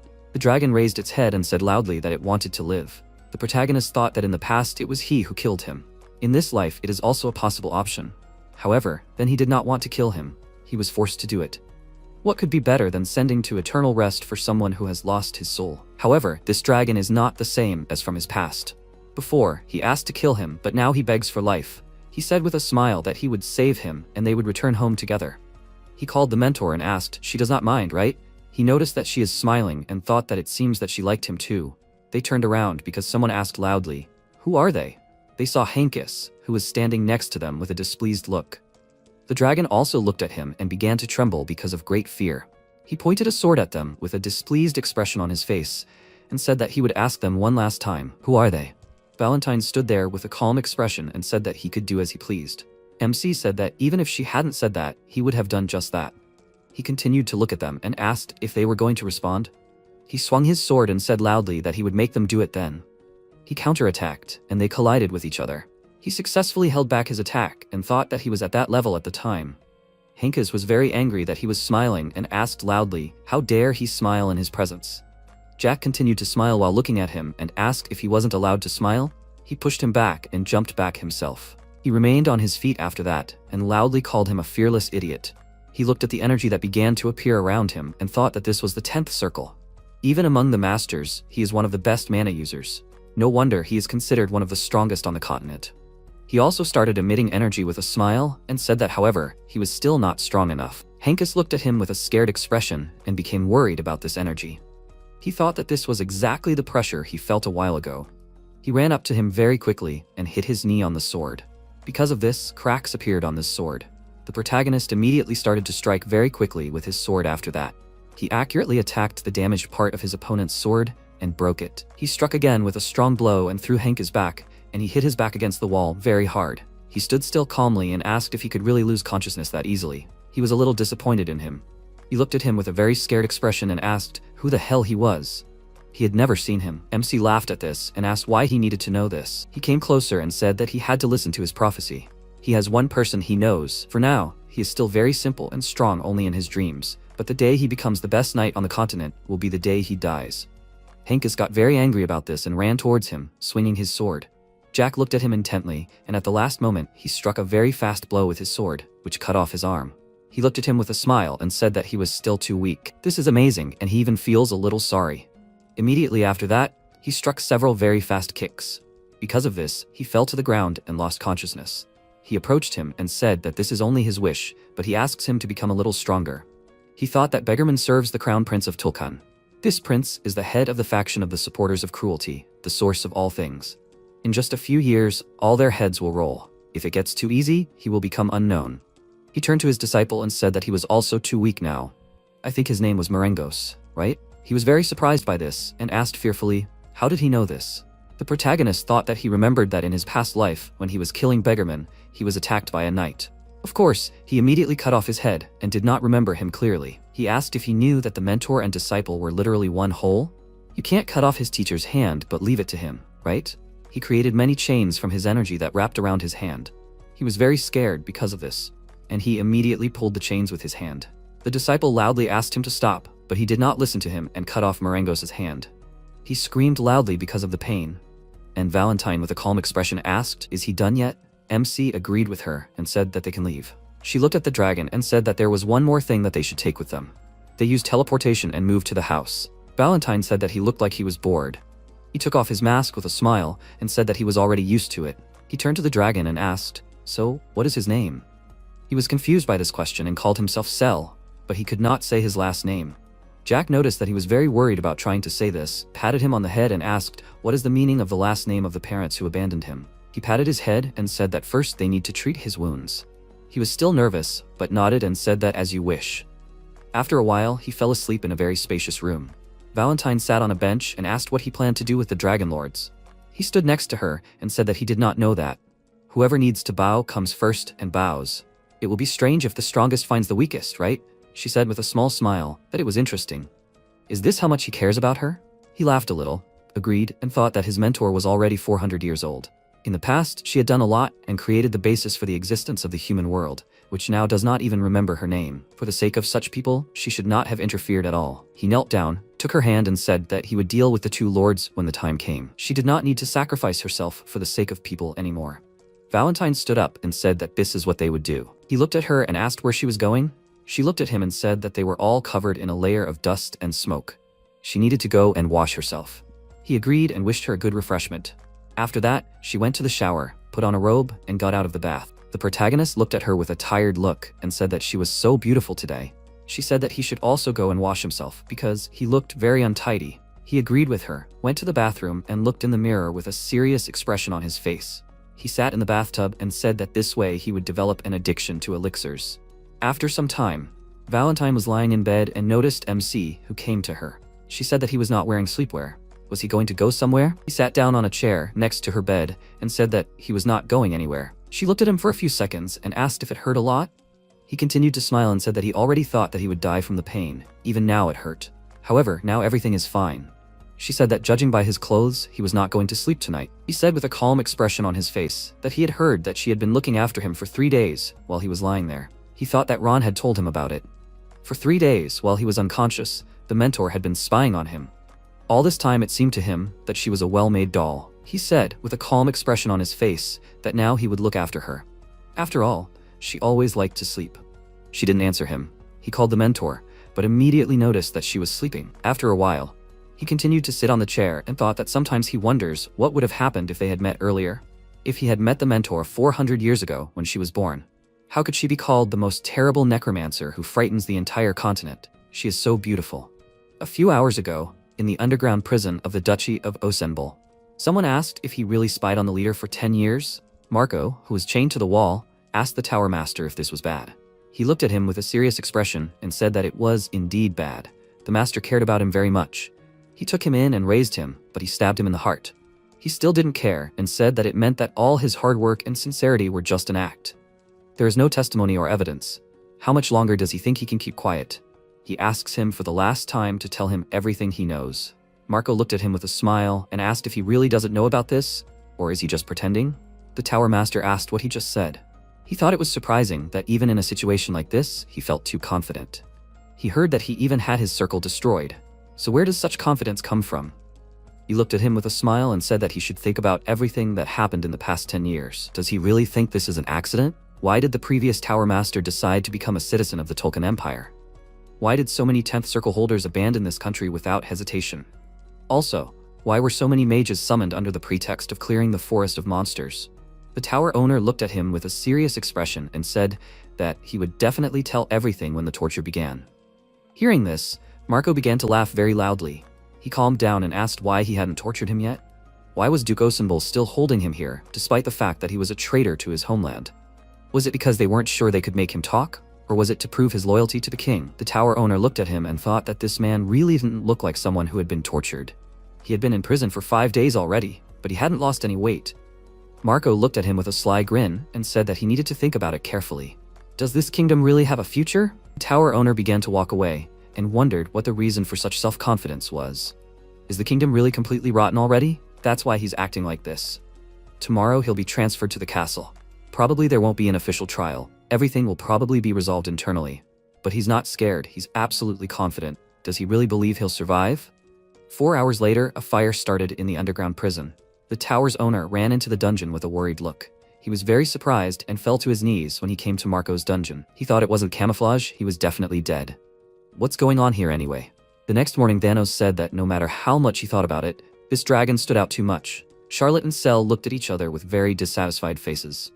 Jack looked at them with a smile and wondered since when did he have so many allies there. He called the master with a very worried look and asked if it was really a dragon. He agreed with it and asked if it was the first time he saw something like this. He thought that the dragon that was supposed to die and disappear was now here. The amazing realization that not everything people know is true. He walked up to Charlotte, put his hand on her head, and told her not to look at him so angrily. He is not the Galactus she remembers. She sadly agreed and asked her boss for forgiveness. After that, he walked up to the dragon, lifted his head and asked, does he think someone is going to eat him? Why is he so worried? He wondered, can a regular sword hurt a dragon? It's just impossible. It's not for nothing that dragons are called blessed animals. Beggarman was most likely the one who used it for the sake of experiments. However, he was able to cause him quite serious damage. Naturally, he is afraid of him now.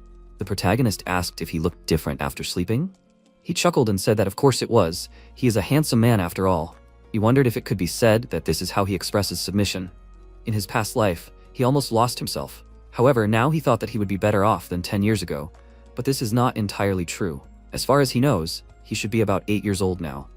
If you think about it, only unfortunate creatures have gathered around him. His attention was drawn to his paws.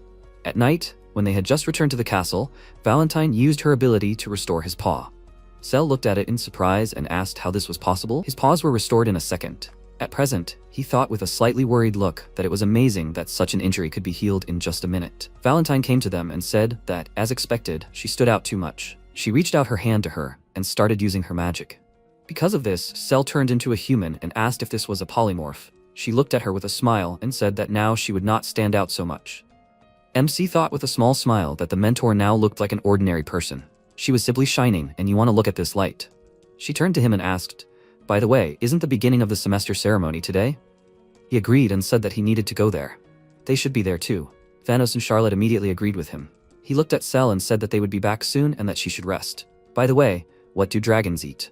Does she have any preferences, fish or meat? They are unlikely to be vegetarians. Does she like steak? She looked at him with a confused look and asked what it was. He was a little embarrassed and thought that he would like to ask what they fed her in the dungeon, but it would be better not to. He put his hand on her shoulder and said that he would ask the cook to cook something for her. He also had a task for her. The view from the roof is really cool. If she gets bored, she can go up there and think about what she will do next. Sometime later at the academy, the director said that many years ago a country called Teslan appeared. The academy was also founded at that time, and many talented people grew up there. Nothing lasts forever in the world. Everything eventually declines and disappears. This caught Jack's attention, and he thought that this was not what he heard in his past life. They are the hope of the kingdom.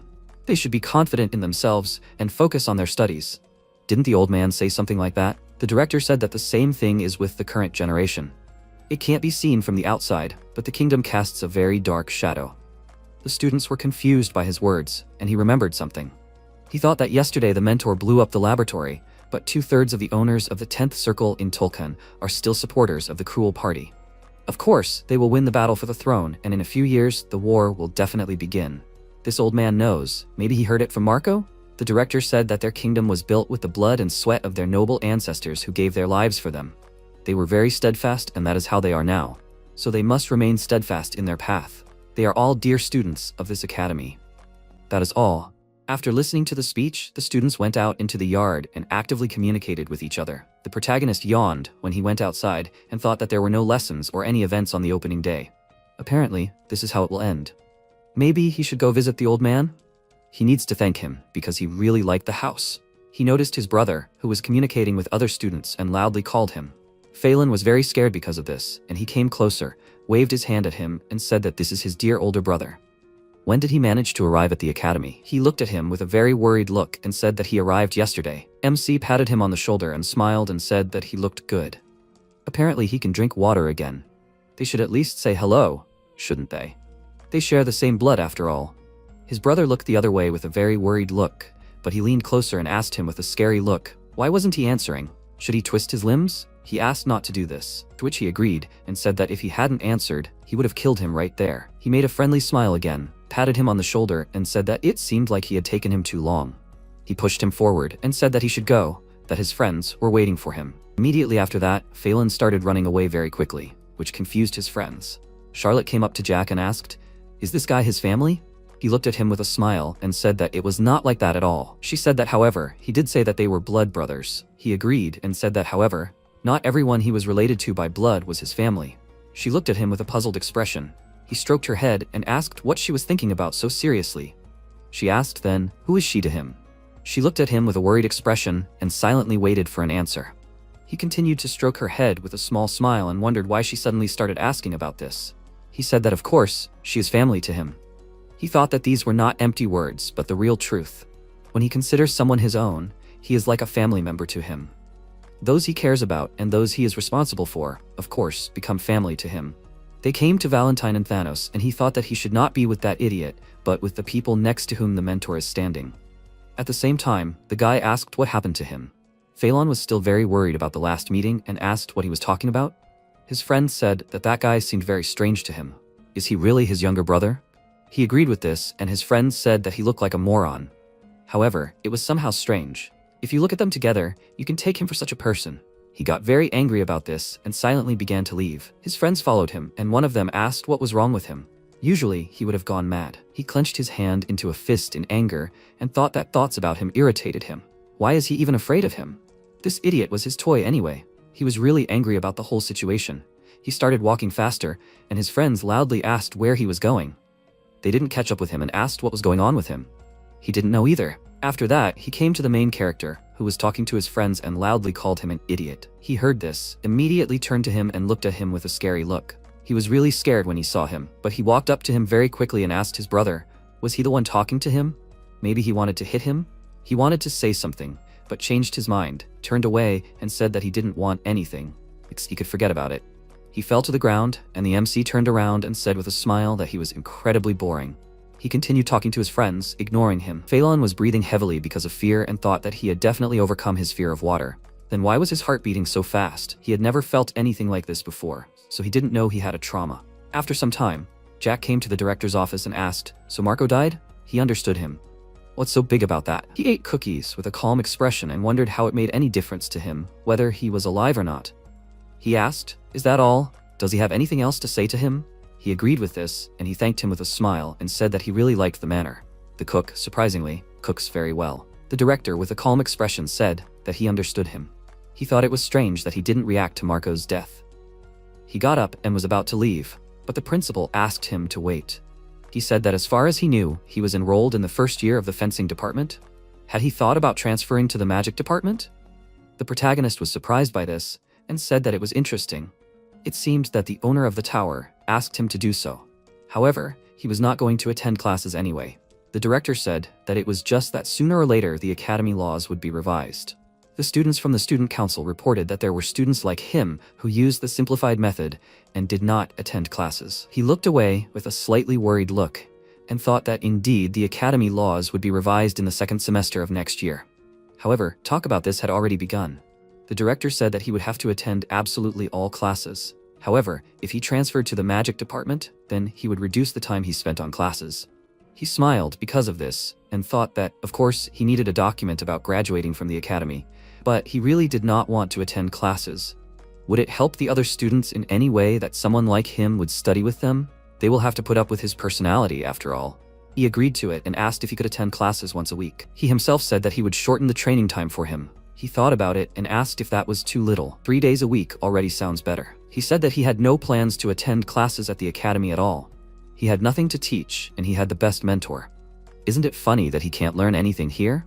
The director asked, then why did he enroll there and even look for a house nearby? MC handed the master a cookie with a smile and said that he needed a certificate. That's all. He asked if he needed it to enter the academy treasury. He thought that in the Tesla Empire, an academy graduate is given not only a document on completing his studies, but also armor, a cloak, a staff, a sword, a spear, a shield, and so on. Inside the treasury, there is a magical weapon with a 400-year history. Each generation of graduates can take with them one of the weapons. The headmaster said with a calm expression that everything of value had already been taken from the treasury. It was unlikely that the sword he needed was left there. The duchy didn't have such a thing in principle. However, he could make a sword worthy of a squad captain from an ordinary sword. It would be of a higher level than any weapon in the vault. Jack looked at him and asked, however, it wasn't free, right? He thought of Bellamy Craig, a man who, as everyone knew, had been loyal to the headmaster for over 30 years. He needed an apprentice. Initially, it was his personal desire, but now they wanted to make him their subordinate. He was quite cute. It didn't suit his age at all. He said with a smile that since he was going to graduate anyway, it would be good to organize it early. The headmaster asked if he wanted to shorten the training by a year now. They should discuss it later and return to the previous condition. They needed to choose between 3 days a week and 1 day a week. Would he agree to at least 2 days a week? He saw no point in refusing it and agreed to this condition. The director said that then his first year at the Faculty of Magic will begin. The protagonist raised his hand and said that in exchange, however, for now, he will not become the apprentice of the Master of the Tower. He was a little surprised by this and asked if he could know the reason. He said with a sly smile that it was because he had sharp eyes and he needed to see his mana first. He wanted to see how talented he was and how much he had grown. His skills in magic were much higher than he could imagine. The director was interested in this and said that he had the talent to separate good and bad. If this was true, then he would take responsibility and make him a Marquis. He was very surprised when he heard this statement and began to laugh loudly. He calmed down a little and said that he was sorry. He just couldn't hold back. He definitely didn't need to become a Marquis. He got up from the table and said that now he would probably go. The director asked with a calm expression on his face, "Did something happen at the villa yesterday?" He remembered what happened yesterday and said that nothing happened. He looked at him with a smile and thought, is he interrogating him? He sat in his place and asked, is that really true? He said with a confused look that he went to check on the others since they didn't prepare food. He asked, what happened then? MC said that everyone was unconscious. He didn't ask what happened, but it seemed like they just fought among themselves. This caught his attention and he asked, doesn't he know that children grow when they fight? The director still believed him, after which he bowed and said that he really had to go. After that, he left the office and noticed a painting that was hanging in the hallway. He looked at it and asked, if you look closely, isn't that the mentor? Valentine stayed in the office and thanked him for the delicious tea. The director sat in his place and with a serious expression on his face, thought that he had been performing in the political arena for decades, and his intuition was hard to fool. He had seen hundreds of aristocrats, knights, and even kings, but he had never felt anything like this. She said his speech was impressive. He looked at her and thought that every little movement she made was unusual. He was sure that she was a unique woman. She turned to him and said that, however, the title of general suited him better than the headmaster. He said with a calm expression that he had fought on the battlefield before, albeit briefly. She said with a calm expression that it was like a child named Bellamy. Teslan has quite a few talents. Would he be able to protect them? And did he even think about it? He was thinking about it and was about to say something. But at that moment, Jack entered the office and loudly asked what they were doing here and why weren't they coming. They looked at him and Valentine said that their interference had returned. He shouldn't act so carelessly. She was just about to leave. He said with a smile that he was just worried that she was gone for so long. After that, they walked down the street together and most of the residents were looking at her intently. He followed her and thought with a slightly worried look that the teacher was attracting attention. One of them approached her and said that she should try the bread from their store. She did not look at him and said that from today she was allergic to flour. A girl approached her and said that if she did not mind, she offered to drink tea together. She passed by and said that she had already drunk tea. These people were very upset about this, and the main character thought that it seemed that it did not bother her. Apparently, she was used to such looks. He smiled and asked if the director wanted to make her his student too. It was written all over her face. She looked at him and asked if he believed Director Rommel.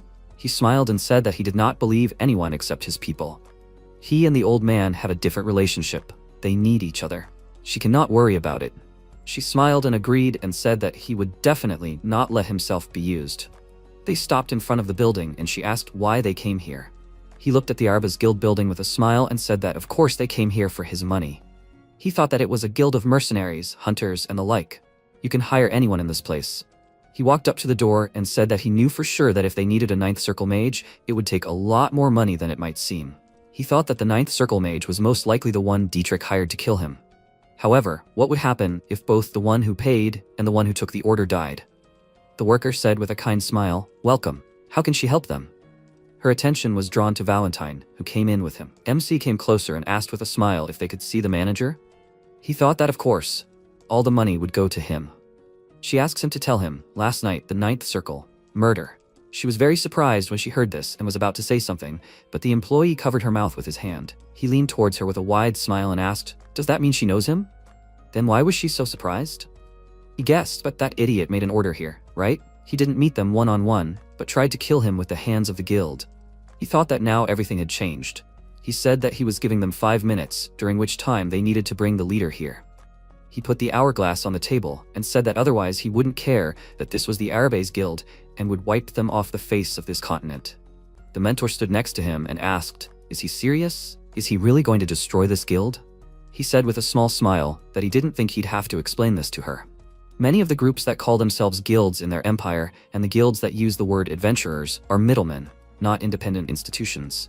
They can be considered informants. She was a little surprised by how much the world had changed and asked, "So what?"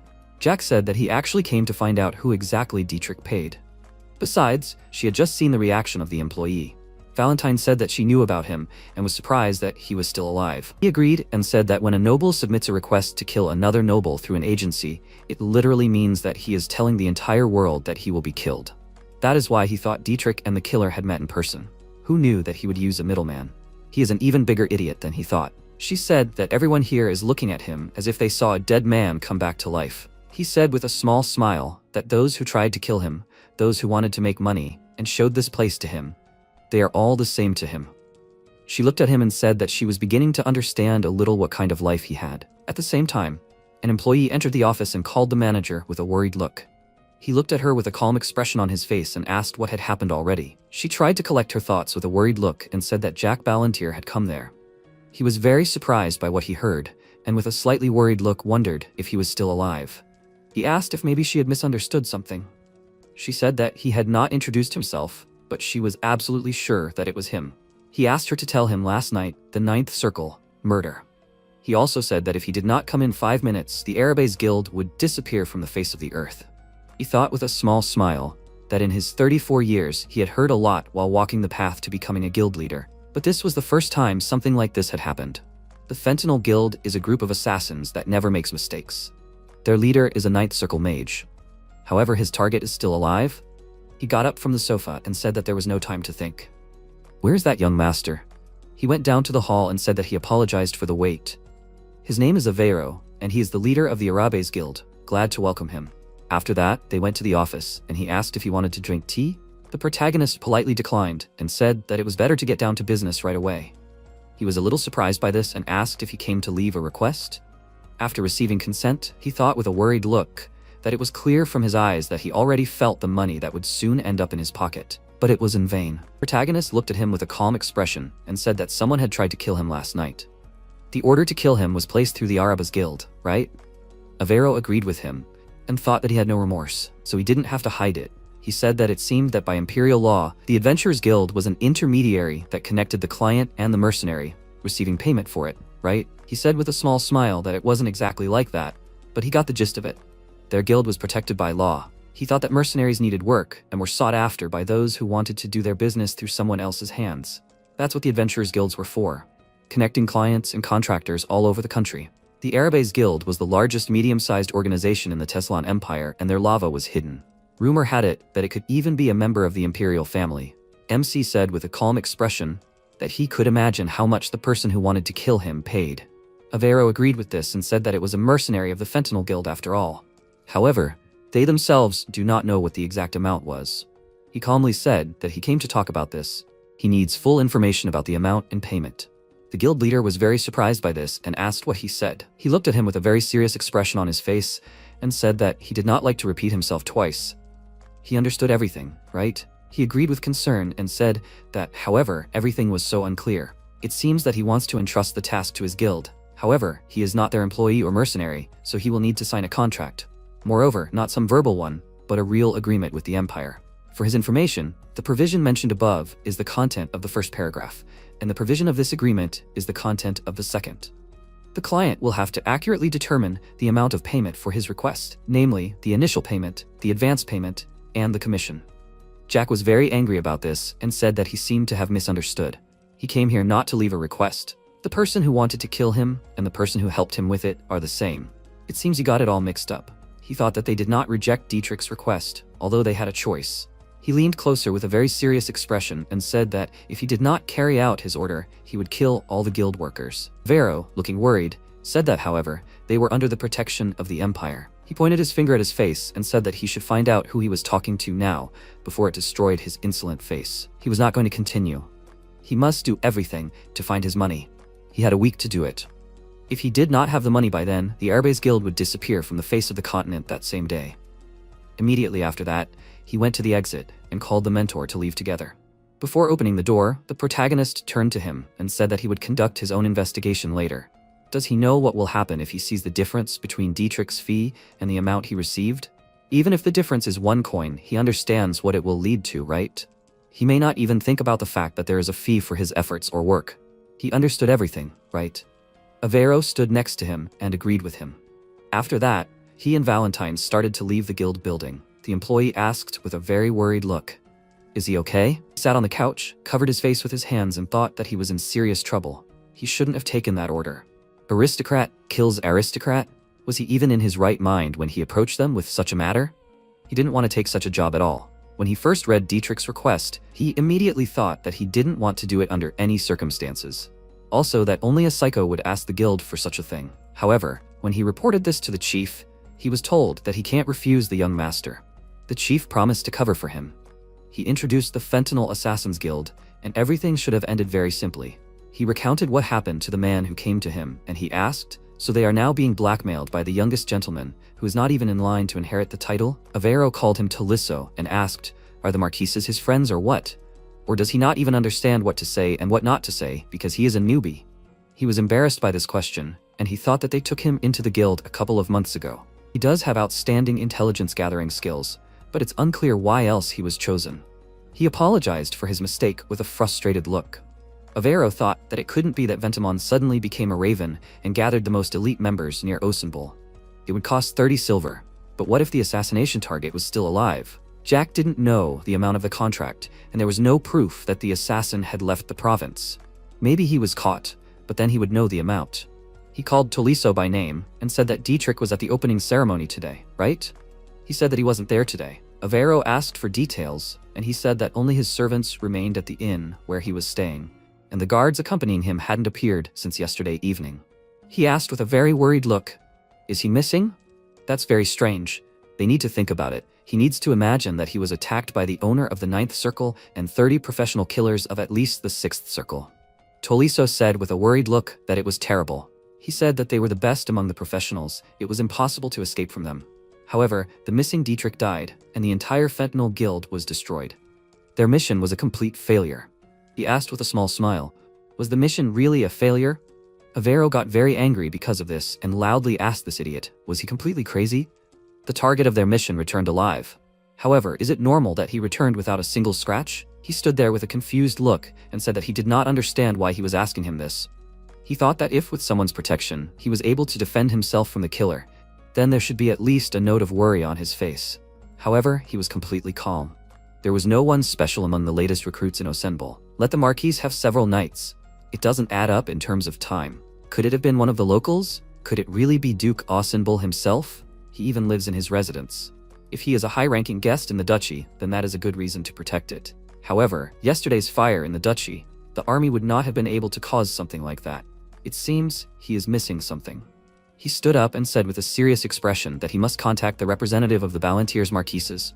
He also needs to find out everything possible about the young master and bring him the information. He also needs to gather the guild members and search everything, but find a place where Ventimon could hide the money. He He stopped because he remembered something, and Taliso asked, "Is there anything else?" Avero said that he also needs to send a letter upstairs. He must report that Dietrich's mission had failed, that the fate of the fentanyl mercenaries was unknown, and their target might be under the protection of Duke Ensemble. He also remembered his mentor, but decided not to attach importance to it, and said that he could go. He wondered who was that woman next to him. They had briefly met eyes recently, and an instinctive fear enveloped him. He would not look for her or mention her. He approached the employee, and she asked if he needed something. He said that he came to see if she was writing an apology letter. Well, after some time, the protagonist returned home and thought that they had just come home, and then such a sight. He saw Charlotte fighting Thanos with wooden swords. He looked at it and thought that they were hardly fighting seriously. Apparently, it was just training. It seemed that they both received the first circle of mana. Although now, Valentine said that it was somehow strange. He turned to her and asked what exactly she was talking about. She looked at their fight and asked if Thanos really thought he could defeat that child last night. He remembered about Hanka's, agreed with her and thought, did he really tell? She said that he should have understood, even from her appearance, that Charlotte had never held a sword in her hands. He agreed and said that now she is unsure of it and does not know how to keep her distance. She said that even so, she can displace Thanos from his position. He agreed and thought that it seems that she is losing ground, but in fact, he is stronger. But it is impossible to say for sure who will win in the end. He continued to watch their fight and thought that, clumsily, she manages to attack. She did not study fencing, so how did this happen? He called his mentor and asked if she wanted to argue. Valentine looked at him and asked what exactly. MC said that in 9 years, he will make it so that Thanos can defeat Hankus. She asked, won't Beggarman himself become stronger during this time? He asked with a smile. Is she afraid to argue? She sighed, agreed with a calm expression, and said that it would be interesting. He said that they were betting on a wish. The loser would fulfill the will of the winner. She said that she was curious about the way he would make this child so strong. He calmly walked on and said that who knows, there are quite a few ways. He approached the others, stopped their fight, and said that they should rest. Charlotte turned to him and told the boss that they were not arguing. Jack, with a confused look, thought that he did not come to scold them because of a quarrel. She looked at him with a worried look, and he said that she had a talent for fencing. She was glad when she heard this, and he said that he did not see the whole fight, but she succeeded 3 times. She did not understand him and asked what he was talking about. He said that she hit Thanos' sword 3 times, or rather, 2 times out of 3. She wondered what to do if the opponent is much stronger than him. The answer is simple, you need to act like her. If he hadn't interrupted their fight, she would have definitely hit him. He stroked her head, praised her, and said that she had talent. He would see if she was talented in magic as well. Did she want to go up to her room and eat cake? She could play with Sal. Now he needed to talk to Thanos. Charlotte looked at the 2 of them, bowed, and wished them luck. The protagonist looked at her and wondered where she learned to do this. They remained standing, and he asked if he knew why he lost. He was very sorry that Charlotte was doing so well. She had a talent for close combat, unlike him. You can quite easily understand how exactly to turn the situation around when you are losing ground. He did it, and even twice. He was confused and didn't understand how to reflect her attack. Another minute, if he hadn't intervened, and he would have been lying on the ground. Is it stubbornness or selfishness? Physically, she is small, but she was able to comprehend his strength, come up with a tactic, and deflect his blow. What should he do in such a situation? Thanos was confused by this question, and he said that it was simple. He should change his sword technique or his power so that he would not lose control so easily. However, he did not do so, and just continued swinging the sword as before. This will not do. They need to try to kill him at least once. He became even more surprised by this and asked what he meant. MC agreed with a smile and asked, does he want to train properly, right? He started poking at him and asked, did he want to become the strongest on the continent, right? He would have to try hard for that. He turned away from him and said that it seemed like he was only causing inconvenience to everyone. He stopped doing that, put his hand on his shoulder, and said that he would have to try hard. That means he should even be willing to die, right? Then he would ask if he was willing to try so hard that he would risk dying. He was still worried, but he still agreed and said that he was ready for it. He asked, she heard it, right? He called the mentor and said that he asked her not to leave and to help them. Valentine chuckled and asked how she could help. Jack said that he would like to use an illusion inside the magic circle. She asked, he wanted to change the path of magic and create a training partner for him. He agreed with a small smile and thought that she was really an unusual person. She looked at him with a thoughtful look and said that an illusion that looked like a real person would have to spend a lot of mana. He agreed and began to draw a magic circle on the floor. She was interested in what he was doing and asked, was this really a combination of the rules of death and illusion? That's interesting. He thought that the rule of death was a dark magic spell of the 10th circle. It controls a limited space, spreads black magic in it, and changes the path of mana according to the will of the caster. In this space you can drive your opponent crazy and make him panic. The illusion of the ninth circle. This is a spell that creates an illusion similar to a real person. However, if you combine both spells, you get something interesting. He and his mentor came up with this in a past life. It brings back memories. He called Valentine. She turned around and asked, "What is it?" The main character called Thanos, and said with a smile that in battles there are difficulty levels from 1 to 10. The higher the number, the stronger the enemy. What level does he want to start with? He stood in front of him with a confused look and said that he wanted to start from the first level. He touched the magic circle and said that then they would start with an easy one. He started casting a spell and thought that when he died 100 times, he would definitely learn to hold a sword. Valentine finished helping him with the magic circle, and he said that now he should go inside. Thanos looked at the magic circle with a confused look and still went inside. Because of this, his body rose up and he fell into an illusion. She turned to him and asked who he made his opponent. He leaned closer to her and quietly said this in her ear. She was surprised because of this, and he said with a smile that he could handle it even faster than in 9 years. She looked at him with a confused look and said that he was a bad person. He laughed because of this and said that he often hears this. At the same time, Thanos found himself in a dark space and asked where he was. He started looking around and noticed a man coming out of the darkness. He looked at the adult MC and wondered who he was. He had seen him somewhere before. Looking closely at his face, he recognized him and asked, "Is he the master?" The illusion silently pointed its sword at him. He immediately got into a fighting stance and thought that this was probably training. He kept a close eye on his opponent and saw him quickly running towards him. He looked at him with a scared expression on his face and thought that he needed to stop him with his sword. The moment it seemed to him that everything slowed down, he realized that he was going to cut off his head. Immediately after that, he came to his senses on the street and began to inhale deeply. He began to hold his neck with a very worried and scared expression on his face. Jack stood in front of him and asked with a smile, what was he doing? He was very scared when he saw him and screamed loudly in fear. He extended his hand to him and asked what he was afraid of. Did he see a ghost? Thanos took his hand to stand up and asked who was in the circle just now. He looked at him with a smile and said that it was an illusion. He has little experience and has not been in a situation where he had to risk his life, right? He agreed with this, and he said that in this circle he saw him at the age of 18. He had already tried and should have understood himself, but he will still say, he will have to fight him from his past life. The longer he can hold out, the stronger he will become. The lack of talent can be made up for by experience. Magic is not used there, only fencing, so the difficulty was at the level of the first circle. He must try to win. Thanos looked at him in surprise, agreed and asked, however, what past life is he talking about?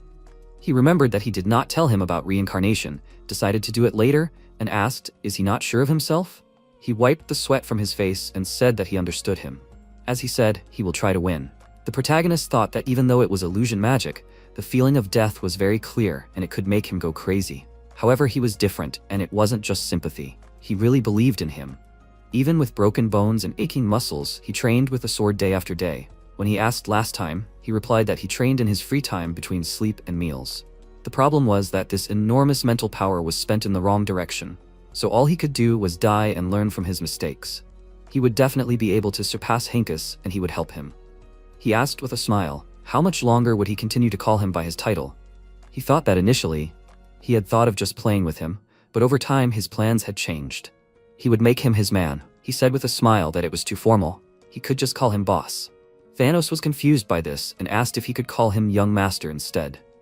MC patted him on the shoulder and said that he could do as he pleased. He chuckled a little because of this and agreed with a happy smile and told the master that he was relying on him. At the same time, Charlotte was walking up the stairs and wondered what she did wrong. She was waiting for the boss after the ceremony was over, but he never came. And then she saw Big Brother nearby. She wanted to ask him to teach her how to fence, but when the boss came, even though she got a comment, something was wrong. She felt like he was a little angry. Maybe because they had a duel without his permission. She would have to apologize to him. She met Cell in the hallway, who was walking down the hallway, and she was very embarrassed when she saw her. Suddenly she knelt down and said loudly that she was sorry. She didn't know she was coming here. Charlotte was confused by this and asked what was wrong with her. She remembered the past and thought that Galactus was a dragon who used her and her mother as toys and also called himself her uncle. She hated dragons, but the boss said that she was not like him at all. She looked at Cell with a worried look, who was kneeling in front of her. Suddenly she hugged her and thought that he had not told her what happened to her until now. However, maybe she could help her somehow? A little earlier, the cook asked, is this what he was talking about? Has she been on the roof since this morning? Does he want to try something since he came to them? Jack agreed and listened to his story, and thought that he was told it. He saw them hugging and asked why they were both hugging on the floor. Had they really become that close? Valentine stood next to him and asked if only one side had become friends. He looked at them with a serious expression and thought that she was right. If you looked closely, Cell was shaking for some reason, and Charlotte was crying. He coughed to get their attention, and she immediately turned to him. She ran to him, called him boss, and apologized. He looked behind her with a slightly worried expression and said nothing. She turned around and noticed Cell, who was still kneeling. She immediately ran to her and tried to lift her up, despite her refusal. Valentine looked at them and said that something was wrong. She was completely different last night. The protagonist stood nearby, thought about it, and said that she had to go through a lot in that lab. He walked up to them and picked them both up with a calm expression on his face. He called Charlotte and asked what she was apologizing for. She said with a confused look that he was angry because they had started a fight without permission. She apologized again and said loudly that she wouldn't do it again. He calmly said that she could fight whenever she wanted. She didn't need his permission. Besides, why should he be angry at all? If she didn't hit him with a wooden sword, then he definitely wouldn't be angry. She looked at him worriedly and asked, so he wasn't angry?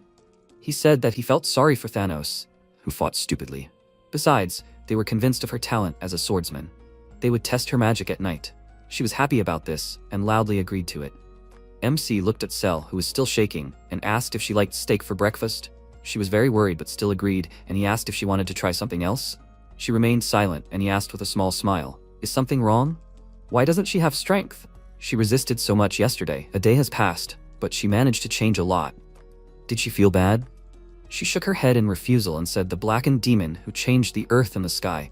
He sat her down on a bench and asked, "Is it because of the destruction of the world?" She agreed, and Valentine said that this was a prediction of the third Dragon Lord. He thought that 400 years ago, the third Dragon Lord, who was stronger than the fourth and fifth combined, opposed the will of the Mentor and died. Of course, her victory was obvious. He could predict the future using the power of souls, so before his death, he left a prediction. Cell said that in the near future, a blackened demon would appear who would change the sky and the earth and also destroy the whole world. He looked at her with a confused look and asked, "Does that mean she is afraid that he is the blackened demon who will destroy the world?" She remained silent, and he thought with a worried look that this was probably true. She was very surprised when he said that this prediction was complete nonsense. He sat down next to her and said with a calm expression that he was serious. This was nonsense. What kind of end of the world was she talking about? She said loudly with a serious expression that this was the Third Lord's prediction. He had never been wrong. She looked at him with a very angry expression, and Jack thought with a confused look that it turned out that she was quite energetic. He said that apparently her parents had not told her that the Third Lord liked to change his predictions. She was very surprised by this and asked loudly what he had just said. He said that he often did this to protect the dragon race. He stroked her head and said that she was worried about stupidity. Now can she calm down? She still looked at him with a worried look, agreed and asked, however, is he sure he won't eat her? He asked with a smile, why would he do that? Dragons are not his taste at all. By the way, it's almost lunchtime, so it's better to tell her directly if she liked that steak. Cell's mouth started to water, and she said with an embarrassed look that it was very tasty. He said that then for lunch they will eat steaks together, but not like the ones in the morning. He will ask to cook something new from tomorrow. She was very surprised because of this and thought, did he say something new? There are new steaks. The main character said that she should eat delicious food and not be sad anymore. By the way, did he introduce them to each other at all? Of course, they already know each other, but still, this is Charlotte. She will become the queen of the vampires, and she is the future mistress of the dragons. Cell was embarrassed because of this and asked how she can become a mistress. He pointed to Thanos and said that he would introduce him at lunch. He called Charlotte and she immediately agreed with the boss loudly. He asked if she could ask Guinness to start preparing lunch. She agreed with him, went to the confused Cell and took her hand. She looked at her with a happy smile and said that they should go together. She began to feel embarrassed, looked down and agreed to go with her. After that, they walked together along the corridor and talked to each other. When they left, Valentine said that he was a pretty good liar. The Third Lord was very special. He used soul energy not as mana like them, but only for psychic skills. In addition, all his predictions were short. Tomorrow it will rain, the day after tomorrow the battle will begin, and so on. All his prophecies turned out to be true. Only one prediction did not come true. In the near future, a blackened demon will appear who will change the sky and the earth and destroy the whole world. MC asked with a small smile, does she think he is able to destroy the world? She said with a calm expression that as far as she can see, he is the only one who can say such a thing. He said with a smile that even he does not know this. He thinks it is not true. If the prediction was true, then he would have destroyed the world in his past life. She asked, "Did he fail?" He said that it is not so, he just managed to destroy one country after which he died. He had no reason to live and simply did not want to. This is definitely a fake prediction. It seems that the blackened demon is definitely someone else. He called the mentor and said that the future and fate are not determined. He thought, will it rain tomorrow and then a battle will start somewhere? If you close the sky, stop any conflicts, then you can prevent the prediction from coming true. Therefore, the future is not determined. The fate in which the mentor has 13 years left to live, if this really happens, then he will be very angry. Called her and said that they should go together. Charlotte and Sel looked into the kitchen where Guinness was cooking and thought that he should concentrate. Jack sat down at the table with the others and thought that they were all gathered together and that they had finally gotten to know each other. He looked at the others, remembered their ages, and thought that he, who looked 14, was also with them. They were like a gang of children. Guinness was a better cook than he expected. He said that he had been working as an imperial chef for 4 years. He didn't even know that such talent was so close. It was too delicious. He called Sel and said that today's steak was bloodless. Charlotte looked a little surprised by this and said that now she understood. She leaned towards him and said something quietly, and he thought that perhaps she was afraid of blood. Children grow and learn quickly. Charlotte will become the queen of the vampires, and she will be the mistress of the dragons. This is what it means to raise children. Valentine looked at him and asked, "By the way, why doesn't he train?" The protagonist was embarrassed when he heard this question and looked at her silently. He continued to eat his food and said that 2 circles are enough for him. She doesn't have to worry about it. She looked at him and asked, "What's with Marco? What about the mercenary guild? Does he think she doesn't know anything? In fact, he doesn't trust them, but only himself, right? Of course, he has a small body now, but he only needs time to easily get the 3rd or even 4th circle. Isn't that so?" He said with a smile that if he tries, he can even get the 5th. He thought that the physical component is very important. He doesn't want to admit it, but biologically, he is a little boy. His body is not what it was before. There is a difference in the size and length of the veins. Even the size of his heart is different. At Thanos' age, he could easily get a new circle every day. However, he needs more time and should not forget about vigilance. Valentine said that if someone hurts a person while casting a circle, it will be destroyed and the person will get a big shock. So, he is worried that he might get into danger while casting a circle. He looked at her with a small smile and said that it was impossible to deceive her. He thought that after he was reborn in the body of his 14-year-old self, he made his first circle right in the Marquis prison. This is because no one could get to him. When he made the 2nd circle, Ron was nearby, a person he can trust. He needs to protect his mentor while she is a doll. This means that he does not have time to cast a circle. She returns to her normal form only once a month, and that happened today. They brought him dessert and he thought that he cannot waste time because of the circle. The source of his power is not in circles, but in energy. Valentine said with a smile that it is stupid to receive protection from a student when she is his mentor. Even if it's only once a month, she can fulfill her duty as a mentor. She will protect him while he creates the circle. MC looked at her with a serious expression and thought that he already had plans for the evening. Tonight there will be a performance at the Autumn Theater with a famous troupe of artists. He wants to go and see it. She said that only once a month does she return to her true form. She slammed her hand on the table and said that she can protect him, but he refuses. He turned away with a very confused look and thought that he can't defeat her. He got up from his chair and said that he can't do anything now, it's daytime, so he will have to make it in 5 hours. However, in the evening they will all go to the theater together. Everyone was happy about this news, and Valentine said that now it is clear what his goal is. At the same time, in the Arabes Guild, Avero asked how much is there? Tolisso stood in front of him and said that there are 500,000 gold pieces. He looked at him while sitting on the couch and asked if he seriously offered so much for the murder of one person. He agreed and said that he personally placed the order. He looked at the floor with a shocked look and said that young Master Herman was really a real psycho. He thought that 500,000 gold coins, that was how much Dietrich was willing to pay for the murder of Jack. This is despite the fact that the Marquis' annual budget was about 300,000 gold coins. How could young Marcus Herman pay so much money at once? Besides, he decided to spend it for the murder of one person. He looked at the documents that were brought to him and said that he took out a debt of 200,000 in the name of his family's house and received the remaining 300 at once. This is how he was able to get such an amount. But where did he get so much money? What is it? Maybe he sells illegal medicine? Tolio said that he heard rumors that Dietrich had started his own business, but he could not find anything about it. Avero looked at him and asked if he could not find anything at all. He thought that it was not unusual for aristocrats to lead an idle life and use illegal medicine. However, who would start a business related to this? Usually it would just be a hobby for the young master, but in his case, it was not like that at all. Tolisso said that as far as he knew, Dietrich was not doing business alone. It seemed that all the Marquises of the Herman family were doing this. This intrigued him, and he asked if he was just acting on their behalf and not doing anything on his own. They had distribution routes all over the country. How far had they gone? He stood next to him and asked if he had understood so much just by looking at the document once. Avero agreed and said that he knew everything. So, how far had they gone? Tolisso looked at him with a confused look, was about to say something, but noticed his expression and asked if more investigation was needed. He continued to look at the documents and thought sadly that the business of selling illegal elixirs was impossible without the support of the ducal or royal family. He had a hunch and stood up and said that there was no need for more investigations. They were concerned about the payment. Did he find it? He stood next to him and said with a worried look that he had only found half. He sighed sadly and thought seriously that everything was now clear. The assassination attempt had failed, and the Fentanyl Assassin Guild had been destroyed. Otherwise, their informants would have found out everything long ago and wouldn't have let them go just like that. Ventimon hid his money after dividing it. That's why they only found half. The other half won't be hard to find. He stood up and said he was hungry and wanted to go buy lunch. He raised his hand and said he wanted to eat too. Avero went to the exit and said that anyway, he understood. They should continue searching. He also had to tell the others to join in too. He agreed and asked with a worried look why they should hide this from the main ones. They looked at each other in silence for a few seconds. But then he smiled and said that they weren't hiding anything. They would just decide everything themselves so as not to cause them any trouble. They were very busy people after all. Tolisso looked at him in surprise, agreed, and said that he was a very wise man. He continued to leave and thought that he was lucky that he was stupid. After a while, he came to the market, approached a vendor named Martin and said that he should wrap up 10 buns for him to take home.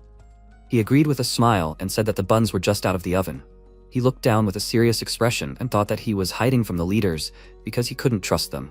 The young master's threat was real, so he needed to find money to keep his head. He would decide later whether to report to the leaders. Anyway, even though he was the leader of the branch, there was no point in giving his life for the guild.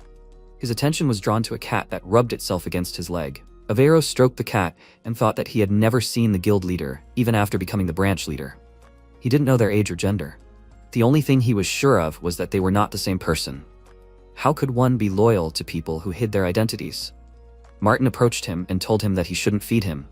He had already eaten 2 bowls that morning. Avero took his order, started to leave, and thought that initially it was strange to try to subjugate the forest of monsters. He even felt a little sorry for the people who gave their lives in this place. This battle could have been avoided, right? Besides, this is not just a battle, but a war between people and monsters. Monsters cannot get out of the forest, but this does not change the essence. Besides, wars are created to plunge society into chaos, and the kingdom is now calm. He returned to the guild building, gave the bag of food, and said that there is 1 bun for everyone. He went to his office and thought that the Arabes Guild is stronger than it seems. It is not difficult to control the mood in the country with the help of information.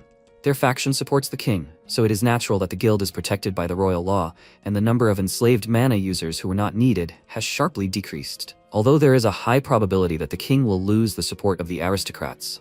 But why is their guild also involved in all this horror? There have been so many strange things happening lately.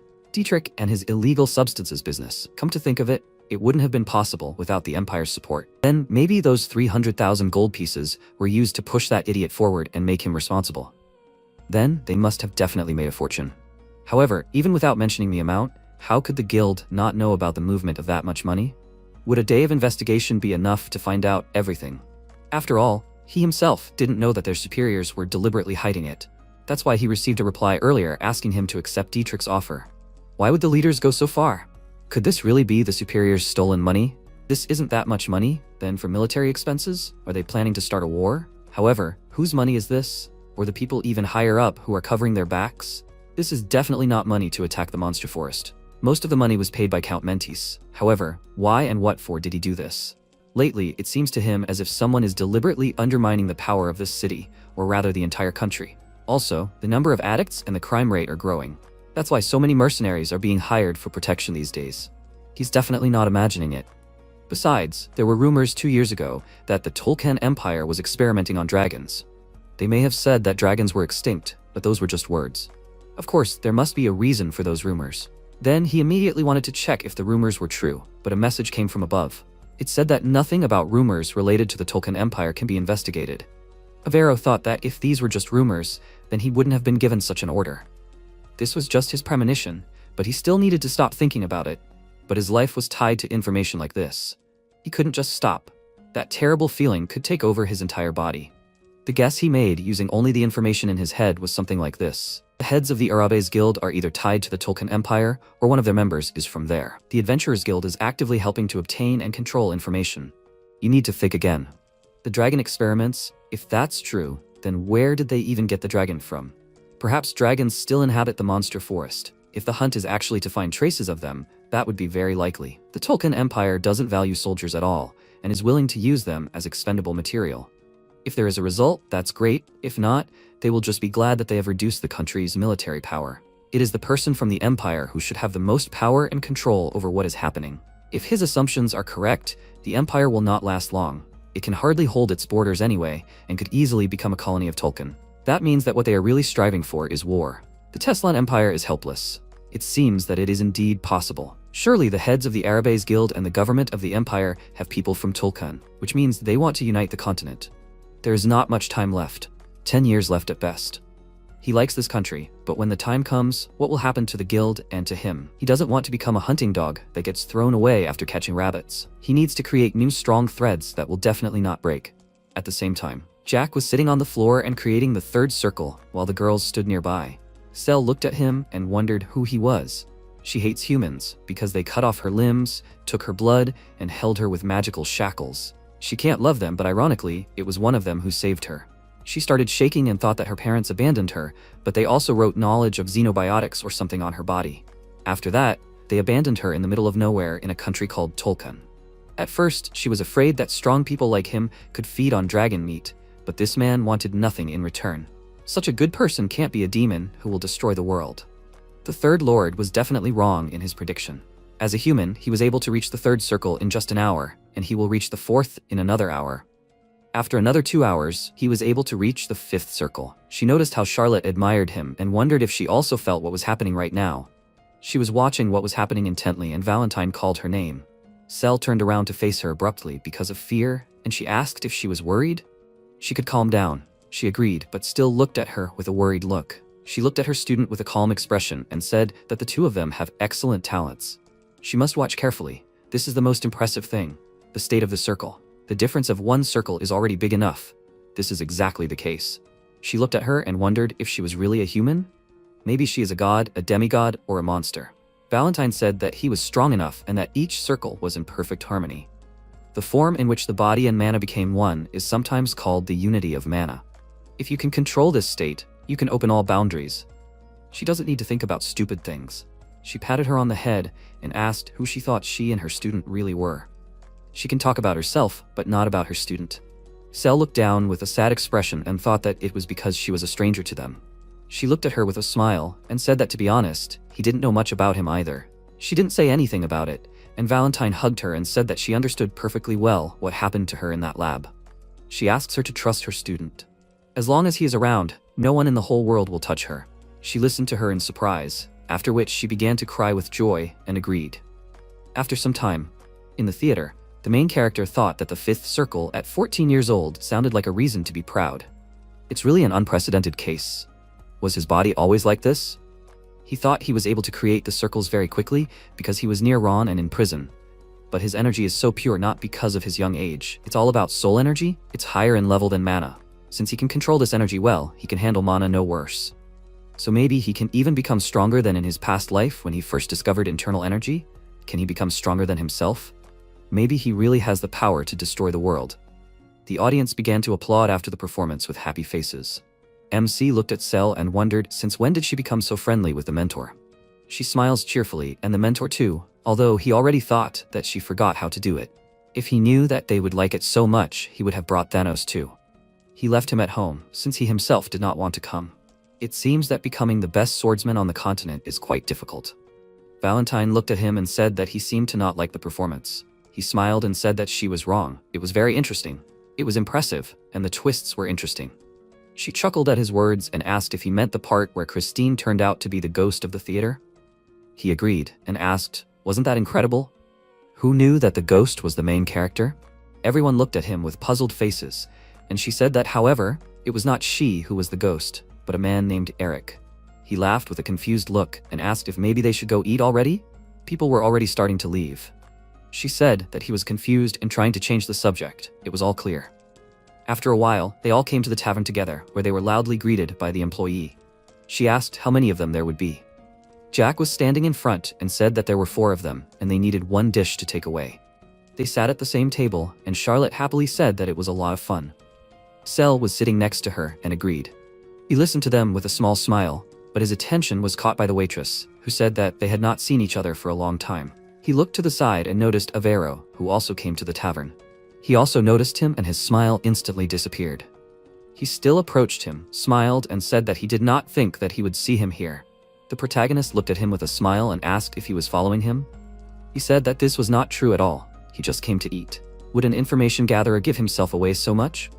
He looked at him with a smile and said that apparently he had plenty of time, since he was going to restaurants, although he should be busy looking for his money. In response, he said that he had already found half of the amount. He said that it was quite fast. Avero sat down next to him and said that this was his job after all. He continued to smile and look at him with a slightly worried look. He extended his hand and said that he seemed to want something from him. He agreed with this and said that however he would not talk about it here. He smiled looking at him and said that he understood him. He looked at Valentine and thought that the mentor stood out very much from the others. At that moment a man came up to her, knelt down, took her hand and said that if she did not mind, he asked to grant him the honor of sitting next to her. The MC looked at him with a very displeased look and thought, wasn't he the one who played the role of a ghost at the performance? She apologized with a small smile and said that however she was busy today. He said that it meant that she already had things to do. Then he would wait for the next opportunity. Maybe she could tell him where she lived? Avero came up to him and quietly said something in his ear, because of which his expression instantly disappeared. Hearing this, he ran away from them very quickly and loudly apologized. Jack asked with a small smile, did he think he would pay him for his help? He said calmly that he hadn't even counted on it. He just didn't want to see something like that. It's probably time for him to go. He'll find his money pretty soon. He turned around when Valentine said that he could sit and eat with them. He immediately realized that she was waiting for his approval and agreed with her. Avero sat down next to him again, and he asked, just in case, he wanted to know. He did have money, didn't he? Or did he think that everything would be free? He didn't buy food for people who were older than him. Avero looked at him with a worried look and said that he had money. After that, he ordered several different dishes and handed one of the plates to Sel. He said with a friendly smile that they could eat more. If they needed anything else, he would order it. The protagonist looked at him and thought that he treated children better than he expected. He asked why he decided to accept Dietrich's request because of the question he had heard and said that it was because it was an order from the management. He asked with a small smile, so he is a puppet to them. Is that what he wanted to say? Avero sighed with a small smile and said that he is just a convenient tool to them. He continued to eat and said with a small smile that it seems like he has suffered too. He said that he found half of the amount that was promised in the contract. Right? He was very surprised because he calmly said that the promised amount was 500,000 gold coins.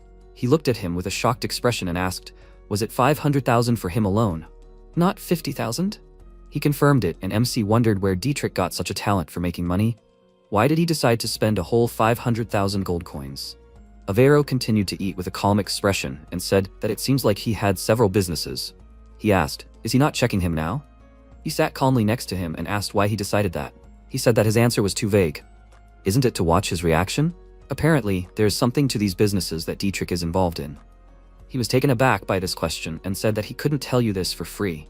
He put his hand on his shoulder with a very serious expression and asked if he had asked for this.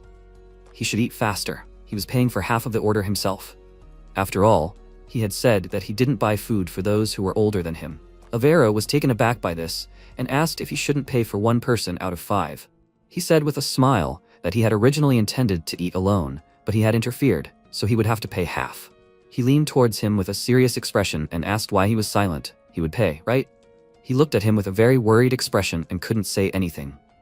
Jack decided to stop joking, removed his hand and said that he could calm down. He would pay for everything himself. He could consider this a gift from the underworld where he lived. Of course, if he finishes his business correctly, then the gift from the underworld may not be needed. Avero began to tremble with a very scared look, and he continued to smile and thought that this was really a joke. When they finished eating, Valentine said that time was up. Immediately after that, she turned back into a small doll, which surprised him very much, and he asked what was that. The protagonist took her in his arms and said with a smile that, of course, he did not care if he told about it. However, could he try to keep it as quiet as possible? He looked at the doll with a shocked expression and thought about it all. Still, He turned away and agreed not to tell about it. He thought that no one would take his and his mentor's secret at their word. Although he did not care if everyone in the world knew about it, it seemed that he himself thought that she simply used transformation. After that, they went outside, and Aveiro said that it was time for him to go. He agreed with a smile and said that he should be careful. After that, he started to walk away from them, and he waved his hand at him. Valentine said that it seemed that even in her past life she did not talk about this. He looked at her and asked what she was talking about. She looked at the leaving Aveiro and said that it could be considered her intuition, or maybe it was because she had spent her whole life facing death. However, she could smell death from people who were about to die. He asked with a calm expression, so she thought that he would die soon? She agreed and said that it was unlikely that he would be the one to kill him. MC thought that he knew that at this time in the Empire, many talented people had died and that he was probably one of them. She asked if he doubted it.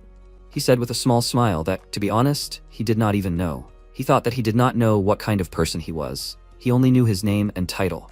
He did not seem completely untalented to him, but he could not give him anything. He put his hand on Charlotte's shoulder with a happy look, and she asked the boss if he wanted to see the cat. He thought that in time it would become clear whether he could be used or not. Maybe it was time for them to go home? At the same time, Aveiro was walking down the street, looked up with a sad look, and wondered if he had to work overtime again today. Have to chew on a wake-up fruit to stay awake. The next day, he took a dip in the pool and said with a smile that it was so fresh here. Valentine was lying on the stairs and asked if he really had nowhere else to do this. This place was originally intended for meditation and prayer. He asked with a smile what kind of day off it would be then. She could join in too. She refused, and he got out of the pool and asked if that was what she thought. Cell dipped her feet in the water and asked what he meant. Jack said that he meant what she would do from now on in general. She agreed and said that she had already decided on that. He sat down next to her and asked if he could find out. She said with a serious expression on her face in an angry voice that she wanted to take revenge on her parents who left her there and the Beggarman family who abused her. He looked at her with a small smile and thought that it seemed that Thanos had a rival. She looked at him with a slightly worried expression and asked, however, "It will be difficult, right?" He said with a thoughtful expression that it was not quite so, but she should hurry. Even before her revenge, they could all say goodbye to this world. She was confused because of this and asked with a sad look, "Then what is there to live for?" He said with a small smile that she would have to figure it out herself. She agreed and asked, "By the way, where are Charlotte and Thanos?" He said with a small smile that they are at the academy now. She was sleeping then, right? She agreed and he said that at the academy they not only fight, but also study. That is why they go there. Cell asked, "So they learned something else from him?" The protagonist thought that apparently she taught her the nickname boss. He said that he cannot teach them anything except fighting, relationships with other people, the process of communication, and so on. He cannot teach them this only in their circle. People from all over the country are gathered at the academy. If you are surrounded by people, you will have more space for thoughts. He would like to send her to the academy too, but she is hardly ready yet. She said with a confused look that she does not get along well with people. He asked her, with a calm expression, why she thought so. She was about to say something, but unexpectedly for her, he splashed water on her. Because of surprise, she leaned back and fell into the pool. She called the boss and asked what he was doing. He apologized and said that she just had a very unhappy face. He extended his hand to help her out and said that she did not need to be so attached. His past is just the past and nothing more. She asked the boss if he was not attached to his past. He looked at her and thought that she was saying it because she knew or was just emphasizing it. He said that they were completely different. She was still a child, so she should continue to live freely. She should tell him if she wanted to go to the academy. She dried her hair with a towel and thought that he was a child too. Guinness entered the room and asked, "Is the master here?" He had a guest. MC turned to him and asked who came to see him. He said that he introduced himself as the head of the Araves Guild. He looked at Valentine and said that apparently he was not dead yet. After that, they sat on the floor opposite each other, and Aveiro said that he brought his money. He asked if he found the second half of the amount in a day. He agreed and handed him a small letter. Jack opened the letter, and he said that these were anonymous checks from the Continental Exchange. He could exchange this for gold right away. He counted it with a joyful look and said that the amount seemed to be 500,000 gold coins. 5 checks for 100,000 each, and another check for 5,000? What is this 5,000 gold? He said that the half he can pay now. He has some questions for him. If he answers, he will give another 5,000. He smiled because of this and said that he cannot answer confidential questions about himself, but he can try to ask his question. After some time, the protagonist, sitting on the floor, asked, "The leader is interested, right?" Aveiro, looking down, asked, "In the Pentanal Guild, did they kill everyone?" MC grinned and thought that the leader was interested in who was behind him and whether he killed them himself. Jack confirmed this and clarified that he killed them so that even the corpses could not be found. The protagonist thought that although in fact they were killed by the mentor. Avero asked, maybe they are somehow connected with the struggle for the throne in the Tulkun Empire. MC, smiling, clarified, what does Tulkun have to do with it? How can he be connected with them? But this is very interesting. Jack got up from the floor and clarified that this time he would ask the question. The protagonist instantly spread mana streams around. Avero covered his face with his hand and snorted heavily. MC noted that the fact that the leader is looking for information for him is good. It is also good that Avero kept his word and returned the money. Jack likes everything, but the Tulkun Empire? 5,000 gold pieces and another 5,000 on top. That's not a small amount of money. You can take everything the boss has for that. Not sleeping all night because of the urgency, but the Tulkun Empire? Avero raised his hand in fear and breathed heavily. MC asked, smiling, is the boss looking for new connections? He put his foot on the boss's chest and Avero grunted with strong fear. Jack asked, grinning confidently, does the boss think his henchmen can become Avero's informants? The protagonist knows that the boss is good at managing things, but Avero has come up with something extra. He will say it straight out, he has no patron. Someone told him that the boss will die soon, but it seems like Avero will be killed not by MC. Jack removed his foot from his chest and noted that he really has no need to kill the boss. Avero did everything as he asked, didn't he? The boss feels it, right? What Avero notices, the leader does not need to know at all. And what the leader has already noticed, they will find out very soon. The protagonist happily squatted down and added that it was surprising that the Tulkun were not smart enough to understand all this. MC put his hand on the leader's cheek and noted that he liked Avero's skills. Maybe he should save him? The leader, surprised, opened his eyes and asked what that meant. Jack replied that he could become his new hope. If Avero asked to spare him, and he would do it.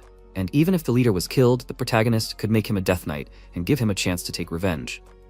Avero clarified in surprise, a Death Knight? MC replied smiling that he would explain that later. The main question was, could the leader be useful to him at all? Jack thought that the mentor had said that he was not at all suited for normal life. Of course, the protagonist agreed with her, because that was what he needed. Charlotte, Thanos and Cell are parts of the future that MC will build. Can Avero be a part of it too? The leader calmly asked, who is MC anyway? Jack raised his hands smiling and replied that he would be ashamed to say it himself. The leader should figure it out on his own. Avero looked at him in surprise and the protagonist remembered something. MC happily asked, does the leader like fishing? He is not talking about boring fishing by the stream, but about real fishing. Sometime later in the Alaves Guild. The door to the room opened slightly. The woman holding the documents in her hands remarked that it was good that he was here. It seemed that the leader was calling him. She asked him to come quickly and Tolisso asked in surprise, was it really the leader? He thought that yesterday the leader had such a serious face after working all night. What happened? After a while, Tolisso climbed the stairs. He thought that the leader was a man of special talents. He was able to achieve this high position at a young age. He has very good thinking and intuition. But the manager was working for the first time in many years. What happened? Tolisso knocked on the door and asked the manager for permission. The manager agreed and asked him to come in. Tolisso opened the door slightly and looked into the room and asked, is this the Tulkun Empire? The protagonist with tears running down his face, then asked, what did he do? How is this possible? He embarrassedly raised his leg and asked to forget everything he said. Tolisso looked at the manager and thought, what is going on here? Avero calmly clarified that they are not an ordinary mercenary guild. Their guild is behind the Tulkun Empire. MC clarified, a duchy or a kingdom? Avero replied that they mean nothing to them. Jack tensely clenched his teeth and pulled his legs to his chest, grunted. Avero raised his hand and asked the protagonist to tell him what he knows. Who exactly is behind MC? Why did Jack destroy the Pentanal Guild? Why does the protagonist need a forbidden medicine plant? MC replied with tears in his eyes that, to be honest, it was on the orders of Duke Assemble and Bastion. He was just doing as he was told. Avero turned to Tolisso and the assistant looked at him in surprise. The leader asked to send the news. Tolisso asked, directly to the top? Avero confirmed this and noted that it seemed that the Duke thought differently. Tolisso was frightened and wondered what kind of person Avero was. He asked how the Duke was connected to their guild. Avero slammed his fist on the table in anger. He raised his fist and looked at the assistant and replied that now was not the time to be cautious. Or does Tolisso not know that their lives are in danger? They were supposed to fulfill Dietrich's order and could not. Tolisso really does not understand what this means? Tolisso leaned forward tensely and asked, how could a newbie know about such a thing? Avero calmly exhaled and asked the assistant not to pretend innocence. The top brass did not want to kill Dietrich, who was only the face of the Tulkun Empire. Tolisso wondered why they did it then? They could have kept him and used him. The leader replied that it was because the Duke had intervened and Dietrich was dead. To put it simply, the duchy, or rather the entire empire, was now acting against Tulkun. This was happening even now. Avero placed his hand on the assistant's hand and apologized for having to go so far. But he had received another order: to eliminate Taliso if the assistant decided to betray the Tolkien Empire. Taliso must have received a similar order: to kill the leader. If Avero were to act against Tolkien. Now Taliso understood why he was saying all this. The scales were standing still. Taliso tensed up a little, thinking. He instantly grinned and remarked that Avero was worthy of the title of leader. It was amazing how long the leader had pretended not to know anything. The protagonist asked fearfully, could he go? Taliso turned his attention to him and headed towards the MC. He kicked Jack's arm hard, and the protagonist screamed in pain. Taliso irritably noted that he could leave MC at the slave market, so it was better to agree and not show up. Jack cried from fear and agreed and asked for forgiveness. Taliso grinned ominously and looked away, thinking that he didn't care about this boy at all. He clarified, so what was the point of all this conversation? What does the leader want from him? Avero calmly exhaled and asked, has the newbie already switched to a friendly conversation? Taliso headed towards him and asked if the leader knew who he was. Avero asked, who is Taliso? The assistant replied that you can just say it out loud, the shadow of Duke Bastian. Avero was very surprised and thought that usually the owners of mana are divided into swordsmen and wizards. But those who commit murders, such as Bentamon from the Pentanal Guild, usually use daggers. These people have two names. The first is killers, the second is cleaners. In noble families, in addition to ordinary soldiers consisting of swordsmen and wizards, there are separate squads of cleaners, and the duchy is no exception. Avero looked down terrifyingly, crossed his arms and noted that one of those standing behind Taliso was Duke Bastian. Taliso, smiling terrifyingly, asked, is that so? The leader speaks as if he already knows everything. So it is Duke Bastian? MC said that he thought it was impossible, but it turned out to be so. Taliso quickly turned his head to the side in confusion. Jack untied the ropes on his hands and noted that things were getting more and more interesting. He smiled and asked, maybe it was time to change the game strategy? The protagonist happily asked, what did the Duke's dog think? Did he do a good job of pretending to cry? An hour ago, MC suggested that he think about it. He noted that this was not some small guild, but Alaves. Avero is in charge of the largest branch after the capital. Does the head think that they will send a commoner after him? Jack smiled and noted that he doubted it. Avero clarified, despite this, the protagonist is sure of the information about his murder? MC replied that it is more of a premonition than information. Nevertheless, it is accurate in 99% of cases. Avero will definitely die. Jack asked the head to judge, that no one said a word. But Avero guessed that the guild was a puppet of the Tolkien Empire. Now the head is looking for help that can be grabbed. However, no one notices or says anything. Has Avero seen the guild head? Avero calmly did not confirm this. The protagonist thought, what does this mean? This is the reason why the head called himself a tool yesterday. MC clarified, Avero is the manager of the branch, but has never met the head. Although this is obvious. Avero asked what the protagonist meant. Jack replied that the leader acknowledges Avero's skills, but he doesn't intend to show his face while using Avero or something like that. The Tolkien Empire acknowledged Avero's skills. Isn't that cool? The leader asked tensely, would MC be happy? Jack asked why they didn't try to persuade him to their side. Why didn't they tell him anything? That's what the leader was thinking, and what led him to this outcome. The guild doesn't trust Avero. There's a chance that the higher-ups intend to keep only their own people in the guild. They might be already thinking about replacing Avero. What if the leader is doing everything secretly, so the guild assigns someone to him? If they kill Avero, who will replace the branch manager? The protagonist smirked, turned his head to the side, and suggested that maybe someone already wants to take Avero's place. MC, turning around, noted that they wouldn't have sent just anyone. This is definitely their man, and a capable one at that. They might have sent someone who is good at hiding his intentions. This person is probably close to Avero. Jack asked the leader to think about those who recently appeared in his circle. Someone talented, but whose intentions are unknown to Avero. Someone connected with the Alaves Guild. Does anyone come to mind? Avero scratched his chin thoughtfully. He confirmed it and replied that Taliso, a man with silver hair and scars all over his body. He joined the guild a few months ago. The protagonist remembered Taliso and said that if he thought about it, he had a strange feeling the first time they met. Facial expression, quiet and quick steps, and Taliso is also a seventh circle. Taliso is suspicious, isn't he? Avero noted that Taliso's information-gathering skills are surprising. The assistant sometimes does stupid things and grimaces. Even the leader seemed a bit unrestrained to Taliso. Avero believed him to be a spy from another guild or from the aristocrats. The protagonist happily suggested that he go and ask Taliso about everything in person. Currently, the MC noted that so this is what happened. Cell holding Valentine in her hands asked, will everything be okay? Valentine confirmed this with displeasure and asked Cell not to interfere. Jack specified that it was boring, but very interesting. Taliso was caught too quickly. But one of those people is Duke Bastian? How many people need to be killed? Taliso clenched his teeth with rage, and the protagonist asked, smiling, what's wrong? Taliso clenched his hand into a fist and filled his chest with mana, asked, How dare MC talk about Duke Bastien being the youngest son of the Marquis?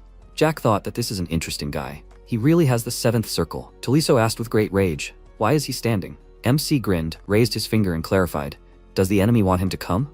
Taliso quickly ran towards him and called him a freak. He instantly pulled out a knife and tried to attack, but the protagonist managed to dodge. MC smiled calmly and said mockingly that he was very afraid. Taliso angrily swung his weapon, and Jack instantly ducked down. The protagonist jumped to the side and sat down on one knee. He said with a smile that he was very excited when he learned that killing was Taliso's way. MC terrifyingly filled his body with mana and noted that the main thing is that the enemy should not hold back. He will see if Taliso can kill him. Taliso asked who or what the protagonist was. MC clarified that he was asking out of politeness and wondered if the enemy would believe him if he answered.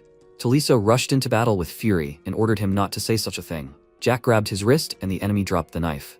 He quickly jumped up and looked into Taliso's eyes. The protagonist grinned terrifyingly and ordered the enemy to look. Taliso is nervous at the very thought that he can die, right? The enemy clenched his teeth in rage. He broke free from MC's grip and punched him in the chest, calling Jack a freak. The protagonist managed to create a shield in front of his chest and mockingly asked the enemy to give it his all. MC resolutely pushed off the wall with his foot and headed towards the enemy. Taliso tensely backed away and wondered when the protagonist had time. Jack's hand approached his face, and Taliso fearfully thought that he was in danger. He needed to parry the blow. Before he could move, the protagonist struck him in the neck. Taliso looked down and coughed up blood. He raised his shaking hand and brought it to MC's face. Jack smiled happily and noted that the enemy looked like an insect. Valentine instantly covered Cell's eyes with her hands. Avera was stunned by what was happening. He fearfully asked why the protagonist killed Taliso. What about the information? MC raised his hand with mana coming from it and laughed, thinking that he will get the information despite this. Jack turned to Avero and approached Valentine asked, a person does not have to be alive for the leader to extract information from him? Valentine asked, does the protagonist plan to make him a Death Knight? Jack, holding her in his arms, noted that she was right. Valentine exhaled and said that then what the protagonist did was justified. MC brought his hand to Taliso's face and spread mana from it, used magic, Vengeful Night. Mana filled Taliso's mouth and his blackened eyes opened. The protagonist thought that Vengeful Night is magic that revives corpses. One of the spells, which is the main ability of dark magicians. When a person just learns dark magic, first of all he masters this spell. But it is not that simple. To revive a 7th mana circle holder as a Death Knight, the caster must also have at least a 7th circle. But that doesn't concern him because MC controls souls. Jack looked at Taliso with irritation and thought that this was unpleasant. He turned his head to the side and asked if the leader had something like a neck brace. Avero replied that he could find it. He walked over to the table and remarked that he didn't want to look at Taliso's hanging head. If he searched a little, he could get some bandages. In the real world, Death Knights are not subject to death, since they are corpses that live forever. Of course, walking corpses decompose over time, so until then, they must be used to the maximum. The protagonist ordered Taliso to tell him everything he knew. Taliso replied that the Malone Duchy had long ago entered into an alliance with the guild. MC created a mana magic circle and asked him to continue. Taliso continued that the guild's top management was part of the so-called committee. Duke Bastien is one of its members. Currently, it seems that the Duke is the 4th in importance. He learned about it when he accompanied Bastien. No one except Taliso should know about it. Jack thought that he did not ask to tell unnecessary information, but judging by the confidence in Taliso's words, the Duke really is the 4th. It is not easy to talk and try to create shackles for the soul. The protagonist asked if Taliso knew anything about the other members. Taliso did not confirm this and said that he thought the Duke was the only one who knew about it. Bastien promised him the position of branch manager in Assemble. And he, the 2nd in command of the Dark Knights, accepted his offer. MC smiled and noted that this was expected. What orders were given to him? Taliso answered that firstly, he had to find and eliminate everyone who could harm Tolkien and Duke Bastien. Secondly, he had to keep an eye on the current branch manager, Avero. If the manager began to hesitate, he had to kill him. Third, spread information about the Tolkien Empire. Any non-fabricated information should be reported to Duke Bastien. Taliso's heart sealed and the protagonist happily exclaimed that one dark assistant was ready. Taliso looked at him sadly. MC asked smiling why the assistant had gone silent. He ordered him to continue. Taliso continued that Duke Bastien's wife was having an affair with the Marquis of Darrett. The young master of the family was also frivolous. He liked spending time with women. Valentine noted that it was good that they had already sent a man there. They had been expecting it. The protagonist thought that Taliso's telling unnecessary information might seem strange from the outside, but in fact, it was normal. In essence, black magic allows you to take control of another person's mind and soul, break it or enslave it. That is why Taliso is different from the man who tried to kill MC 5 minutes ago. His soul belongs to Jack. Taliso recognizes him as his master. The protagonist crossed his legs and decided to sum things up. He said that the Adventurers Guild was run by an organization known as the Committee, which maintained ties with the Tolkien Empire, and no one knew the members of the committee except them? MC looked down and scratched his chin, thinking that judging by the Teslan Committee, it was a branch of an organization with committees in different countries. Duke Bastian was the fourth most important, which meant there were 3 people above him. Jack guessed who that might be. The protagonist smiled and noted that it looked like the information wasn't as useful as he expected. Is that right? Avero didn't answer, and MC looked at him and wondered why the leader was silent. Avero looked down with great tension. Jack raised his hand and clarified that he had said that he wanted the leader to see what kind of person he was before making a decision. Does Avero think Jack can be considered reliable? Or is the leader considering other options? Avero clenched his hand into a fist and the protagonist smirked as he noticed it. The leader knelt down in front of the MC and asked to be allowed to serve Jack. He asked the protagonist to simply give the order and he would carry it out. MC smirked calmly and replied that he had no desire to protect people who only served in name. When Avero found out that the guild was using him and would soon get rid of him, what did the leader do? Avero looked away and replied that he had started looking for a new patron. MC sternly said that what he was going to do with the leader was not much different from the guild's approach. Avero kept asking about him, but Jack avoided answering. To be honest, he was just irritated by all of this. But more importantly, if a similar situation arose, everything would happen again. Or was the protagonist wrong? Avero thought for a moment and replied that MC was right, and Jack patted his head. The protagonist thought that he knew what the next step would be, not because of the information he had, but because of what would happen in the future. The current emperor of Tolkien was sick. He would die in 4 years due to deteriorating health. After that, a full-scale battle for the throne will begin. Soon, the hardliners will win. The current crown prince will become emperor, and a continental war will begin. MC does not know what happened in Teslan during this period of time, but it is known that his sister died a tragic death and the empire fell. That's all he knows. To be honest, he was not interested, and now he doesn't really care about what's happening. But if Avero becomes his man, where can Jack use him? The protagonist smiled and asked how old the leader was. Avero was surprised and answered that he was 34. MC was glad and noted that Avero was still young. He has a lot ahead of him. Does the leader have a beloved one, or is Avero married? The leader did not confirm this and answered that he was free. Jack asked what about long-term goals. Avero calmly exhaled and answered that he wanted to live a long time. The protagonist clarified and happily, right? Avero agreed and asked if he could find out why MC was asking this. Jack grinned slyly and replied that this was an interview. Has Avero heard anything about going back in time? The leader said that if the protagonist was talking about something that has been passed from person to person for many generations, then yes. The protagonist clarified that the conversation would be short then. He put his hand on the leader's shoulder and said that he was the one who had returned. Now MC would make one exception and tell Avero what the future would be like. Where to start? Jack had killed everyone who hid behind the name of the Tolkien Empire, as well as all the dragons that got on his nerves and the inhabitants of the demonic forest with the exception of the orcs and harpies. He meant that he had given them freedom by killing the dragons, but, having become free, they united with the Tolkien Empire. Creatures of all ages contacted Tolkien and pointed their swords at the protagonist. MC had killed everyone. The situation was painfully funny. The reason he spared the orcs and harpies was because they helped him. Many died. MC got many nicknames. The God of Swords, the Demon of Swords, the Devil, the Monster. Avero was very scared, and Jack smirked and thought that it was as he suspected. The protagonist sheepishly put his hands to his cheeks and said that he was embarrassed to say this out loud. He does not know the exact numbers, but perhaps the population of the Western continent was halved because of him. MC lowered his hands and thought that there was no need to go into details further. He will stop here. Jack does not want the mentor to hate him. The protagonist clarified that he will say this just in case. If Avero decides to leave this place, he can go. He will not pursue him or kill him. Avero raised his head and asked, what if he starts spreading rumors? MC thought so. He told Avero the secret. He thinks that this isn't the first time the boss has found himself in this situation. Jack says he can bet Avero wouldn't do that. Avero says nothing and thinks that this kid, or rather man, is different from anyone he's ever met. The protagonist is one of those who defies common sense. The group of assassins of Duke Bastian and her vice-captain, the owner of the Seventh Circle, and such a strong man, were killed by some kid, so easily as if he broke a branch. And then he revived them. Avero knows that it was black magic. He had read about it in old memoirs, going back in time and knowing the future. The destruction of the Tolkien Empire? Avero doesn't think that MC is lying. His instincts and intuitions say so. He clenched his hand into a fist and thought that this man would become king. Avero bowed, bringing his forehead close to MC's leg and asked to give him an order. He will serve the protagonist. Jack smiled sheepishly as he looked at him. He happily slapped Avero on the back and asked what the point of all this was. He asked him to stand up and exclaimed that he was ashamed. The protagonist took his hand and asked him to get up and go. Avero asked how he should address the MC now. Jack replied that it was whatever was convenient.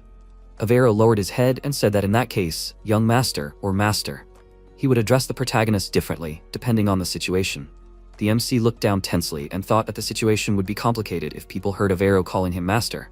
He asked to leave the master for later, and said that for now, Avero could call him young master. Jack tensely pointed his finger at Tolisso and asked Avero to help him hold his head up straight. The assistant quickly turned his head to the side and agreed with the master. Avero bandaged Tolisso's neck with a bandage. The protagonist asked if it was ready yet. Avero confirmed this, and MC then suggested changing the scenery. After a while, there were sheets of paper on the table in the room. Jack thought that Avero had started sharing the information he had. The goal of the illegal substances and monster subjugation business was the same as dragon hunting. The business turnover was estimated at several million gold. The hundreds of thousands of gold that Dietrich had borrowed were received for his role as a puppet boss. The protagonist, looking at the sheet of paper, noted that so that was how it was. MC thought that Dietrich had always been a real bastard. Avero said that 2 years ago there was a rumor that the Tolkien Empire was experimenting on dragons. Jack happily exclaimed that he understood everything, and thought that he was the one who had destroyed everything. Avero turned to the young gentleman and asked if he could ask him something. The protagonist agreed with a smile.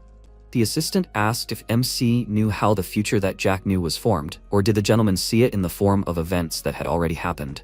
The protagonist thought that the one who had returned in time definitely knew the future. However, he had spent 10 years with a mentor in the cave, and when he came out, the Tolkien Empire had already united the continent. The MC clarified that this could be viewed from different points of view. The only thing he knew was the details of the processes that had occurred after the fall of the Empire.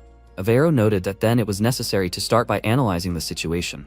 He handed the documents to the gentleman and asked him to look at them. Jack asked what this was. Avero said that first he would tell him about the conclusions he had come to. He pointed to the map and clarified that this was a new route for internal logistics.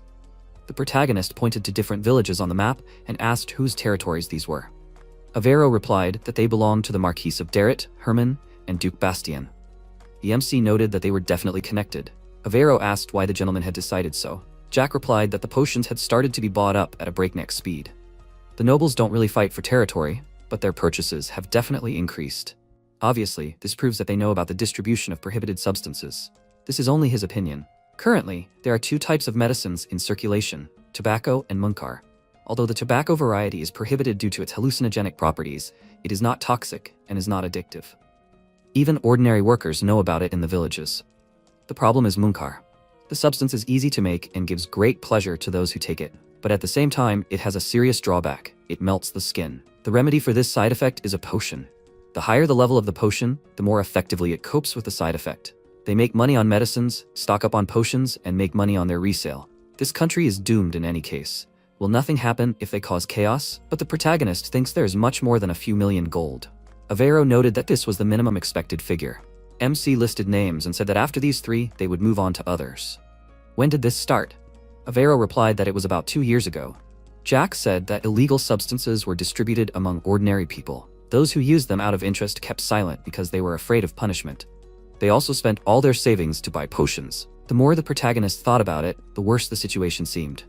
2 years ago, high-level potions in this city cost about 20 gold, and now they cost almost 40. The protagonist put the sheets of paper on the table and clarified that this should be enough. The distribution of medicine most likely began from the Imperial Palace.